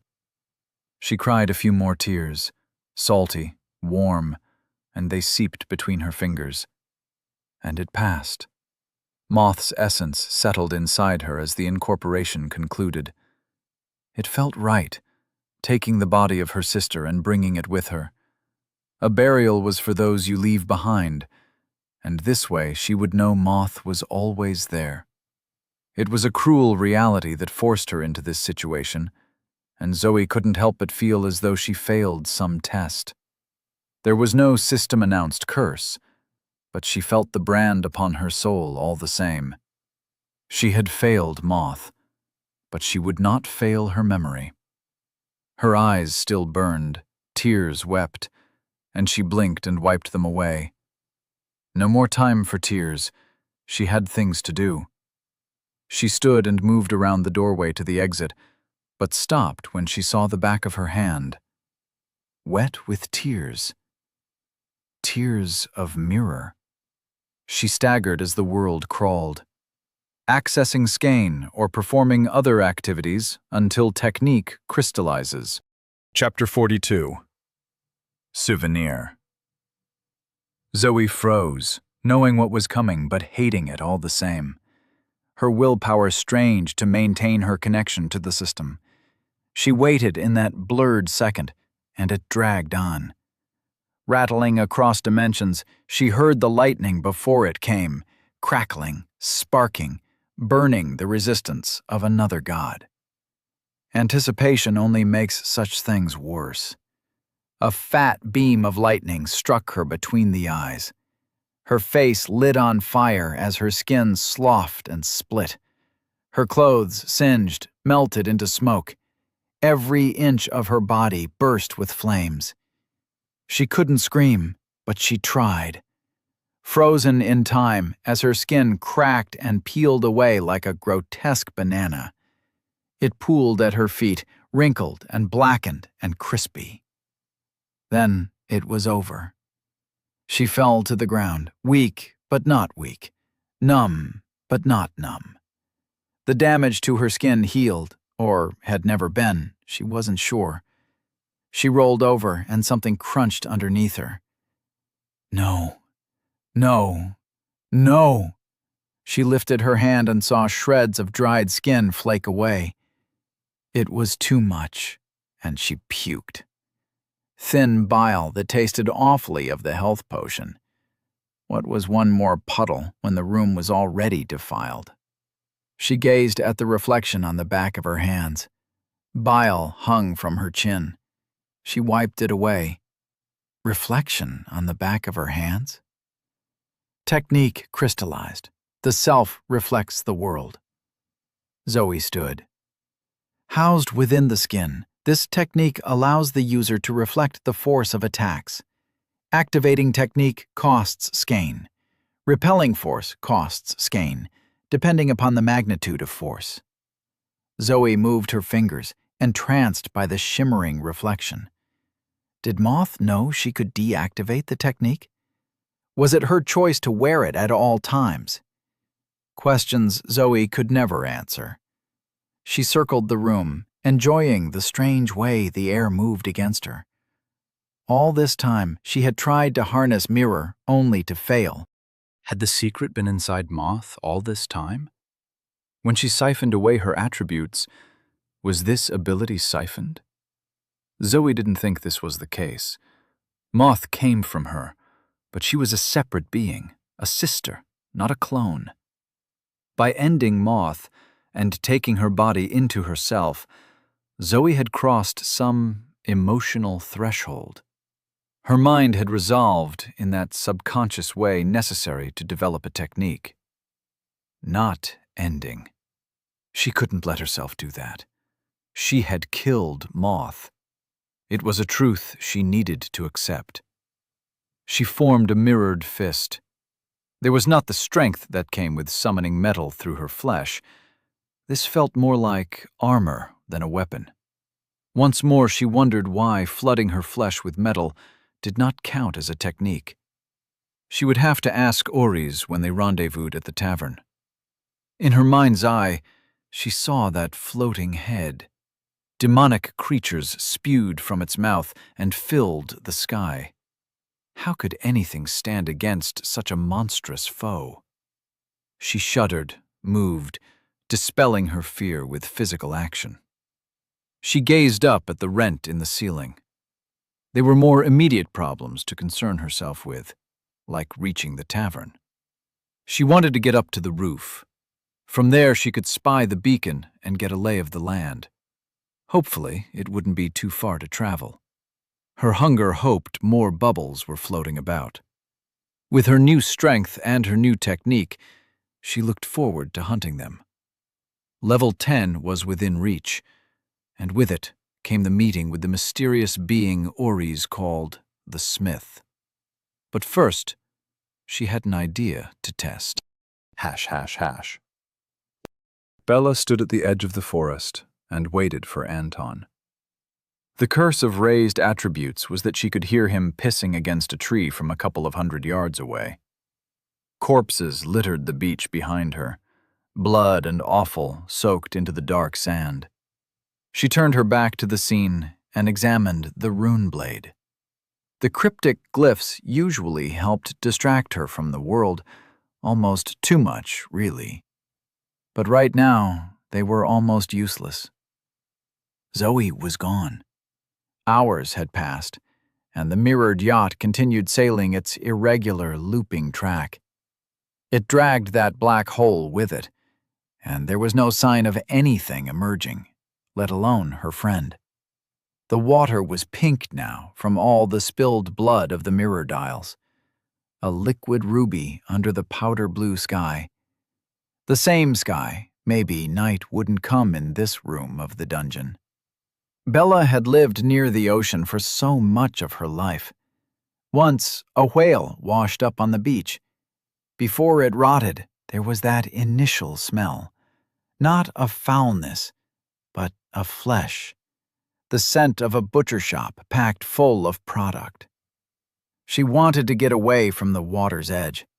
Anton rejoined her. After their fight on the beach, they had barely spoken beyond pointing out where a monster was lumbering. She felt weary with the killing, but Anton was as chipper as he ever was.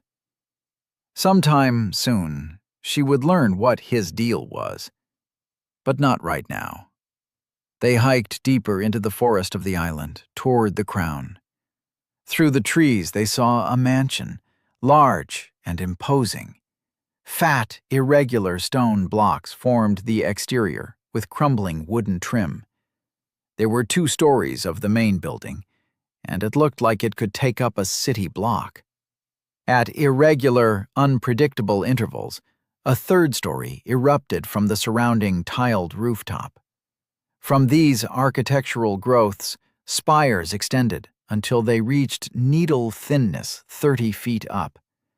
A blasted garden stretched between them and the front door. Dead rose bushes and thriving weeds. There was a winding path of cracked bricks. Anton pointed. "Do you see that person watching from the windows? Tell me you're joking." He shrugged. "They're gone now." Bella sighed. "You reckon there's a fragment in there?" "Makes sense," he glanced at her. "What are you planning on doing with the fragments?" "The quest didn't end when Zoe fell down the hole. So, she's alive. Since she's alive, we'll meet again. When we meet again, I want to have the fragments so we can leave this dungeon as quickly as possible." He smirked. "That's some marvelously optimistic logic. You coming or not?" "Sure, I'm coming." Bella slung the sword over her shoulder and stepped onto the cracked red brick path. The brick settled under her foot as it sank an inch into the dust.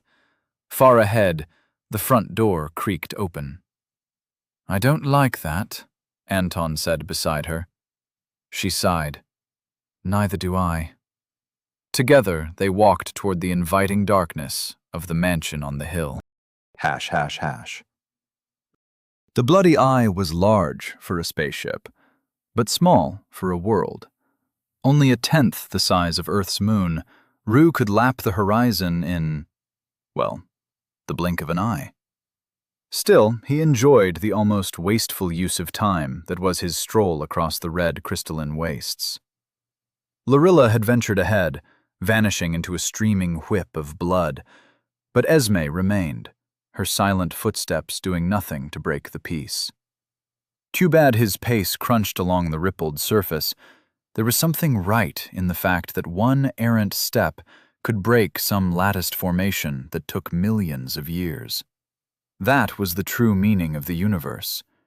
Irrevocable change was instant, meaningless, and constant. He chuckled, and the sound scraped across the landscape. Crystal edges grew sharper, and the low breeze whistled for a moment, before his laughter died and dullness returned to the red and barren land. "What is so funny?" Esme whispered. "Why, just having thought," he said. "Meaningless thoughts to while away the hours."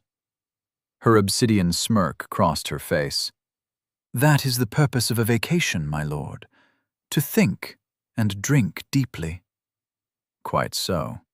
He reached into the folds of his malachite robe, deep into the pocket dimension woven into the threads, and pulled out 2 glass bottles of his home brew.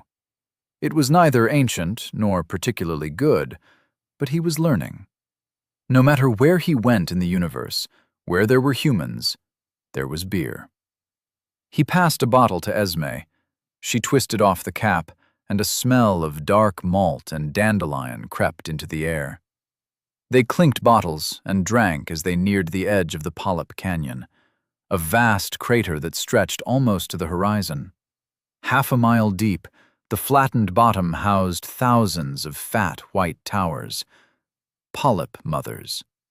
Each stood hundreds of feet tall, with their roots enmeshed in a vast network of gray-blue and stark white veins.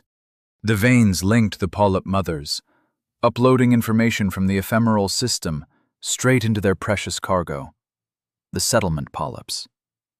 The veins hurt even Rue's eyes to gaze upon, for they were not there. Not entirely. No more than a thought is there in the lightning coursing through the flesh of a brain. In a few hours, maybe half a day on the outside, the polyps would be ready, the orbit would align, and the Earth would be seeded. He needed to prepare his announcement to the newly integrated masses. "This is better than the last batch," Esme offered. He glanced over and realized she was talking about the beer. "I want to brew it stronger," he said. "But it's hard to do that without affecting the taste." "All things come in time." Rue gazed up at the blue and green marble, its scattered lands under swirling white clouds. He thought of the purpose of his visit, thought of his elaborate and ostentatious suicide.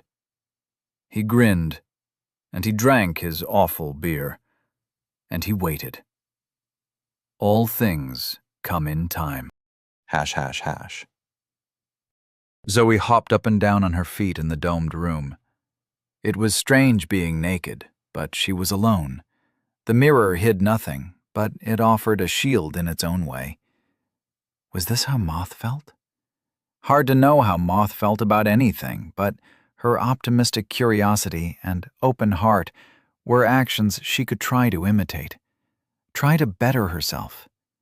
She jumped from foot to foot and then leaped straight into the air. Her might launched her high, halfway toward the domed ceiling. If she took a run-up or tried to launch herself from the wall, she could probably reach the opening above her. If she lashed out with her chains, she could hook on the jagged edge. But that was not the current experiment. She dropped straight down, knees slightly flexed, mirror coating her skin, even the soles of her feet. She hit the ground. A rippling sensation passed through her as the technique reflected the force of the ground striking her feet. The reflected force shot straight into the ground, 2 footprints spiked deep into the thick stone floor.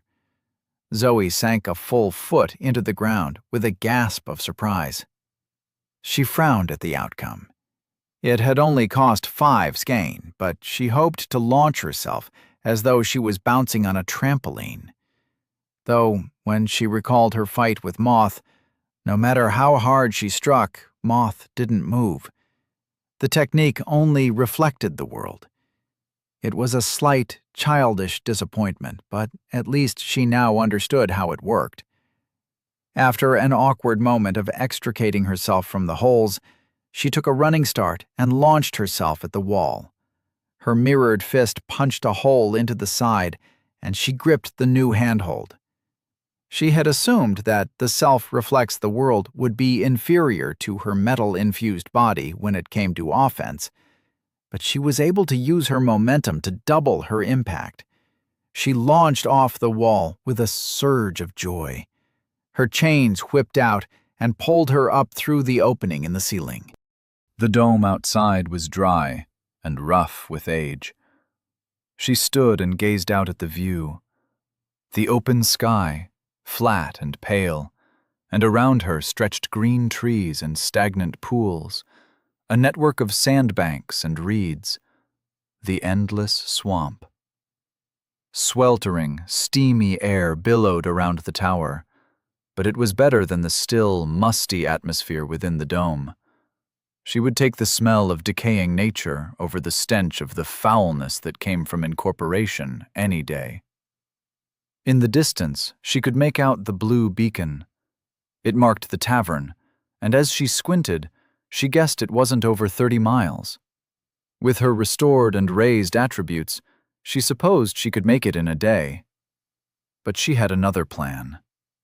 A dozen bubbles floated above the surface of the swamp. Some were as high as 100 feet up, but most bobbed near the surface. They were dangerous in numbers, but alone they represented an unparalleled chance at growth. She would have to be careful, but if she killed as many as she could on her way to the beacon, then she could push her levels toward 20. With luck, she could complete Rue's quest before she even left this dimension. Though that brought a sour thought. Ores held the fragments necessary to complete the quest and trigger the incursion. Without them, she was stuck here. She gazed back in the direction Trinch had tossed her. More swamp. If Ores and the others fell in battle, would she ever be able to find their bodies? Find the fragments? Return home? No. They trusted her to meet them at the tavern, so they would be at the tavern. She had to focus on upholding her end of the bargain. She faced the glowing blue beam of light. With a childish grin, she stepped off the tower and plummeted, mirrored feet first, toward the ground. Chapter 43. Hidden in the Swamp. Zoe's impact created a deep hole in the muddy bank at the tower's base. Mud filled up to her waist. Worms squirmed against her skin. She looked up at the shaft of wet earth above her as clods rained down. The walls sagged and collapsed. Her mirrored skin repelled everything that fell. Mud sprayed out, and she laughed at the bottom of the now conical hole. Skein 94/131. The impact cost 25 skein, and the falling mud cost another 5. Normal walking didn't trigger the effect. There was a threshold of force, and the minimum was 5 skein. It helped that the activation was automatic, so if someone attacked her while she was unaware, the technique would still function. She flexed her legs and leaped from the hole. This progress in the journey of her skein lifted her spirits. With a smile, she walked along the edge around the base of the tower, and her reflection walked beside her. They caught each other's eyes. Zoe froze and looked out the corner of her eye. Not even the corner. With her enhanced insight, she was aware of her peripherals even while staring straight ahead. Her reflection stood in the water, watching her, but Zoe couldn't return the gaze. Because this might be her imagination, and turning her head would confirm if her reflection was independent, or if she was losing herself to hope. Moth. There Zoe stood, slowly sinking into the fetid mud, as she wondered what lay on the other side of the reflection. Was that where Moth originated? She recalled her reflection looking out at her from the fragment of the mirror bell. This dimension's flat light was nothing like the flickering orange of the campfire. It couldn't be the same optical illusion. Did Moth come from the world within the mirror? If so, perhaps their encounter began when Zoe brought mirror into her body. She turned, and her reflection turned. They faced each other. Algae-choked water rippled between them. Zoe waited for her reflection to move without her. Waited for almost half an hour. But she wanted it too badly, and as with all such things, nothing happened. A bubble drifted through the wispy mist between the trees. It passed Zoe, slowed, and spun. There were no eyes on the creature, no distinguishing features at all. It was wrong in its simplicity, but still functional in its alien way. Zoe felt no terror, only a fundamental revulsion. The bubble bobbed across the water and whipped chains toward her. Zoe's chains reared up, but she commanded them to stay back. She braced herself as the bubble's chain struck her sternum. With a crack, her technique repelled the attack. The shockwave ran down the chain, and the bubble bobbed, but otherwise seemed unharmed. Maybe if she was closer, she could rely on reflecting attacks like Moth. But eventually, the technique would drain her skein. She dodged the next strike. Mud sprayed across her mirrored skin and flicked away. Zoe extended her chains, but their tips bounced off the bubble's flexible skin.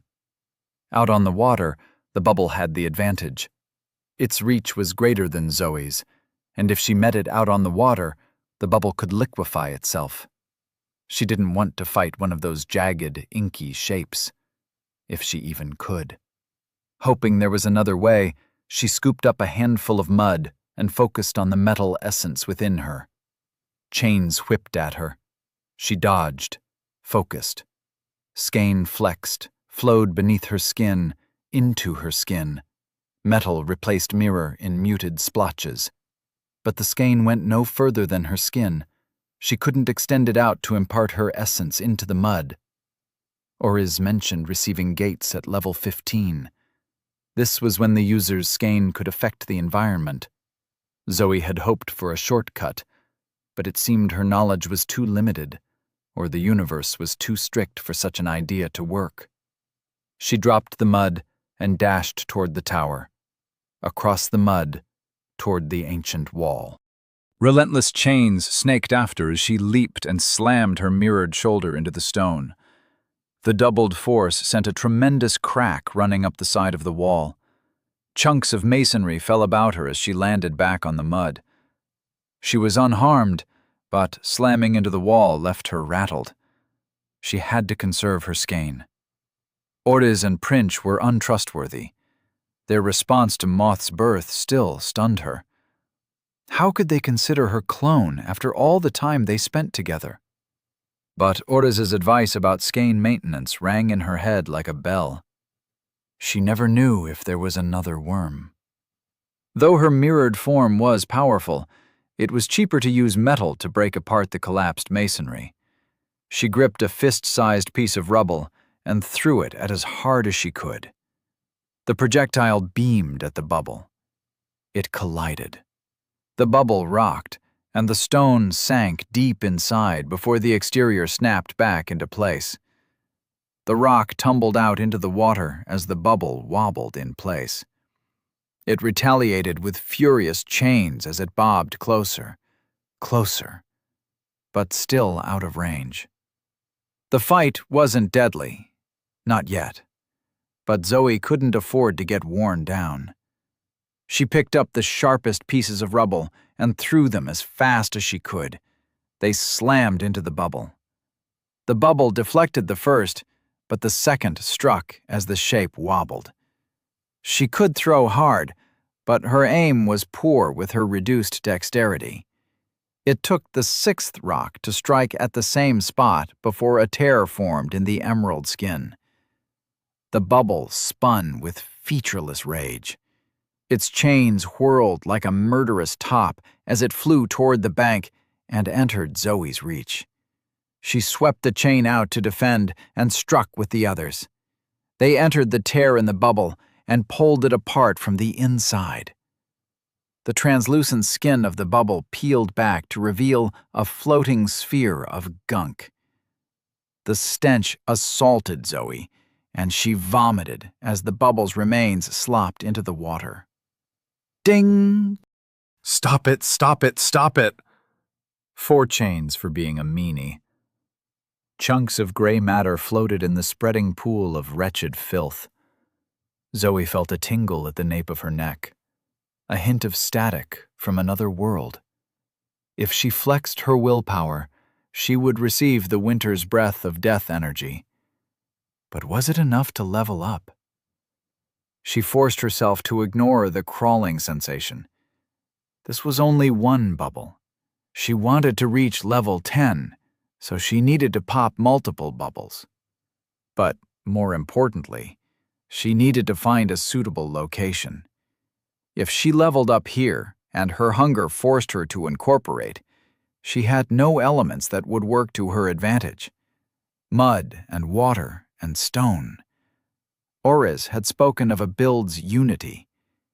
It was best for Zoe to stick with the essences she already incorporated: metal, mirror, blood, and faith. When she incorporated the fragments, she would receive sound as well. From Oriz's advice, she was already spreading herself thin.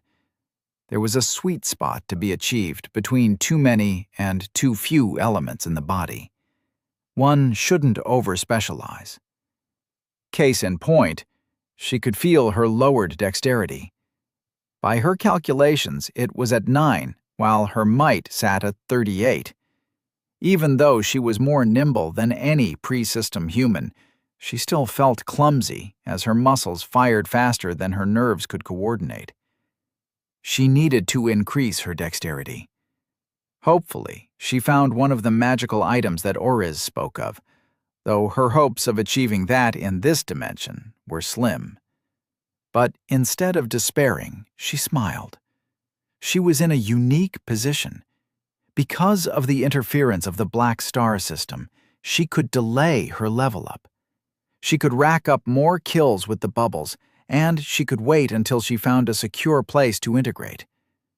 Hopefully, one with a source of metal. With her eyes on the bright beacon, she leaped toward the nearest column sitting above the water. Hash, hash, hash. She continued traveling, though her progress was slower than she first expected. While her powerful body could leap further than before, it cost more energy than walking. Even with her enhanced vitality after incorporating moth, she grew tired. She saw bubbles infrequently, sometimes alone, often in pairs, but never in such a large swarm as when she first landed in the swamp. By the time the sky was growing dark, she had defeated 6 more bubbles. The last had come down to a fistfight as she used the grasping vine to step through a barrage of chains. Her hand extended like a spear into the translucent bubble, and sticky ichor flowed down. The tarry muck stained her up to the elbow and refused to wash away. She gagged and scraped at her metal skin with a handful of mostly dry sand, but it only made things worse. With the rise of the odorous fog, the beacon dimmed. Her head thrummed with unacknowledged notifications. She had to be past level 10 now, and the knowledge thrilled her. How high a level was she? Without flexing her willpower, without restoring her connection, she couldn't be sure. But she needed a safe place first. As the sky dimmed, she looked for a place to spend the night. At last, she found a flooded temple with a second story sitting above the water. It would provide sanctuary, but the lack of metal made it less than ideal as a potential place to incorporate. She would just need to sleep through the pounding headache and continue looking in the morning. The entranceway was collapsed, but there was a small enough gap at the top of the rubble, so she squeezed along her belly, sparks flying where she came in contact with the stone, and entered the room. The stone of the temple was the same bland, cream-colored stone as used in the tower and the labyrinth in the desert. But on the far wall, there sat a statue of bright jade, shot through with blackened veins. It depicted a squat humanoid with 3 legs, 7 feet tall as it sat, and a shaved head dominated by bulging eyes. Shadowy light played across the stone orbs, as though they watched her. She lay out on the surprisingly dry floor, turned her back to the thoughts of the statue, and tried to sleep. Her entire body felt wrung out, sore, and soon she entered the fugue state of almost sleep. Dark crept over the land, and fog enveloped the temple. In the small room, Zoe lay safe, but the occasional green flash outside showed the bubbles remained active. Hours passed. The pounding buzz at the back of her head made sleep difficult. The heavy gaze of the statue made it impossible. Around midnight, she crawled up to the opening above the rubble and watched the bubbles passing by. They danced through the foggy sky in their dozens. They circled each other like jeweled baubles in orbit. Green, but also blue and bright yellow. Zoe didn't know what the colors signified, and she kept still and quiet. Without her chains, the prospect of fighting dozens of the creatures was daunting. The bubbles circled each other, brushed against each other, gaining speed until they were blurs in the fog. Her metal body didn't mind the uneven rubble, and, lulled by the hypnotic lights, she fell asleep on the pile with her head near the entrance. She awoke to a stone hand closing around her ankle. It dragged her down the rubble back into the temple room. Stone scraped against stone as something moved in the pitch dark. Her technique repelled the grip. She leaped forward and collided with a colossal shape. A sharp crack of force struck stone. Her skein dropped and dust billowed up into the room. Zoe coughed in the dark, and a chain wrapped around her throat. She wrestled, but the chain snaked around her limbs, drawing them back. She flexed, and the chains bucked, her technique flicking them away, but they continued to loop back and constrict her, sliding across her skin, tightening as her skein dropped. Her arms bent back until it felt as though her shoulders would pop. Should she drop her technique? She was running out of time to make her decision. Something wet snickered from the corner. "It has been too long," said an ancient voice, "since I last tasted skein." Chapter 44. A Test of New Blood. The pitch black is an awful place to fight. Claustrophobia sets in, though the potential space is endless. Swinging knuckles find walls. The floor is inevitable. Zoe fell, and the chains swirled around her, binding her limbs with such subtle force, didn't trigger. What was her assailant? She assumed it was the statue come to life, but the chain had slipped out after she struck the stone. Maybe some creature hid inside the statue? Snickering leaked from the shadows as her limbs bent back. Darkness clung to Zoe's skin like sweat as she lay hog-tied on the dusty floor. Hot breath trickled into her ear as a chain brushed Zoe's cheek. Tell me what world you come from." "Earth, you piece of—" A chain circled Zoe's throat, squeezed. Her technique rippled. The chains blew out, loosening enough for Zoe to pull her hands free and up into the knot around her throat. The chains re-wrapped slowly, and as the chains tightened, she deactivated the technique. Metal swept over mirror. Her fingers pressed against her throat, barely keeping the chain at bay as she groaned. She tapped her skein as the chain ratcheted. She heaved. Her phenomenal strength pushed the chains away, but the links dug into her fingers. None of the bubbles had worse than bruised her, but there was a painful strength to this chain. It tore at her with ghostly barbs, and her fingers grew hot. The chain squeezed her neck, and she felt herself cut off from oxygen. Vitality gave her a minute before unconsciousness. She reached for her skein. If there was a time to use it, it was now. She would boost her might until she could escape, but her skein slipped through her fingers. Blood flowed, and Zoe felt it like a loose thread being pulled. Her skein leaked, and she reached for it in panic. Why was she losing skein? Ever since incorporating Moth, her blood carried blood essence. It was now a part of her power, and as her blood leaked, so too did her essence. She couldn't burn her skein with it flowing out of her control. She reached through her skein and tapped the blood essence within her blood. Her willpower flexed carefully as she guided it onto the chain links.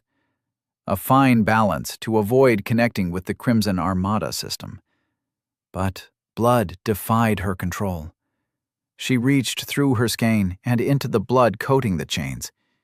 She couldn't help moving it like metal, trying to forge a shape of hard strength. But blood slipped from such control and dripped from the chains. The chain rattled as she heaved, reaching for essence, reaching for skein, and her grasp slipping from both. The chain tightened, and snickering echoed through the room. "Are there more of you? Of you?" The chain relaxed, and she gasped for air. Should she tell the truth? What even was the truth? "My friends are coming. Oris, Princh, and Trinch. Do you know them?" These names mean nothing. Nothing. The chain ratcheted closed. More blood dripped. The chains around her body dragged her against a wall. For a moment, she heard only her breathing. Fingers of mist crept over the mound of rubble blocking the entrance. They were lit with the multi-hued colors of the bubbles outside, but their light vanished as they entered the encompassing shadow of the room. Zoe reached for her leaking blood. She felt it pulsing like a phantom pain. The creature in the darkness, the statue beast, sniffed the air. Zoe froze. It snuffled and dropped to the floor, lapping and slurping. A tongue scraped across the floor, wet and soft as it licked clean the chain wrapped around her neck. A mouth pressed against the side of her face. Feathered lips suctioned around the chain and latched onto her skin. The creature slurped. 28. Zoe felt a sharp tug as the blood essence unspooled into the creature's throat. Her control over her metal skin slipped. Her flesh became mundane, and the chains tore into it. More blood poured, and with it, skein dripped. She reached for that deep unraveling in her core and grasped. Insight bent toward feeling it out exactly. She closed her willpower upon the strand and pulled. Might and dexterity reinforced her spiritual attributes. Her build's imbalances reared their head. She squeezed, but failed to find a purchase, and the unspooling skein tore through her mind with searing pain. She screamed without air, open mouth, silent. She reached for her metal and flooded the blood. Heat flushed her wounds as her metal pushed out the blood essence. The loss pierced her, but she had no time to mourn. She felt herself slipping into the encompassing darkness. Her lungs burned. Her blood flowed like quicksilver from her wounds and coated the chain around her neck. She willed the metallic blood to join the ghostly metal of the Black Star chain. Her blood slipped in an extra link, and the chain loosened around her neck. Before the chain could tighten, She spiked metallic blood through the links that crossed against her neck and made a collar of her noose. The chain pulled, but it only dragged her across the floor. With her breath restored, Zoe scratched at the face attached to her face. Her fingers dug. She only scraped downy feathers from rubbery flesh. A muffled snicker sounded against her throat. The tongue pressed, licked, suckled at the metal-infused blood, pulling it from her control. With a twist of her willpower, spikes erupted from the wound. They pierced the tongue, and the creature squealed. It fluttered away from her, but the barbs remained hooked in the tongue. It tugged the chain, but Zoe gripped the impromptu collar. The blood keeping the chain's pin slipped away, and she gasped as it tightened around her throat. She used the last of the metallic blood under her control to make another link, and extended the chain, linking it to her throat. It snapped against her soul. She felt the chain buckling down its length until it linked up with the throat of a sallow creature. It panted against her, pulling on the barbs in its tongue, while the rest of its body oozed from the cracked statue laying on the floor. The creature matched Zoe's strength as they tugged the chain between them. She felt it weaken, even as she weakened. The chain straightened out, and she gripped it with both hands. Every time one of them slipped, the other pulled harder. She pushed more metal into the barbs, curving them around, trying to make up for her lacking finesse by distracting her enemy with pain. And the chain linked them to each other, and linked them to a greater will. Two creatures of Skane, lost in another world, fighting to the death. Zoe gazed across the chain and found the eyes in the darkness. They were both so close to failure, should she push on, try to spear her barbs through its brain before it choked her out? Or, "Hey," she gasped. "Truce?" The creature tugged once, weakened, and stilled. The tension was still there, but as long as Zoe kept her grip without tugging. It tried to speak, but it only mumbled with her barbs through its tongue. "I'll let the barbs out," Zoe said, "if you promise you're done trying to eat me." A silence stretched out in the dark. "Rattle the chains twice if you swear to a truce." There was another long silence before the chains rattled once. Zoe waited, and they rattled again. "Okay," she said. "I'm releasing the barbs. Just back away." She withdrew the metal back into her body. Her control over metal was so much more intuitive, but she felt a sense of apprehension as the metal-infused blood started pumping through her body. The wounds on her fingers stopped bleeding. The creature backed away across the small temple room, but the chain remained just as taut. No matter how close or far they were from each other, it was the same. Their fight took place in a different dimension than near or far. "How about we split this chain?" Zoe said. "It's my chain. My chain." "Fine." Zoe held her breath while she waited for the inevitable double cross. When it didn't happen, she relaxed. "We're good?" Silence. "Okay, well, how do we split the chain?"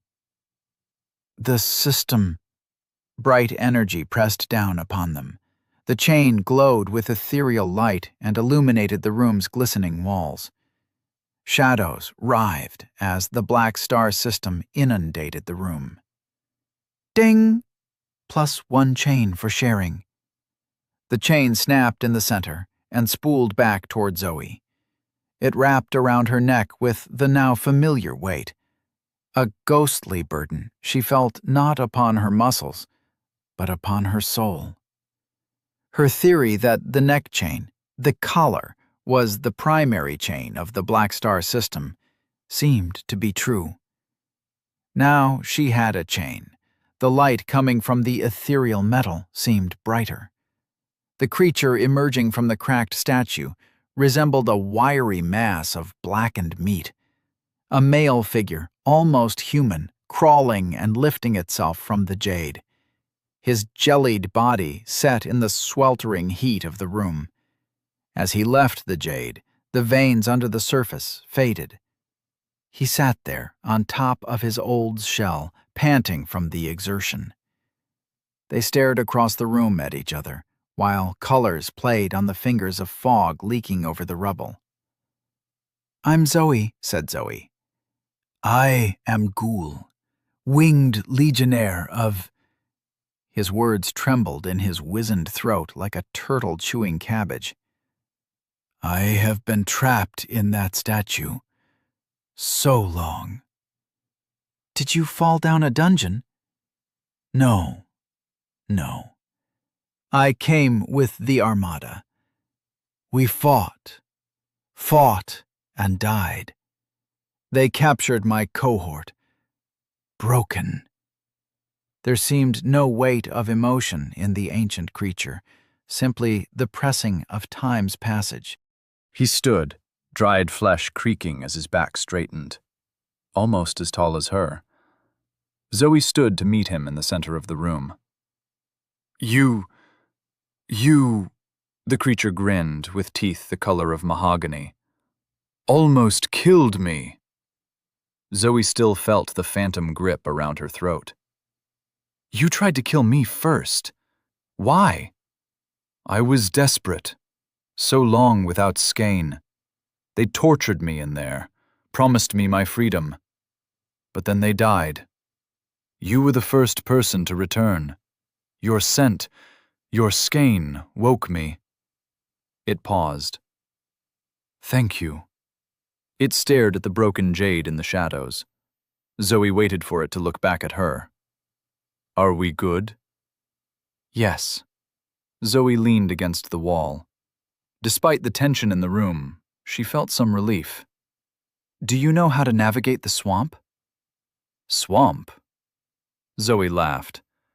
Seems we're both lost. Ghoul nodded. I want to leave this room. He stared at her intently, dark eyes glinting in the ghostly light. I can feel my skein returning, but will you help me? Zoe rubbed at her throat. Did she trust this creature? They had fought minutes before, but she felt no subterfuge. It was an attack of opportunity, one that almost saw them both die. Now, another opportunity presented itself. She extended her hand. Sure, she said. You help me, and I help you.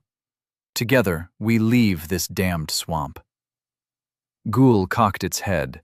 His desiccated muscles rasped as he reached out to grasp her hand. The shake was alien and uncomfortable, but solid. Ding! Congratulations! You made a friend! I didn't want to jinx it, but I'm so happy. +1 locket. There was a flash of ghostly green light in the center of the room, so bright Zoe shielded her eyes. As the afterimages faded, she saw the object on the stones. A round locket of ghostly metal the size of her palm, split into 2 pieces, with each half having an open clasp. Ghoul snickered as he picked up half of the locket. A good omen. He clicked the locket into his chain. Light washed over him, and he straightened, flash filling out. Skin still wiry and burned-looking, but no longer dehydrated. His eyes brightened as he smiled. I have not felt like this in eons. He gave her an odd look, as though he had known her for a long time. Thank you. And please, let me return the favor. He gestured toward the other locket, and Zoe picked it up. It was light in her hand and smooth, less like metal and more like the shell of an insect. When she held the clasp up to her chain, it attached itself. A rush of dry wind through her veins as the ghostly light flared. An ancient resolve settled into her bones. Not strength, but the fortitude of an ancient tree with roots a mile deep. Memories, flashes, of falling through incursions, marching upon a verdant planet, her cohort fighting under the burning sky, endless cities broken, screams, reaching for forbidden power to escape, but only ending up imprisoned in jade. An eternity in jade. She shuddered and looked at Ghoul with a new understanding. These lockets? They bond us in this reality. Let us lean on each other as he laughed, and it was no longer a foul snickering, but something hearty. As staunch friends should. He looked down at the ground. I am sorry for feeding on you. My hunger. But that is no excuse. Zoe shook her head. Don't worry, she said. I know something about hunger. ###. They left the ruined temple with the dawn and made their way through the swamp toward the beacon. Ghoul seemed amazed at the changes that had taken place since his imprisonment. He kept pointing at various structures and spoke of the city where he had been imprisoned. Zoe nodded along as she followed him through the ankle-deep ruins of a marketplace. Three-legged frogs hopped away from lily pads. Clouds of glinting purple gnats flew up into the sky. Zoe lost herself in her thoughts. Trust and resolve emanated from the locket, but it couldn't dissuade a creeping dread. Why hadn't she received a locket from Oriz or Princh? What did it mean that the Black Star System gave its blessing to this meeting, but not to the others? Ding! Chains bind and bind. Enemies and lovers and friends all entangled. Play safe. Tee. Chapter 45. The smith ghoul seemed renewed, and with every step he acted younger, as though he walked out of the dust of eons. Zoe was disheartened that their fight had cost her points in skein, and permanent points at that, but she held no grudge. After all, she understood what one does because of hunger. The swamp became a forest as Zoe and Ghoul traveled deeper. The sandbars became islands. The islands connected and became hills. The stagnant pools flowed into rivers through the valleys.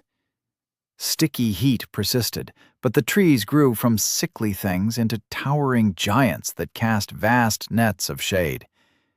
In the shadow of one such tree, Ghoul squatted before a fractured jade statue. Black veins clotted underneath the milky jade, but there was no sign of life. I knew her, he said, as he scooped dirt away from her face. A fierce warrior. She sacrificed herself so we could escape. He sighed, and Zoe didn't ask him how the escape attempt went. They spent an hour burying the statue and resting from the sun. Dark blue fruit shaped like grasping hands hung from the branches, and the fingers were sweet. There had been no bubbles seen that day, nothing except frogs and birds, but Zoe wasn't concerned. By her estimate, she had more than enough death energy built up. The pulse at the back of her head was insistent. She needed to relieve the pressure soon, or she was worried it might crack her skull in half. Was there anywhere in the city with a lot of metal? She asked. Ghoul shook his head. Not in the city, but... He looked about, muttering to himself. But when we attacked, they responded with colossi, walking beings of metal. Many fell. He got his bearings and led on until they found an obelisk. Deep grooves in the stone from where some errant blades fell. He traced the wounds. This happened in the battle, so I imagine they would have fixed it if they won. It's so hard to know what happened after all this time, but if my hunch is correct, we should find an appropriate place for you to level up over the next hill. They walked away from the unmarked grave, through the roots and the dappled shade. Why did you go to war with this dimension? Zoe asked. His smile only grew as the day wore on, wooden teeth splitting charcoal lips, as though every step away from his prison made him lighter. You are not yet level 10. No. When you meet the smith, in my culture we called it the first shackle. You receive your second shackle when you meet the witch at level 15. The third shackle comes when you meet the gambler, if you ever meet the gambler. These shackles tie you to the system as much as the Black Star's chain. The higher you rise in the levels, the more indebted your existence is to the system. You reach a point where you cannot distinguish your desires from your quests. At least, that's how it was for me, he sighed. Incursions riddled my homeworld. Chains snaked through our cities, and I accepted the quest to invade in a heartbeat. It felt like the right thing to do. They reached the top of the hill, and Zoe gasped at the sight. A lake stretched out before them. Miles across in every direction, the clear water reflected the pale sky. On the far bank stood the blue beacon. It would take another day to walk around the perimeter and reach the tavern. She could just make out the dark buildings of a small settlement at the base of the bright blue light. Islands stood in the lake, glinting like silver, but as her eyes adjusted to the glare, quickly with her advanced insight, she noticed them for what they were. Giant suits of armor. Over 24 steel entities frozen as they waded across the water. The closest one stood only 100 feet from the water's edge. Zoe stared as they made their way down the bank. It stood taller than the tower she spent the other night in, though the water still came up to its waist. One arm was blown away, but the other extended up to the sky, as though the colossus were blocking its eyes from the sun. An intense heat had struck it long ago, and rivulets of metal streamed away like dribbles of wax. They still hung, cooled in motion, after all this time. Vines grew amongst the still silver plates of metal. There were some holes, edges eaten with rust, and white birds flying out from within. They stood on the lake shore, and Ghoul shook his head. This was a vast plain of flowers that smelled of burning honey. We had mages, level 50, masters of fire. Their techniques lit the sky. My cohort attacked from underground. We erupted in the center of the city. But it was an ambush. The city we just traveled through? Ghoul nodded. From what you tell me, that colossus closest to the shore will be a perfect environment for your incorporation. What will you do? I'll set up a camp, maybe do some fishing, he laughed. It's odd. I've done nothing for thousands of years, but all I want to do is relax. Zoe smiled, but she wasn't paying attention. Her gaze remained fixed on the statue. It glinted in the sun, frozen in an act of defense, as though it gazed upon the face of God before being struck down. A shiver ran down Zoe's spine in time with the pounding headache. No matter Ghoul's warnings, no matter the lessons of Oriz and Princh, Zoe had no more patience. The warm air flowed over her, and she stood naked beside this man with charcoal skin. He smiled, while she remained serious, and their lockets sat heavily against their chests. Without another word, Zoe dove into the water. The cold shock broke through her meandering mind. With purposeful strokes, she swam. There were no bubbles out on the lake, and she felt safe as she cut through the clear water. Safe, but anxious. Here, in another world, she prepared to take a step unlike any she had ever made. She swam under the water and through a hole in the colossus's hip. Weeds and sand collected in the empty torso. The feet were invisible in the dark water below. She surfaced inside the colossus. Sunlight streamed through holes in the head, chest, and neck. Long, frozen slag formed stalactites pointed at her. She waded out onto a dry pile of sand and logs, detritus that washed up and climbed up onto a metal ledge. In the middle of the chest of an ancient war robot, surrounded by silvery metal, she felt as though she were stepping out of the forest. Bright light and brighter eyes upon her, stepping across a threshold into a new world. Was it safer to remain in the trees with the dogs? Was it better to remain a child? She answered her questions with action and flexed her willpower. ###. Her willpower pulsed and notifications surged. Death energy shivered her bones. The water dripped as though she were a hunk of ice. Level up! You are now level 10. Level up! You are now level 11. Level up! You are now level 12. Level up! You are now level 13. But the slamming of a hammer drowned out the system's voice. In beat with her heart, furious pounding, metal against metal. Heat washed over her body from some unknown source. She dripped sweat and reached out to the metal in the environment before she received the system prompt.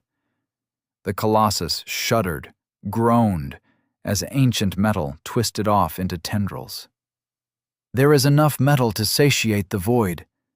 Do you wish to continue? Yes. She had such a void to fill. Like snakes, the metallic essence slithered through the air toward her. Silver stabbed into her body, pulsed, poured. She opened her mouth and screamed at the heavens. And the heavens broke. All stardust returns to the star. The pale sky split and tore like paper. In the darkness beyond, littered with flaming stars and pulling the sky in twain, stood the smith. A being the size of a sun. 10,000 hands gripped reality and held the sky at bay. A blindfolded head gazed down at the world and saw only her. Zoe shivered under the gaze. Ding! No! Go away! Chains poured across the sky like stitches and tried to pull the rent closed, but to no avail. The smith reached through the crisscross of chains. Ghostly metal shattered at the touch of a hand that could crush worlds. Zoe screamed as metallic tendrils poured toward her body, as a hand blocked out the sky, as gods fought over her. The smith's hand swept up her soul and plucked it from her body. ###. Zoe stood in the forge of the Crimson Armada system, a universe of fire and heat. The stone platform under her feet rippled and glowed, a small platform connected by a bridge to an anvil upon which a world could rest. At the anvil stood the smith. Just as the smith stood at a million other anvils, in all the fire that surrounded this dimension, Zoe's mind struggled to understand the confluence of time and space she found herself in.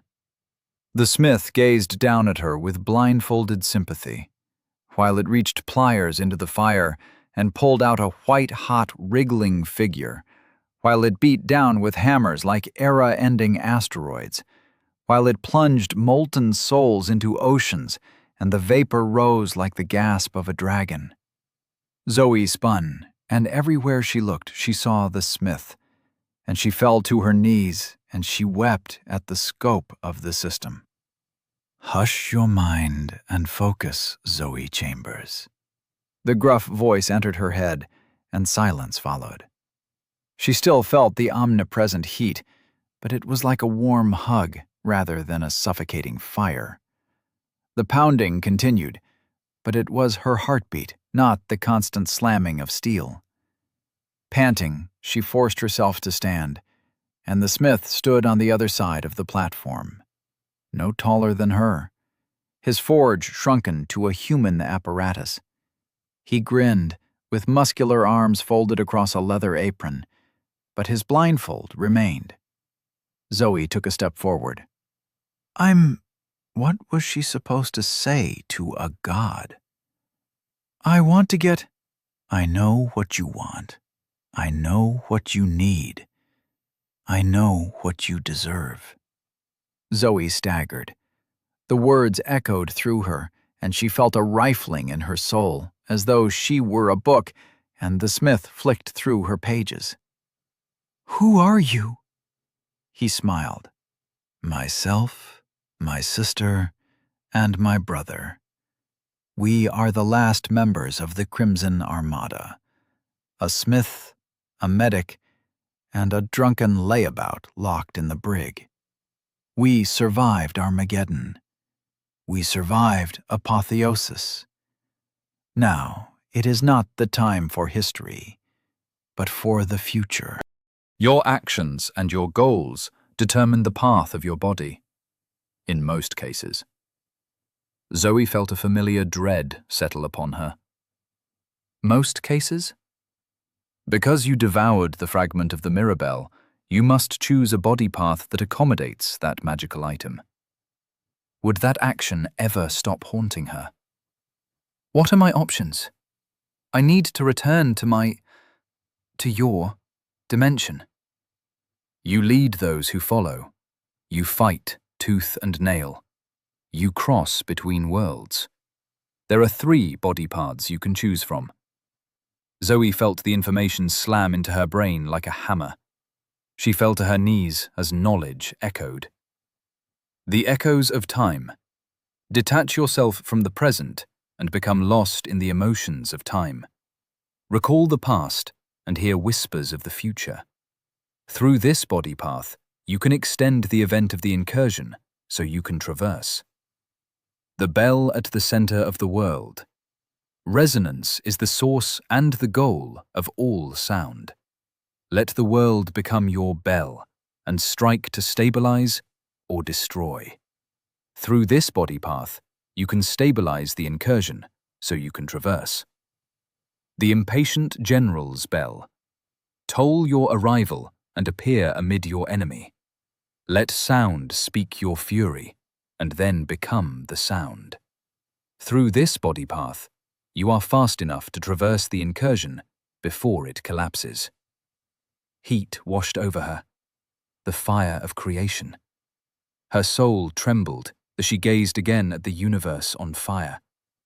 The smith, in all his multitude, leaned over her and waited for her decision. The patient silence between strikes. The silence dying, as a strike must come, a decision must be made before the hot iron cools. But what body path should she choose? Chapter 46. The Costs of a Path. Zoe stood on a speck of stone while hammers echoed like preparations for doomsday. Each strike thrummed through her bones.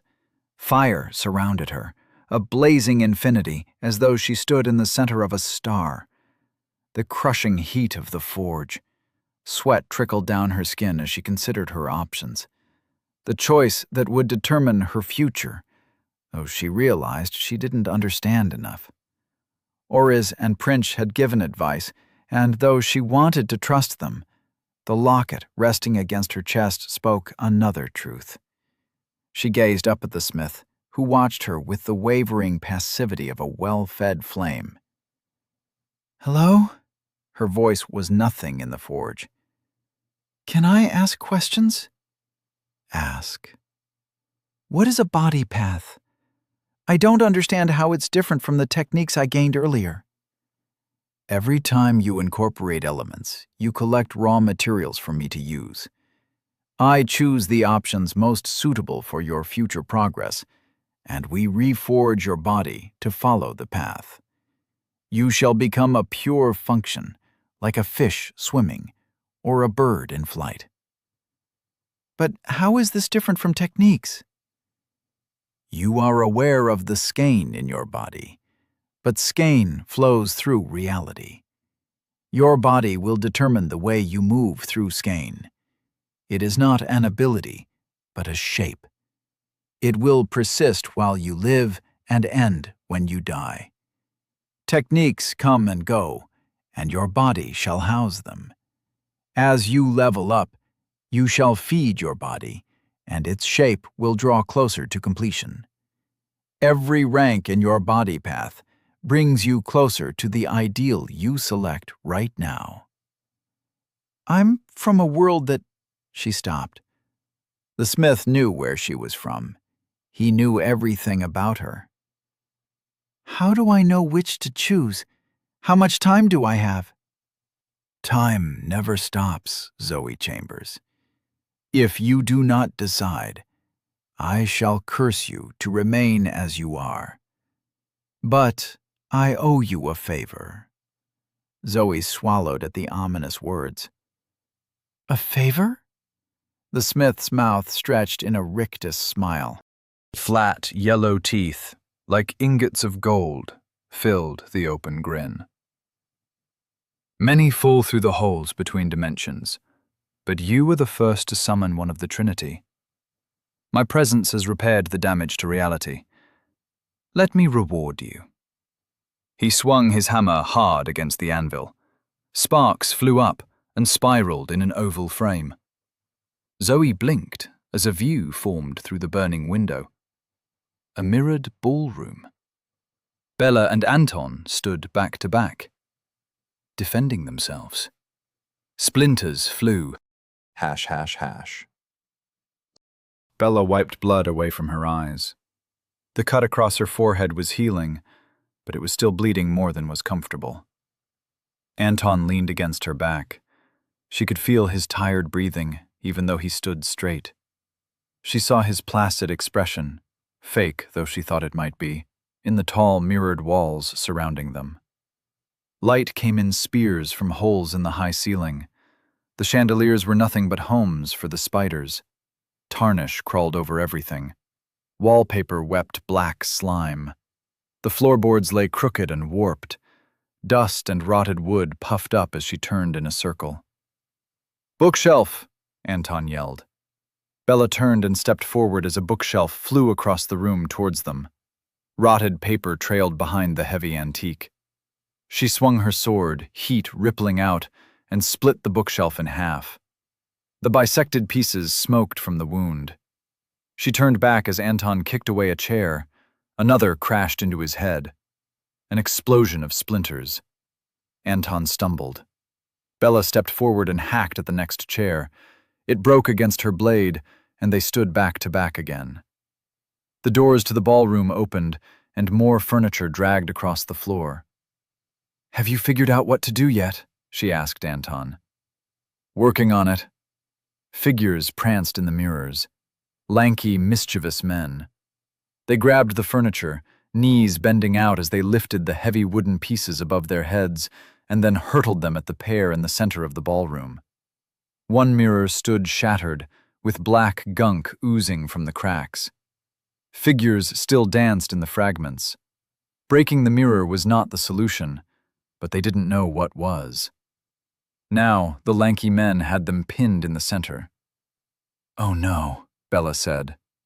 Through one door, shoved by a figure in the mirror, a shelf of weapons scraped its way across the floor. Anton sighed. "I wish we had our big steel boss right now." Bella readied her sword. "Me too." Bella and Anton spoke to each other, but Zoe couldn't hear the words. Anton spat blood and grinned, but it was humorless.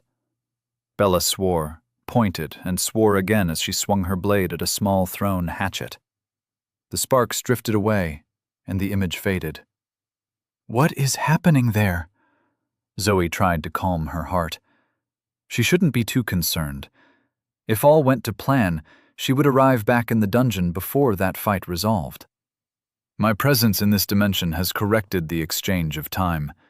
As a reward, I give you a glimpse of the comrades you miss so dearly. Truly, friendship has created more power in this universe than even my forge." His words hit hollow as Zoe stared at the fading sparks. The smith fixed the exchange of time? Did that mean... She checked her quest clock and realized she had no access to the system. Her heartbeat flared. Does that mean time is parallel now? Yes. She felt sick. It was time to decide. What were her choices? The echoes of time. Detach yourself from the present and become lost in the emotions of time. Recall the past and hear whispers of the future. Makes use of sound, blood, mirror, and time. Forgo metal and faith. As the smith recounted the option, she felt herself stepping into the possibility. Time was a direction, and it would become usable. Her mind spun as past and potential overlapped, ripples upon ripples, echoes of voices long gone and never spoken. With this ability, she could slow down the incursion. She could extend a strike of lightning until it burned the duration of a storm. She could replay herself, repeat herself. Loneliness would never be a problem again. But so easy to lose herself in wanderings of time and the pursuit of memory and minutes. What does it mean to forego metal and faith? The echoes of time does not require those essences, and your body will reject them when you level up. Giving up metal would mean giving up her lodestone title bonus. She was certain this bonus was half the reason, probably the only reason, she was still alive. The double boost to stats was a tremendous advantage, but the title also encouraged her lopsided attributes. My technique, our hearts toll as one, makes use of faith essence. She almost couldn't ask the next part of the question. Will I lose this technique if I choose this path? Techniques exist independently of your body. You will not lose the technique. Zoe hated that she let out a sigh of relief. As much as she abhorred the technique, she didn't want to let it go. I've never seen time essence. The smith nodded. It is rare, and time is a hard mistress. This body path is the longest of your options. It will take 70 levels to complete. Cold sank into Zoe's stomach. 70 levels? A body path maps out your future levels. As you level up, you feed your body, and it grows. You cannot attain another body path until you complete your first. Interdimensional travel is an advanced concept, and few would choose it for their first level. The smith grinned again. Especially not someone from a raw world such as yours. This pleases me. The Crimson Armada abhors the timid. Are there any shorter paths? The bell at the center of the world is a path of 50 levels. The Impatient General's bell takes 60 levels to complete. Zoe knew it became harder to gain levels. Even her own experience had shown this. Larger and larger quantities of death energy were required to level up, and the enemies that gave the increased amount of death energy would only become more dangerous. Meditation existed as an alternative method, but it was slow. She felt anxious committing to such a long path. 50 levels seemed daunting, let alone 70. She understood now why Oriz said she would regret the favor. She was signing herself up for decades of work, possibly centuries, if what Oriz and Prince said was true. But she had delivered that promise. She no longer completely trusted the two alien women, but she felt no reason to abandon them to this reality. If she could help, she would. Whatever situation came of her selected path, she would make the most of it. Resonance is the source and the goal of all sound. Let the world become your bell, and strike to stabilize or destroy. Makes use of sound, metal, and mirror. Forgo blood and faith. Her body told. Energy coursed through her, and she felt her knuckles creak into a fist. It was all so obvious. All the world needed to create perfect balance was a single strike. She could deliver that strike. The universe would rise up to cup her, envelop her, and she would make it ring. The world was a bell, and she was the clapper. And just as she could unify energies with a single strike, she could cause disarray. She could break them down, make them collapse. She could stabilize the incursion, or she could create one of her own. The sheer power of this path made her step back. It was tempting, so very tempting, to just accept it outright. The path was the shortest and seemed the best suited for her purposes. But she stood in a cosmic forge and would not ignore any option presented by the master of this reality. The impatient general's bell. Toll your arrival and appear amid your enemy. Let sound speak your fury, and then become the sound. Makes use of sound, blood, metal, and faith. Forgo mirror. This path began atop a hill, and from the vantage, only more hills rose. Each peak held a castle, and the castles held her enemies. They cowered while she amassed her troops on the plains. The gates stood before her now, imposing wood so ancient it hardened into rock.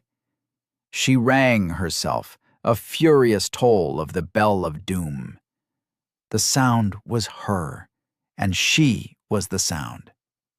The enemy gripped their helmets on the walls, behind the defenses, and Zoe appeared wherever her sound told. Walls meant nothing. The enemy could not hide. She was the fury of sound, and all would hear her. All would cower. She forced herself back and fell to her knees, eyes squeezed shut against a tolling in her ears. She could still see the red skies, the broiling apocalypse. That path had been the strongest. It had gripped her like an undertow, and if she hadn't forced herself back, she would be upon it still. Zoe knelt, hot stone scraping her knees, and pondered her choice. She felt a strong connection with but the power of held its own allure. One offered speed and an outlet for her rage. She could see herself standing atop a hill and directing her troops to slaughter the enemy. This body path spoke to her anger, but what would it mean to forego Mirror? Her interactions with Mirror were purely coincidental. Without the Mirabelle dungeon, without Moth, she may have never even considered it as an option. But now,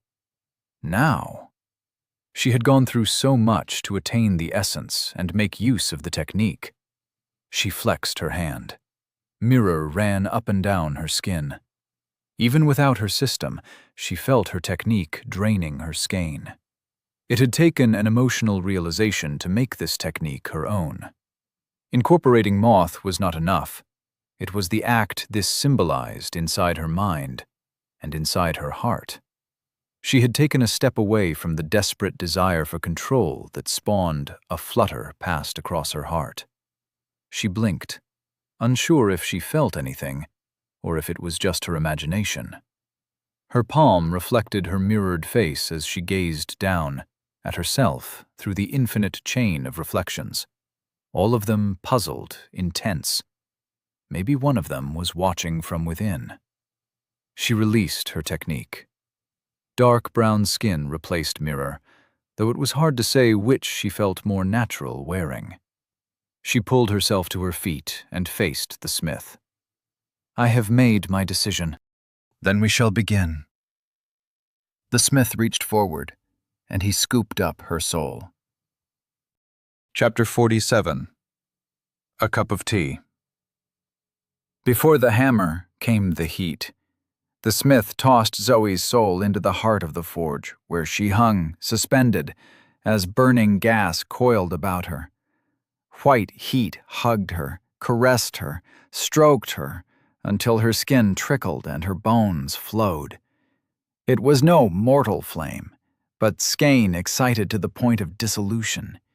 She felt herself breaking down, and it was a long, slow pain. It filled her mind. She could not control this moment, and anxiety compounded the pain. Would it continue until her body melted away into nothing? She gritted teeth that slid down her throat like hot marshmallows. Taste of bone as her tongue melted. She would endure, but it continued until even her sense of self liquefied. With shocking efficiency, the smith threw her molten soul onto the anvil. He stood godlike, a titan whose head brushed the ceiling of infinity. Muscles like stacked mountains, 10,000 arms gripped 10,000 hammers, raised them high, and struck. The first blow destroyed any semblance of Zoe. Her body smeared out across the anvil. The hammer came again and again. Each strike rumbled her with thunder, spread her wider. Her consciousness strained. Mind expanded, snapped. The smell of singed metal filled her. One of the smith's hands swapped out the hammer for a pair of tongs. He pinched her flattened head, twisting the tongs through supple flesh, and pried something alive and wriggling. It tugged back, resisting, but the cosmic smith was inexorable. He pulled a red, worm-like being free of her soul. Zoe's blood essence. After all, she would have to forego it if she walked the path of the bell at the center of the world. With a flick of his wrist, the smith threw away the bloody worm. It squirmed through space and vanished amongst the fires, off to resume its place in reality. Before her soul could cool any further, the smith returned her to the fire. She burned, the lack of blood essence changing her. The smith had stripped a layer of imperviousness from her, and the heat now bubbled her molten soul. Again she was pulled from the inferno and placed upon the anvil, and 10,000 hammers swung. Each strike caused her soul to fold in upon itself, expelling weakness, and arriving at a function. When the ringing thunder died, Zoe burned bright and hard in the center of the anvil, her body compact, and beside her, beaten from her soul, lay a glowing child.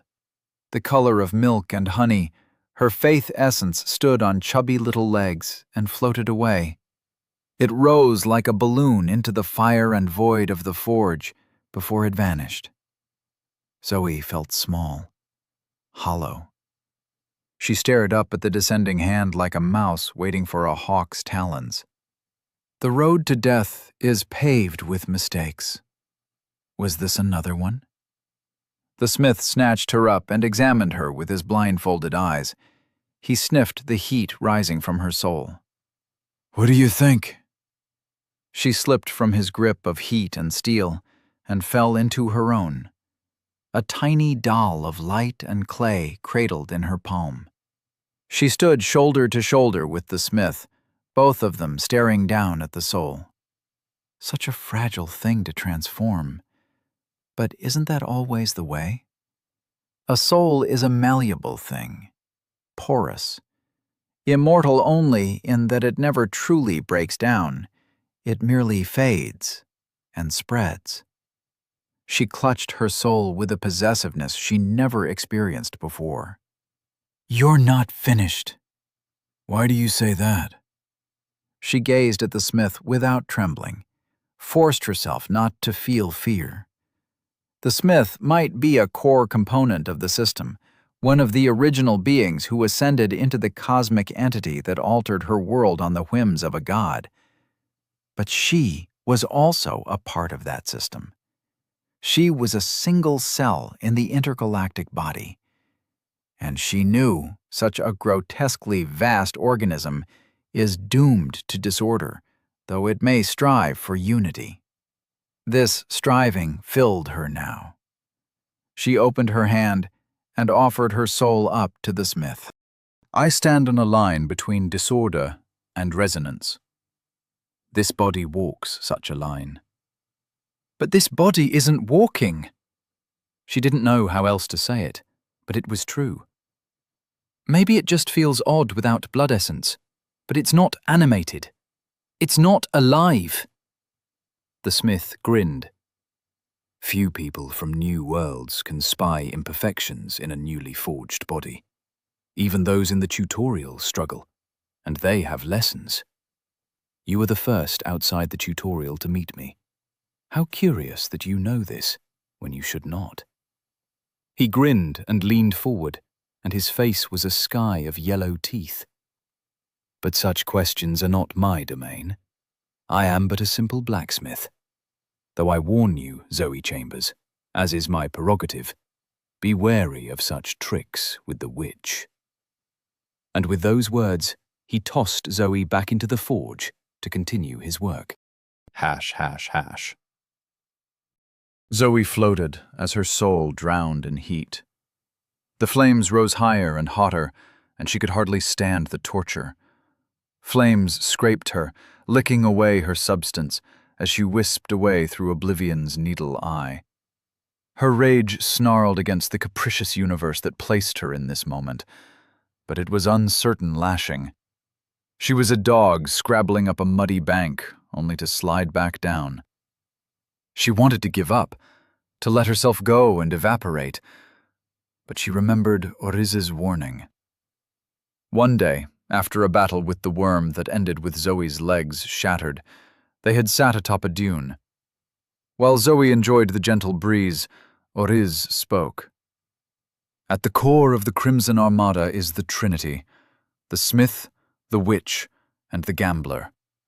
They began as 3 survivors of an ancient skirmish, pursued by their enemy into deep space. For 1,000 years they were hounded by an empire. For 1,000 years they survived. For 1,000 years they grew in power, until they became the Crimson Armada system. They ended the 1,000-year conflict in a single day when they took the empire for themselves. All 12 trillion souls. Zoe reeled at the sheer scale, and Oriz continued. For 500,000 years, it survived by hoarding power. In its mind, the fleet is only ever a day away from scattering to the winds. Oriz leaned forward. The system fears the very path the system imposes upon us, on pain of monstrosity. What do you mean? If the system loses its godhood, it will have to restart its journey. The journey from mortal to god is paved with luck and desperate survival. Who is to say that someone who survived once could do it again? Zoe sat, chilled, despite the balmy wind. She believed everything Oriz said, but that only made her reality more unstable. What did it mean for religion? For her place in the universe, that gods warred across the galaxy while her species struggled with fire? But Oriz had a lesson beyond the history. The system is stingy. Every notification costs energy. Every reward, every upgrade, the shaping of flesh or land, all burns through the system's power. If it can perform half a job, it will do so. When the smith forges you, there will be imperfections. Nothing that you cannot fix down the road, but it will be difficult. These bottlenecks arrest your momentum and can inspire suicidal levels of desperation. Zoe sat still and intent. How do I spot the imperfections? Oriz smiled. To teach you would take months, if not years, of rigorous study, and that's if you already knew the name of the body path you desired. So, what can I do? I will give you the advice my master gave me. She smiled fondly before continuing. There are always mistakes. The worker knows where they could improve their craft, or where they rushed or distracted. Doubt riddles the artist's mind. Let them seek perfection on your behalf. So, lie? Oriz shrugged. The smith will cheat you. Best respond in kind. ###. From the forge to the anvil and back, a loop of thunder and burning pain. Her soul became liquid, solid, lightning, hope. 10,000 hammers struck 10 million times. So time passed in the system's heart. ###. Zoe blinked. At some point, the link between her mind and soul snapped. Untethered, she raced through true unconsciousness until she woke. The smith stood some distance away, leaning on a hammer with a handle as tall as his chest. Zoe lay upon the anvil. She stood and walked and felt nothing. She frowned. Her body felt the same as before, not even particularly warm. With a frown, she moved into the beginning stance of the grasping vine. She stepped, with little effort, into the first steps. Her fists moved faster than she expected, and she tightened her stance. She kicked the air, punched heat, and circled. The smith watched. The grasping vine spoke to her, a constant spiraling pursuit of unity with the enemy, responding to their movements with her own, creating unity. The whole exists only to break. She stumbled at the thought. Her breathing faltered, and her stance collapsed. She sighed and shook her head. It felt like there were new grooves in her brain, and her thoughts kept slipping. "Are you satisfied?" She forced herself into the moment. "I have no choice but to be satisfied." "You are not so sniveling now I have performed my services." "I never sniveled." The smith laughed. "It is time for you to go, Zoe Chambers. I hope you make it to level 60. It would be good to meet you again." The smith raised his hammer, and reality trembled with anticipation. Zoe raised her hands, only momentarily distracted by their perfect symmetry, and stepped forward. "What is the point of all this? Why are we leveling up? Is it to become a system like you?" The smith gripped his hammer above his head, 10,000 hands upon the handle. He grinned. "Who were you before you became a crusader?" "I'm a doctor." He placed one hand over his heart, fingers spread wide, and Zoe noticed for the first time that each finger had too many knuckles. Reality stretched, thinned. She stepped back and realized where she stood. A nightmare. "I was a thief." A forge is a place of hard shadows. As the smith towered, those shadows deepened. Abyss streaked the burning reality of the forge. The smith looked down at her, and she was so small it sickened her. His hands pressed down around her like walls of flesh. Knuckles seethed under his skin, splitting, fusing. She felt like a beetle trapped by children. The hammer remained lifted by a tangled mess of hands as he leaned down. The bandage across his eyes fell away. He leaned closer until a single eye above filled the sky. Flesh gouged and seared into blindness. "The greedy hoards the bright things. You shall know them by the burns in their eyes." Zoe collapsed under the pressure of the gaze that was not. Her flesh squirmed. Terrible gravity pressed her down like spined marble. Her skin snapped. Bones split. She screamed, but the smith stole the sound. Her new body crumbled. A deep purple bled from the dust. She remained in that leaking puddle and reflected the smith. Ripples passed across the surface, fear on a fundamental level. It permeated her like oil through a rag. She choked on the terror, but it vanished and left only a gaping hole in her mind. The smith stole her fear. Sheer blankness. White cliffs and white holes. Her mind sat locked into place, her emotions ransacked. No thoughts allowed. She became a witness. There was only one truth. The eye above her throbbed with ancient pain. Nothing else could be true in the weight of this agony. The pain refreshed every second. No scars on a wound that cannot heal. Skein squirmed like living rivers in the charred landscape.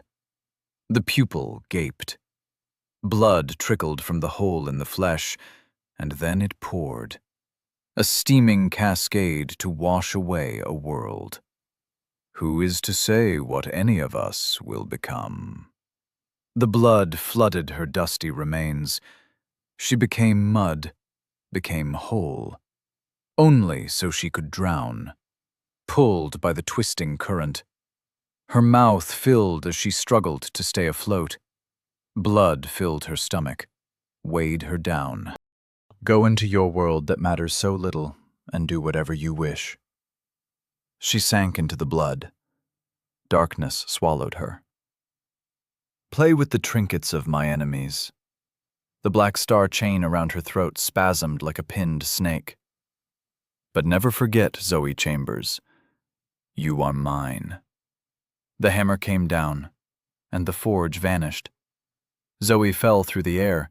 She tumbled head over heels toward the shining lake. The fresh water stretched out under the sun.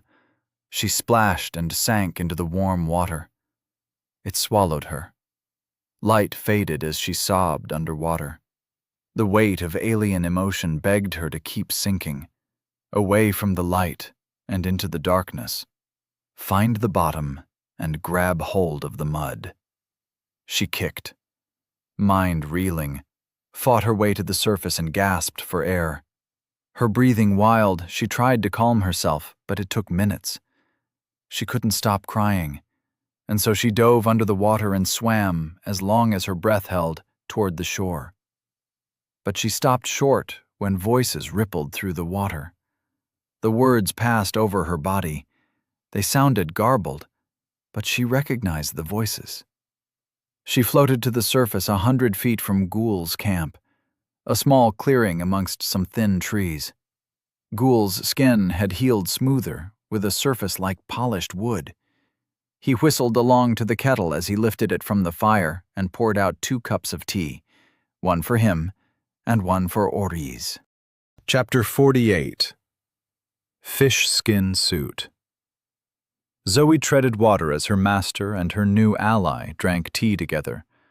The sight tied a knot in her stomach. Oriz stood and blew the steam from her cup. "Hello, Zoe," she said. "You've grown." Zoe floated a moment before she swam toward the shore. If Oriz wanted to hurt her, there was nothing she could do. She might as well get dry. It felt odd to emerge naked from the water. Her body was perfectly proportioned, symmetrical. She had never been nude in front of Oriz or Prince, but her alien master did not react to her body. She looked about. Where was Prince?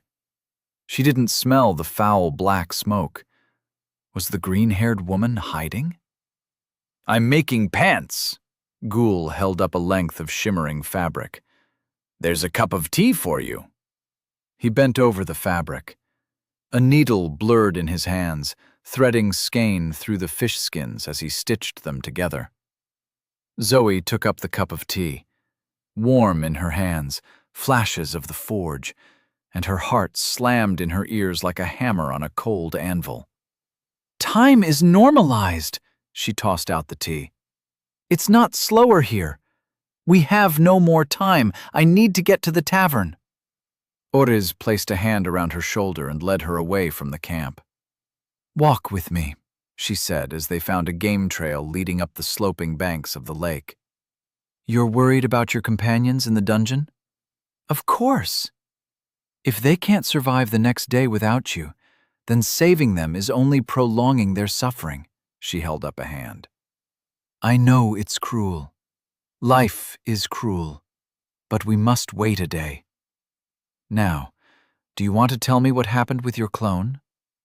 Her name was Moth. Oriz nodded, and they kept walking. Wildflowers brushed against their shins. Your meeting with the smith was a success? I can see you have a body path, but it is not one I recognize. A pursuit of harmony, yes? Oriz's restrained question was at odds with the excitement in her eyes. Zoe couldn't help but feel some of that same excitement. The horror of the smith was fading as she listened to the birds and the bugs beside the water. A sense of normalcy with Oriz by her side, acting as though nothing had changed. There's a lot you didn't tell me, Zoe said. Oriz met her gaze. That's true. Did the smith answer your questions? Yes. And what did you do? Zoe looked away at the lake and the bright blue beacon of the tavern. I followed the plan, she said. I selected a body path that would help stabilize the incursion. Oriz looked her up and down. That's what it is, she said to herself. Not harmony, but the balance between stability and discord. What is it called? The bell at the center of the world, Oriz sighed. So the mirror bell haunts you still. It seems I am constantly reminded of my mistakes. Decisions made without knowledge, without consideration, haunt me. Much like the decision to trust you and Prince. She bit back her rage and forced out a question. Why did you consider Moth? Why would you even think of choosing someone besides me to cross the incursion? That wasn't me. That was Trinch. And he didn't know. You said nothing. Oriz pursed her lips. You are an angry lady, Zoe Chambers. I don't know if you're going to explode now or later, but I know you will. Should I risk my life and the lives of people I have known for centuries on someone so volatile? Or should I trust them to a smiling clone with a childlike view of the world? Zoe stepped back with disgust. You would have manipulated Moth like that? I will do anything to go home. Oriz stepped close, her humorless face inches from Zoe's scarred lips. Won't you? Zoe clenched her fists but said nothing, did nothing, as she matched Oriz's sunflower gaze. Oriz snorted. If you wish to strike me, then strike. Scream if you wish to scream, but let it out. I'll not abide rotting fruit in my basket. Zoe's skin flushed silver as self reflects the world activated. Did you know her technique would become mine? That's not how it works, Oriz shook her head. The technique you possess is not the one Moth carried. There is an overlap in your mental and emotional states, but since you were touched by the system's lightning, you know it is your own. Was that Trinch's plan or yours? Trinch's. Are we done? Zoe sighed as the technique deactivated. Am I so untrustworthy? You were. Oriz placed a hand on Zoe's shoulder. You fell out of a hole in the sky with the build of a spy. How should we have acted? But now you have returned. I know this is too late, but please allow the gesture. Oriz bowed to Zoe. Thank you. Zoe felt uncomfortable at the sudden humility. Oriz's willpower flexed, and a system notification echoed inside her mind. Oriz of the Razor Grass wishes to join your party. A flutter passed across her heart. This was not just a gesture, but a supplication, and Zoe responded. Our hearts toll as one. A bubble of skein grew from within Zoe's chest. It expanded out and brushed over Oriz, sank beneath her skin, and found a beating muscle, 9-chambered and leaden gray. Zoe's technique wrapped around Oriz's heart. She felt the steady beat as though it were inside her chest. Steady, calm, so low she felt her heartbeat falling to match. Oriz looked up at her. "Do you trust me now?" Zoe wondered if she could even kill Oriz with her technique. Surely someone as powerful as Oriz would have safeguards. Perhaps her attributes would be strong enough, her vitality high enough, to counter her technique without needing to spend any skein. But was that the metric of trust she wanted to establish? How easy someone was to kill? That path extended out before her, and she had the body to walk it, but it disgusted her. And so she released her technique. It was all a play. Even if she used her technique on Oriz, there was no way she could complete it in time. But she appreciated the gesture, and so told Oriz of her time in the swamp as they walked back toward the camp. But Zoe took note. No locket appeared for Oriz. ###. Ghoul had Zoe stand on a tree stump while he fitted her fish-skin trousers. They hung loose enough that she could move freely. The material felt surprisingly strong, and it smelled like clear running water. "I was a tailor," Ghoul explained. "Armies need uniforms made and mended. Hold still. We'll start on the jacket." While he draped the jacket around Zoe's shoulders, Oriz drank tea and questioned her about the smith. But whenever Zoe thought about what she saw, she choked up. Her mind scrambled away from recounting the memory of that dread eye, that sky of burned flesh sweeping from horizon to horizon. She almost puked once, but eventually recounted exactly what happened. Oriz blew steam from a fresh cup of tea. "I can't believe you spoke to the smith like that," she shook her head. "I tried to tell you about the gravity of the moment. They're gods, Zoe, or as close to gods as anything that can exist in this reality. You said they can't kill us." Oriz spat out her tea. "No, I never said that." She wiped tea from her lavender dress. "The smith won't strike you down, no matter your distasteful insolence. He lets all roam free from his forge, saints and scum alike. Nevertheless, what you did will certainly get you killed." "What did I do that was so bad?" "You got the system's attention." Silence crept over the camp. Ghoul tutted as he finished adjusting Zoe's jacket. "It seems things are the same as they were in my time." He tucked his needle away somewhere. "You're ready." Oriz stood. "It's time to go. Trinch is waiting." "What about Princh?" "She is elsewhere, preparing for our egress." Zoe glanced at Ghoul. "We're going back to the dungeon I fell through," she said. "Do you want to come?" Ghoul shook his head. "I think I'll stay here a while." Zoe wanted to push him to come, but it was only a selfish desire. She wanted someone she trusted by her side. Though, if she made it back to the dungeon, that would happen soon enough. She hoped. "All right," she said. "It was a pleasure to meet you, Ghoul." He clasped her hands. "And you, Zoe Chambers. I'm sorry I tried to eat you when we first met." "So am I." They grinned in the fading light, and Oriz led Zoe away. The master led, and the disciple followed, away from the lake's edge into the trees, and they left their ally behind to start a fire and sit beneath the starless sky. ###. Oriz led her through the night. Game trails wound through the thick trees of the verdant hills.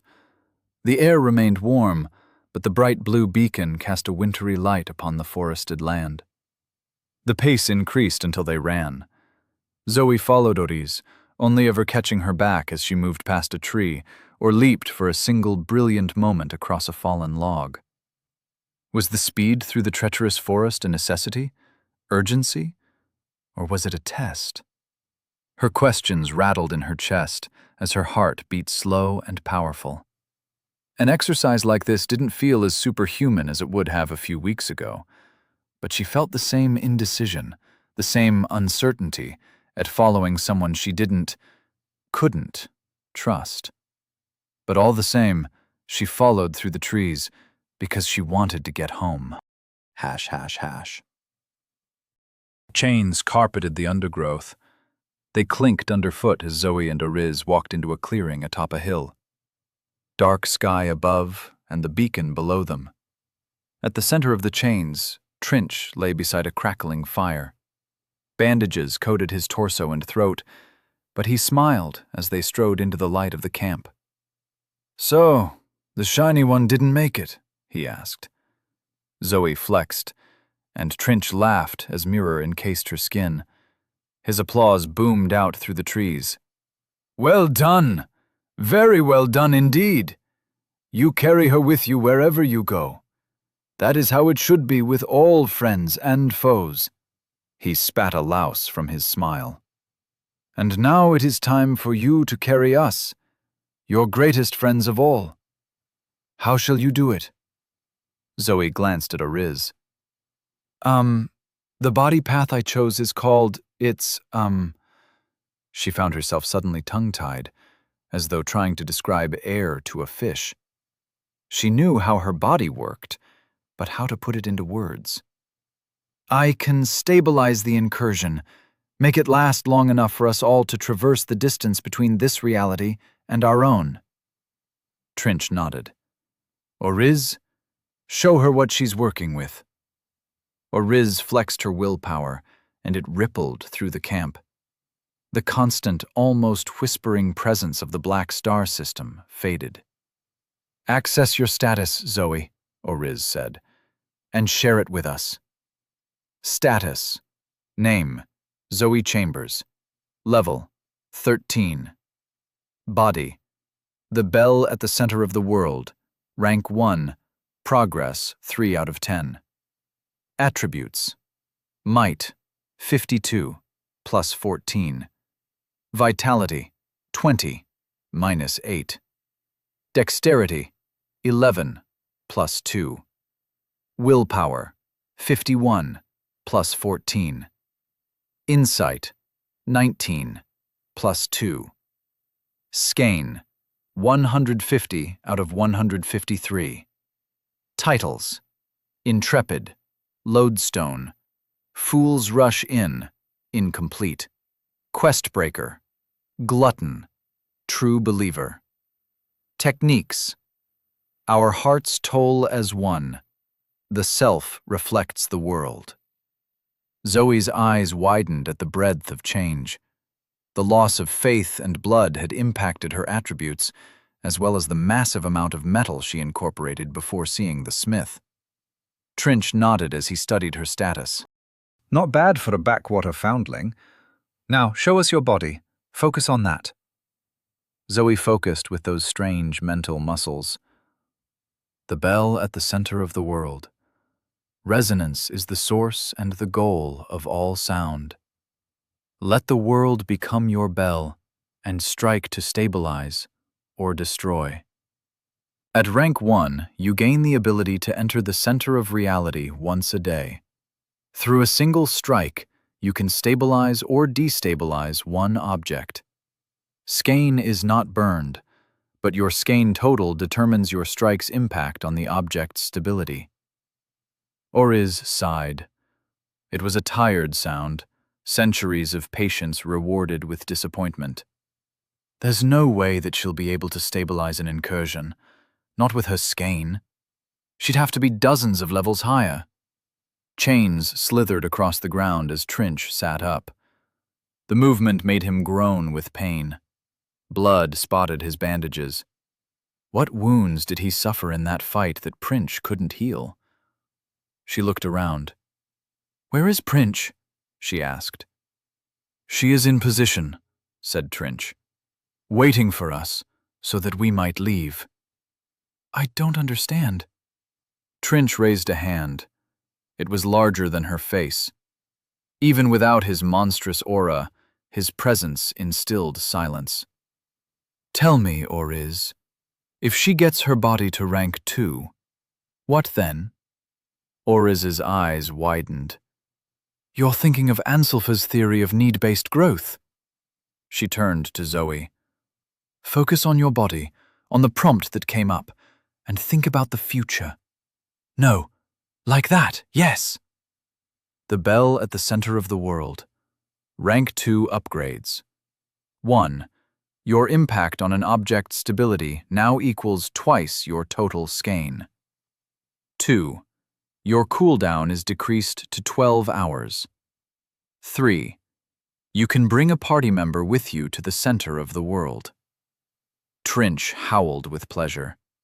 The shockwave of his laughter scattered the fire and cast the camp into a blue-tinted gloom. We just need to get her to level 20. But Princh is already in position, Oriz said. We have less than a day. It will be fine. Trinch's eyes gleamed in the darkness. I have a plan. Chapter 49. The Matriarch of Horned Beasts. Claws slashed Zoe's throat. They skipped off the mirror coating and the reflected force blasted away the horned beast's paw. It snarled at Zoe, pressing her down into the matted grass. Zoe wrestled, trying to free her hand. Another claw hit her cheek, and the mirror cracked with an explosion of force. Her blood flowed, filled her mouth. She coughed, and the beast howled. It pounded its chest and raised its claws for a final blow. A noose of grass circled the beast's throat. It scrabbled at the bright green cord, but the noose tightened and dragged it backward. Zoe struggled to her feet, dripping blood from the wound in her face, and trudged over to the wheezing beast. It writhed on its back, kicking out with clawed feet, snorting. Eyes bulged with confused panic. Metal coated Zoe's fist. She punched thick hide. Ribs cracked under the force. She punched again. The beast squealed, and she punched down through the sternum with a sound like ice cracking. The beast shivered in the torn-up mud and died. Zoe pulled her fist from the horned beast's chest. Steaming blood dripped from her hand and poured from the cavity where the creature's heart once pounded. Its limbs splayed out in the long grass, yellowed stalks now stained with the dark sheen of violence, like a gorilla impersonating a gazelle. The long, hooked claws glinted with sharpness beyond sharpened bone. She sat on the large corpse and sucked down air as Oriz strode out of the grass with a stem between her teeth. Pale light soaked through the sky, a subtle beat in the distance as the tavern's music continued, and the blue light of the beacon glowed ever-present at Zoe's back. "How is your head?" Oriz asked. Zoe rubbed at the deep cut on her cheek, already healing, before she realized Oriz meant the strange tingle of notifications. She reached out and probed the feeling, like moving a finger without moving her hand. Memory of her grandparents' old television, and the static buzz that coated the screen. "I've almost leveled up twice," she said. "So you're level 15 now?" "Almost." Zoe let out an exhausted sigh. "I'm not getting as much death energy from these beasts as I did the bubbles." "Your new body will require ever greater levels of energy to grow," Ortiz said. "Your progress is good for our plans, but I'm sorry I have rushed you through your progress. You just met the smith, and now, at level 15, you're due for a meeting with the witch. This kind of progress would carry someone from childhood to adulthood in a normal world." She chewed the long stalk of grass. "We'll get you to level up a few more times before you reconnect with the Crimson Armada system. You want to incorporate metal again?" "I can only incorporate sound, metal, or mirror. And with the Lodestone title, it just makes sense." Ortiz nodded as she inspected the beast's bone-white claws. There's a site nearby where metal walkers fell. It should suffice. She shook the paw, and the claws whistled through the air. If we had the time or inclination, we could make a study of these beasts, see how they use their claws. To what end?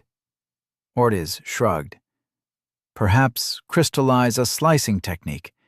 Perhaps a new extension of the grasping vine. She took the stalk of grass from between her teeth and flicked it away. Call it summer's thorns, something like that. Zoe rose to her feet. What are you avoiding? I'm concerned about Trinch's plan. What plan? Zoe scoffed. He told me to kill beasts until dusk and then meet him in the tavern. How am I supposed to reach level 20 by dusk? Oh wait, I forgot. He said that wouldn't matter. Ortiz pursed her lips. I share your anger, she said, and I respect your commitment regardless. She gestured at the dozen horned corpses laying in their blood-spattered graves of flattened grass. But I wanted to warn you. No matter how simple or rough he seems, Trinch is no fool. If he says it won't matter, then it won't. My concern is why he says that. Zoe focused on her vitality, burning through some skein to seal the cuts on her cheek and the bruising from the last few fights. The world was powerful, but she couldn't maintain it indefinitely. Despite her mirror and metal forms, she was not invulnerable. Skein activity caused an increase in the buzzing at the back of her brain. She was almost level 15. A week ago, such progress would have been incredible. She smiled. A week ago in Earth's time, such progress would have meant nothing. A chuckle left her lips as she realized that no other human from Earth had spent as much time with the system. Ortiz raised an eyebrow. My concerns amuse you? No. Zoe stretched out her arms and flexed her blood-crusted fingers. No, it doesn't. Ever since I fell into this reality, I've been a tool in your plan. Not just you, she added at Ortiz's sour expression. I mean all of you, she smiled. You've saved my life and opened my eyes, and if I can get us all home, that's great. But you all outclass me.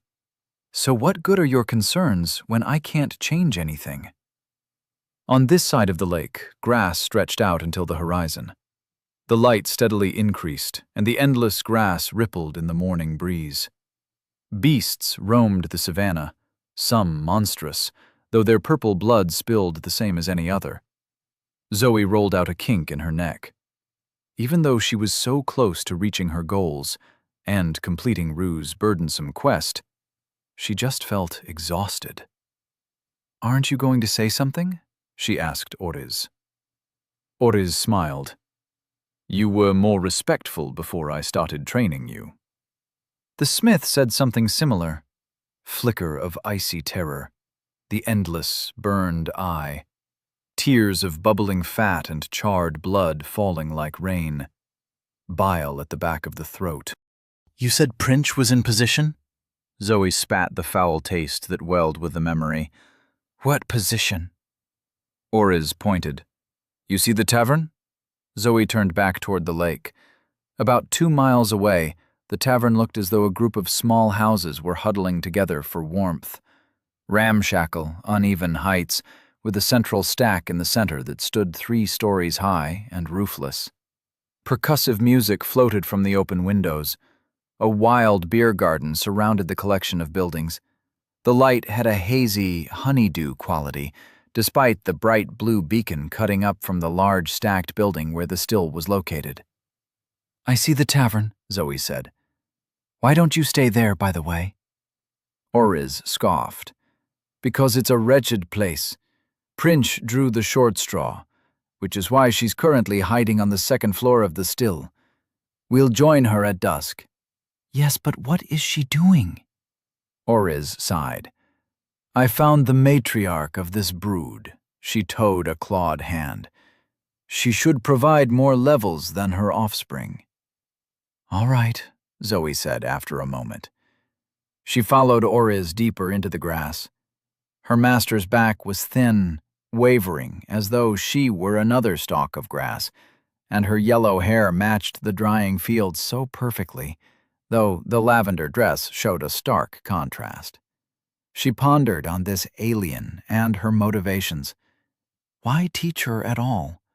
What did they gain? The air softened like warm taffy as they marched away from the tavern. You said I'll meet the witch at level 15. I'm not sure what that will entail, and honestly, I'm not sure if I'm ready. Nobody is ready for the witch. They walked through the grass. The dry stalks rubbed against Zoe's shimmering fish-skin pants. It still amazed her that the material survived the fighting. What will happen? Is it like the smith? No. The smith is inevitable, but the witch is a choice. Oriz turned to face Zoe, her voice lilting as though reciting from memory. Stardust requires a star, but demons, for all their power, require willing souls. Zoe blinked. Were there demons on alien worlds? Were demons real? Is the witch a demon, then? She is the mother of demons. But do not concern yourself with the witch. I'm pretty concerned. The witch is a choice, understand? She won't come to you like the smith or, system forbid, the gambler. No, you must go to the witch. How? You'll receive a quest. Follow it or ignore it. The witch has power, but her price is dire. They stood amongst the swaying grass. Stalks rustled, flies buzzed, and a rich animal musk grew stronger. Did you ever meet the witch? Oriz shook her head. I declined the quest. Trinch met her, but he did not bargain. I don't know about Princh. Master? Oriz placed a finger over her lips as she looked about the suddenly still expanse of grass. Nothing stood above the horizon except the two women. Flies hugged the stalks like blackberries. The tavern was long out of sight, its music long silent.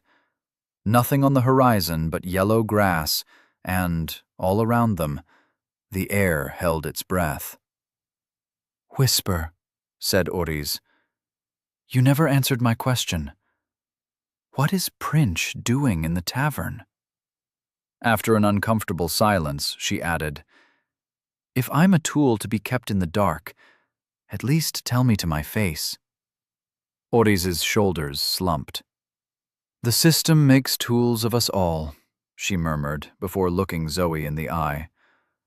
Princh is in position to steal a mirror-bell fragment. Zoe reeled. She stepped back, mind empty with shock. What? Quietly, Zoe. We only had one, but we need two if... You lied this whole time? Quiet! A roar shattered the silence. The ground rumbled. Oriz leaped away, and Zoe pivoted, rage clenching her fists. Another roar. Zoe roared back as metal flooded her flesh. I'm not scared of you. I killed your children. Come and get me. Silence was the response. And Zoe turned in the grass, crunch of stalks beneath her fish-skin slippers, as she teetered on the line between weeping and wrath. Then the ground exploded. Hash, hash, hash. Zoe tumbled in a cloud of dust and clods. Dirt pinged off her metal eyes as she looked around. Nothing. She gritted her teeth.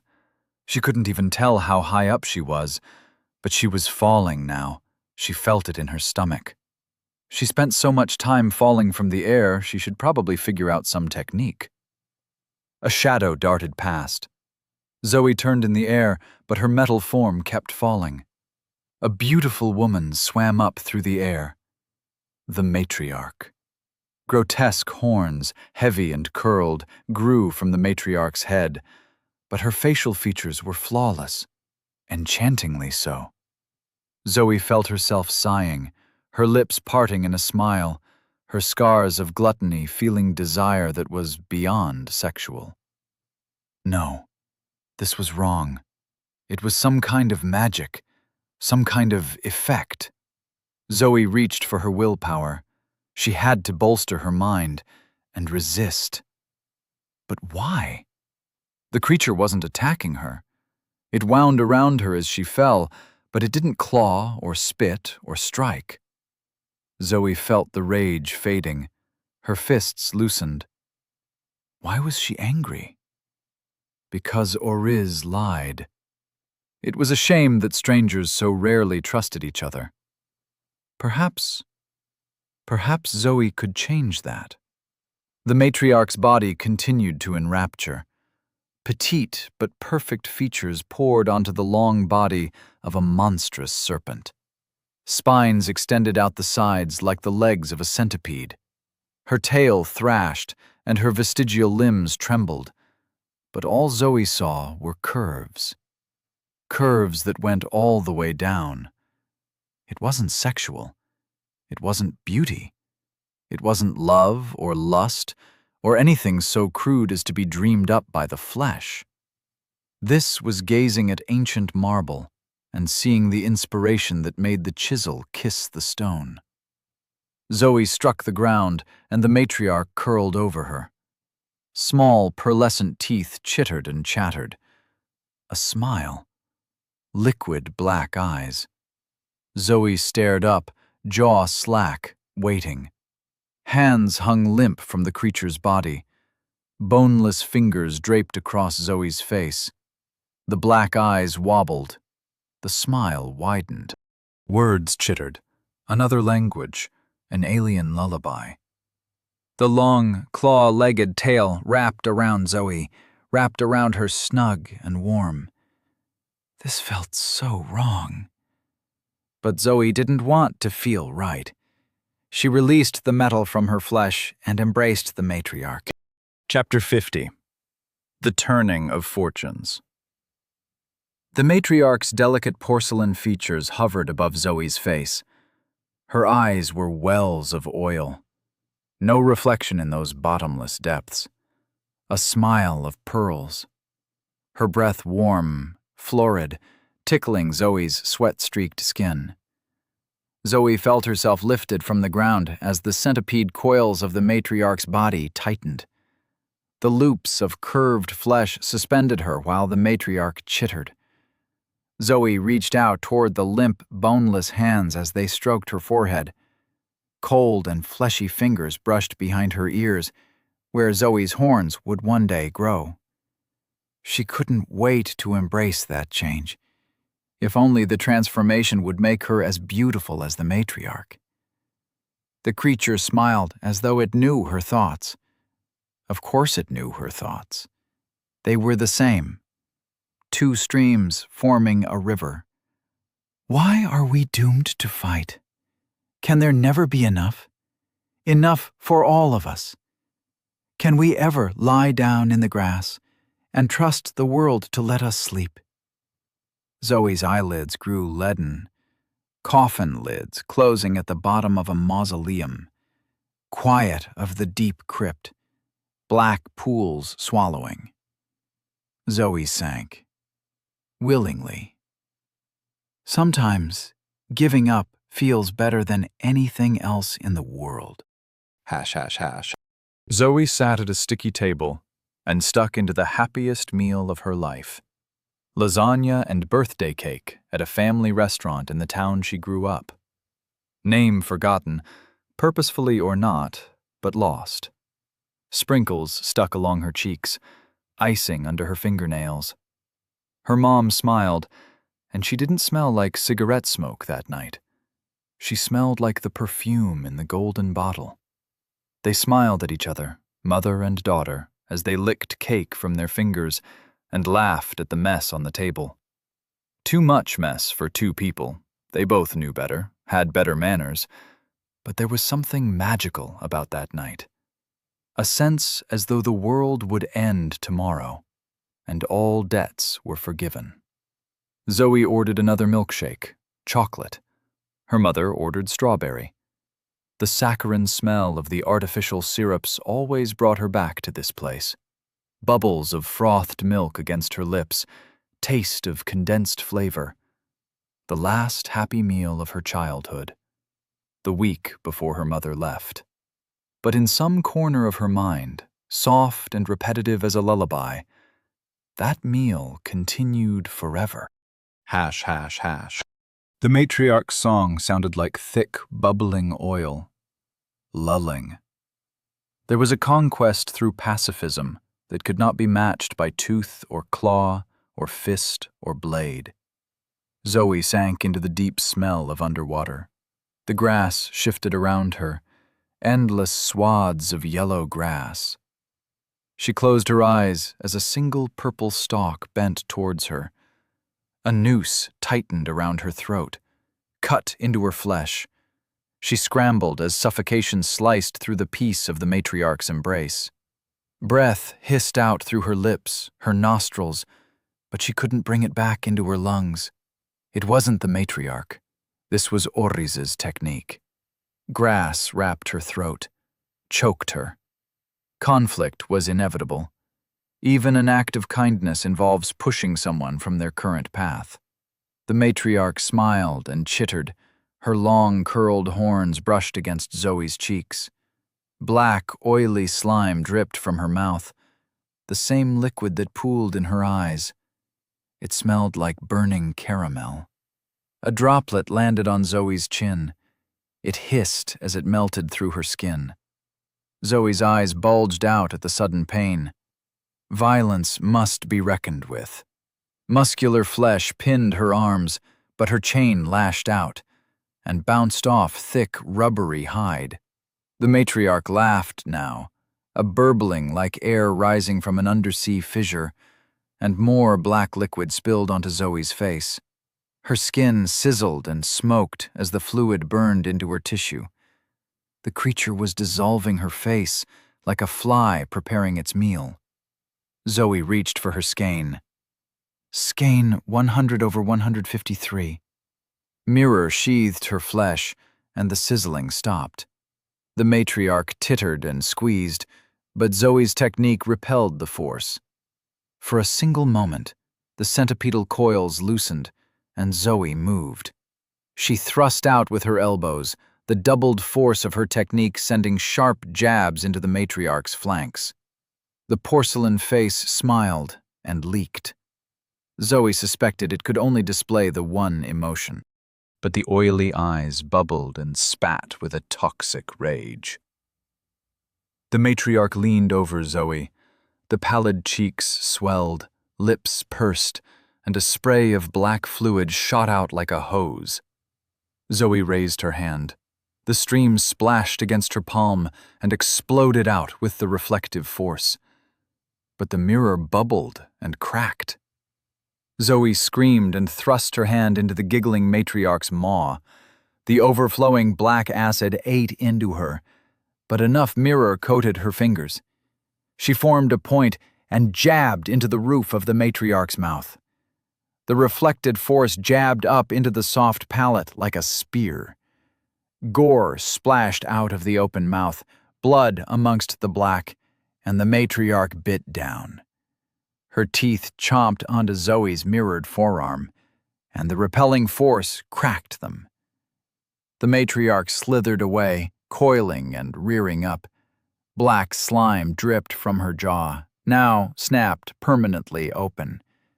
Fat clouds of smoke billowed out from the bubbling eyes. Zoe rubbed her fingers at the noose of grass and felt it disintegrate at her touch. She kept her eyes on the matriarch. If Orez wanted to interfere more, she would have done so. The mirror on Zoe's arm bubbled and split where the black slime touched her, so she canceled the technique. Her smooth brown skin returned, unblemished by the acid, before she flushed herself with steel. But she felt the acid in the back of her mind, pulsing, sick, alive, eating away at the mirror. She hoped the essence would rejuvenate, but for now, the technique was off the table. So she stepped into the grasping vine and advanced on her enemy. ###.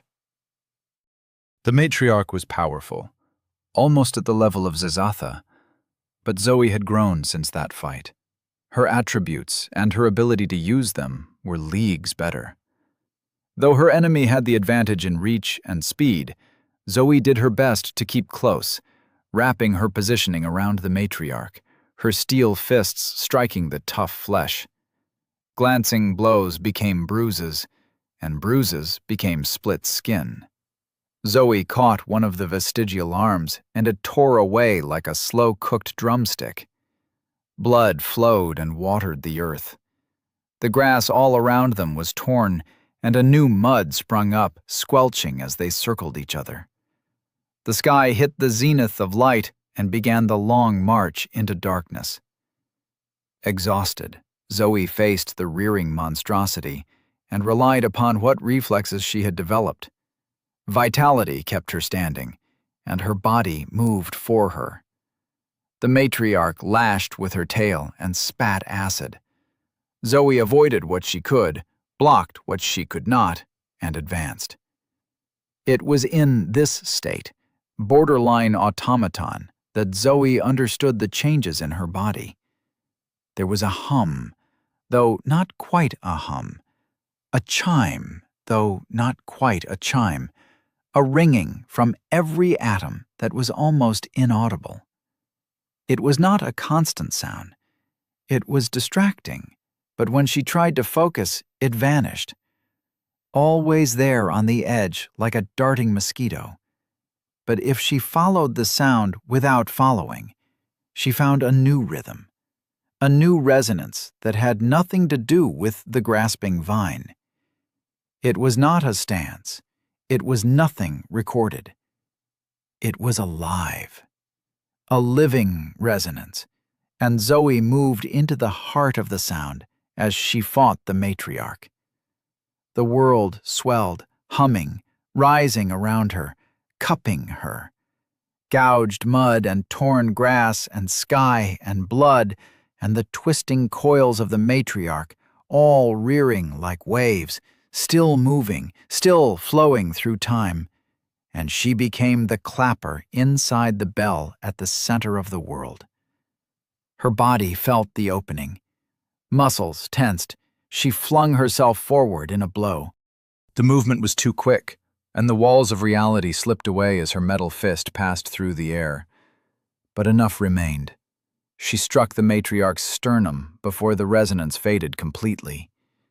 She struck, and the blow resonated through the matriarch's body. Wounds burst open, blood flowed.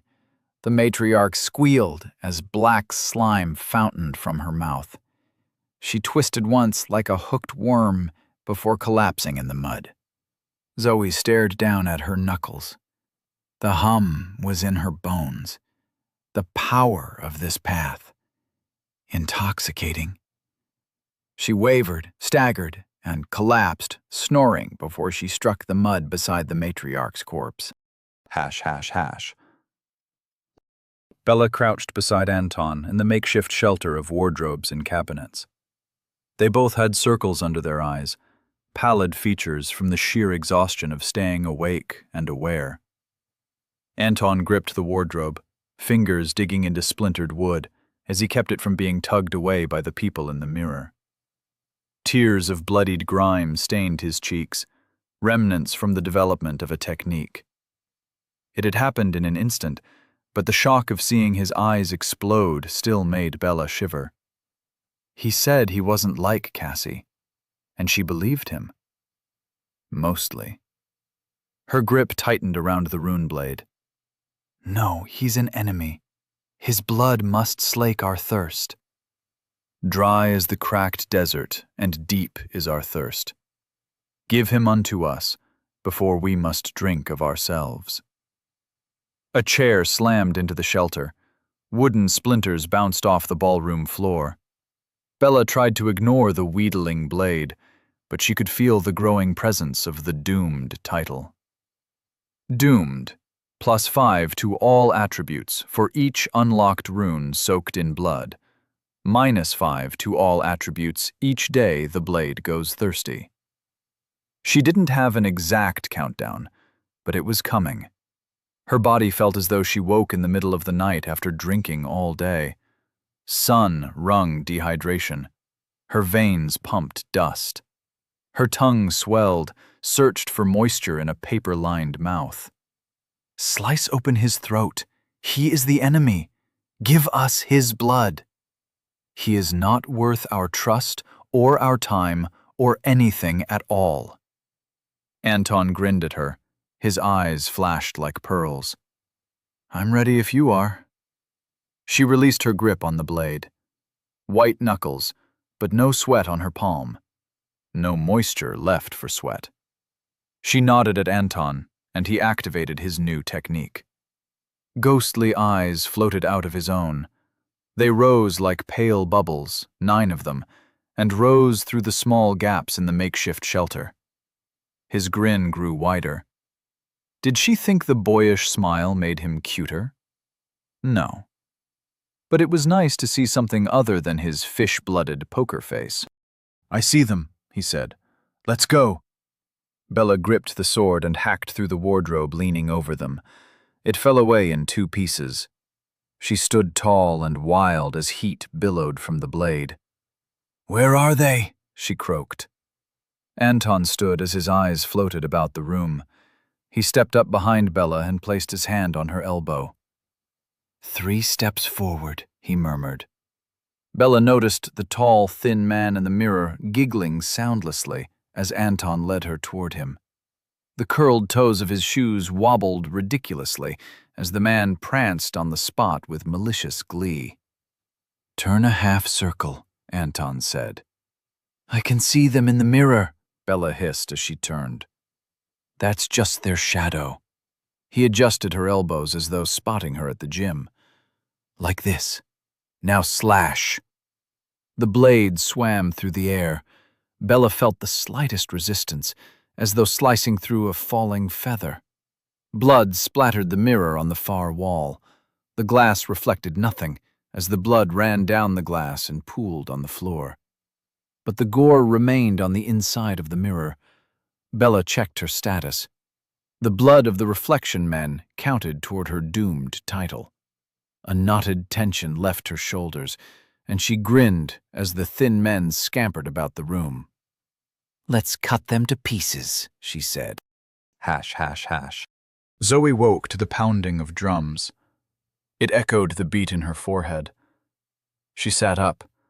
The sky above was dark. Oriz knelt beside her and held a clay jug of water to Zoe's lips. Drink.